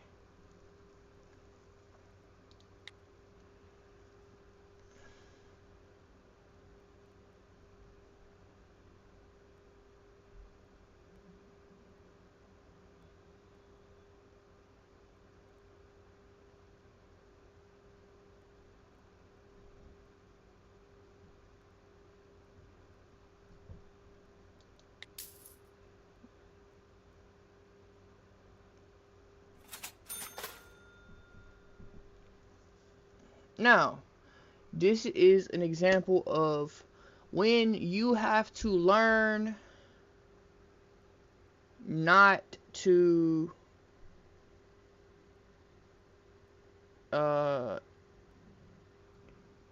do this out of emotion, right? This is where the emotional connection has to be. You gotta have a level of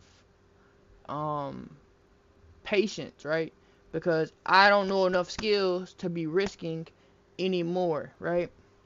So our profit is at 120 right now. Right now, that's where our profit's at. And to see if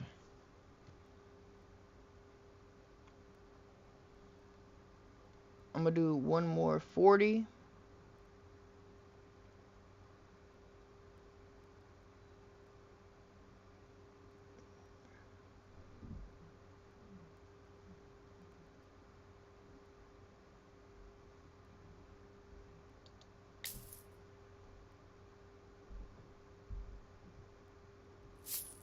See, and I just lost. We're back down to 80. I'm gonna go back to a 10. Just to see if we can. I see, I should have stopped. That's a prime example of why you need to stop.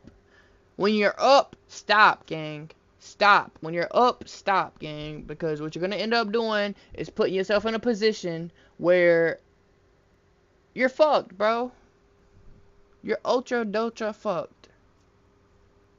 I could have been up 120 if I would have just stopped for the day. But because I wanted to be hard headed and try to make an extra little $70, now we're down $40. So we're gonna go 10. Let's say we're gonna go $11 to get us back at 21 on a 5-second.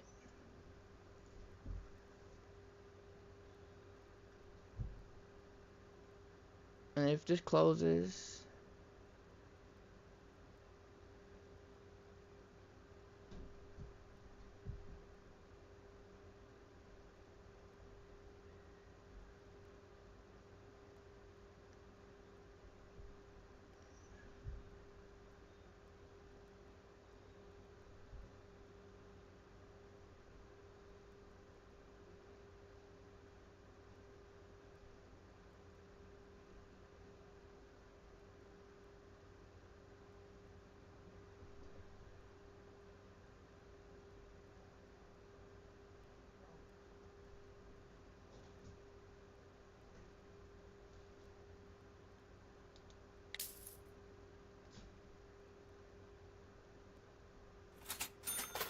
now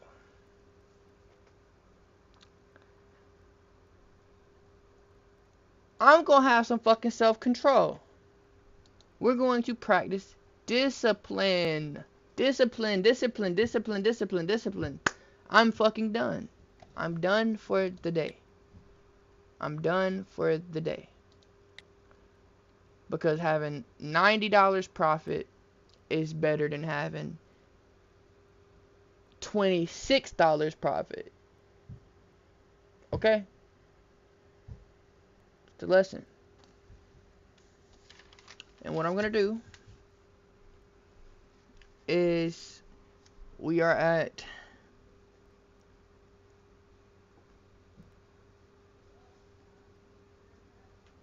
$90.52 profit.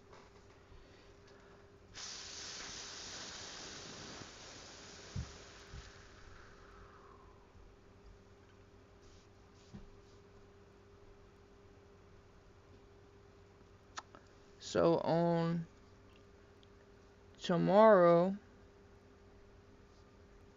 which will be the 21st,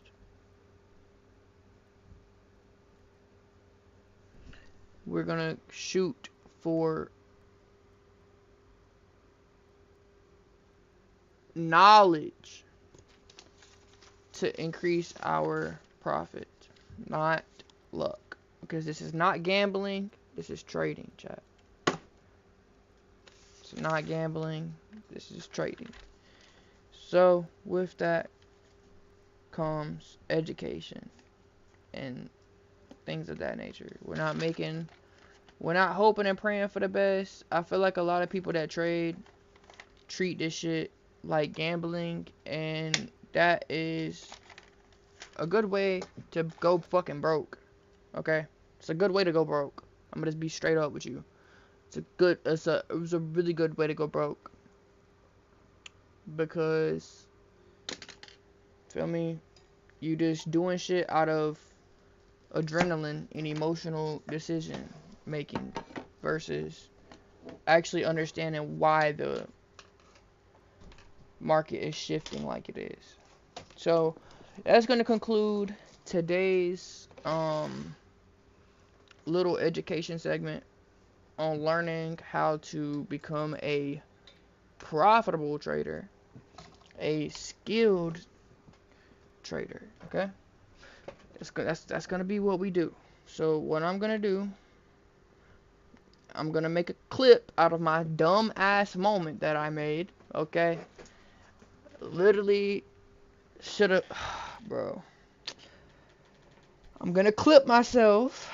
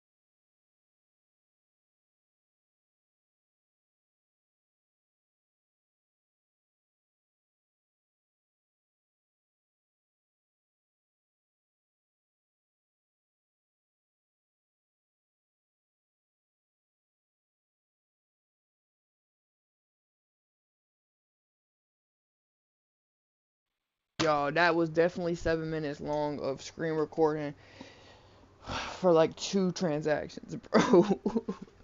With that being said, man, I am gonna end the learning stream. What's good, Sam? What is good, Sam? How you doing? I see you. My fault. I ain't gonna cap. I didn't have my chat open, but I definitely do remember you. You are my most recent. Well, you were my most recent. Now AJ is the name that's showing up right now. It's not. It's not. It's not who it is. It's not you. If I let me see if I can fix that real quick. If I refresh, there you go. There you go. There you go. There you go. Right there. That's you right there, ain't it? Ain't that you right there? How long ago did you say that?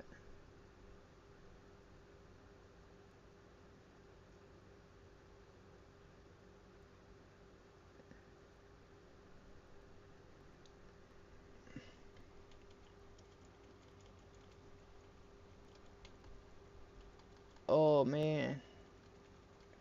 Wait a minute. How long ago was that?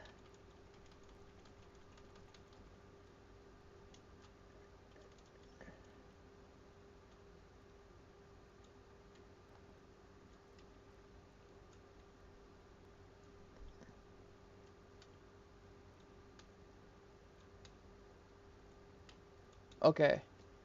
That was approximately a few minutes ago.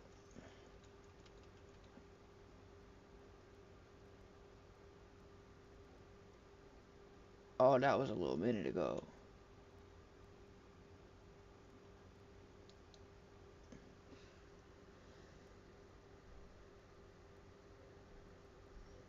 Oh, that was like 5 minutes ago. I I don't know if you're still here, Sammy. If you are, I do remember you, okay? I do. Um, how you been? Have you been well? I hope you have been well. I am about to end off this educational stream right here. So, if you want to come and join back whenever I am playing the game, feel free to do that because I'm just gonna ouch. I'm just gonna end stream and then boot back up. So, I'll see you in a few. I'll probably go take a shower and stuff.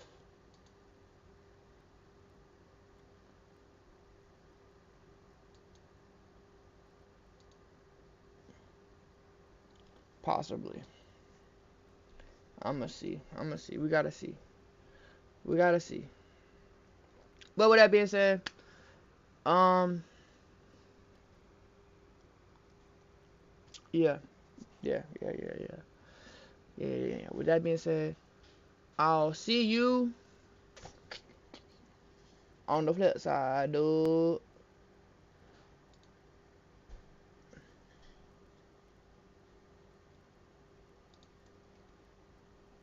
I am gonna go live. I am gonna play the game because I gotta do my daily rounds. I gotta do my daily rounds on Riotfall. So just chill. I am I am gonna go back live. I'll probably take a shower and then come back. It is currently 9, so probably take a shower and then be back on here.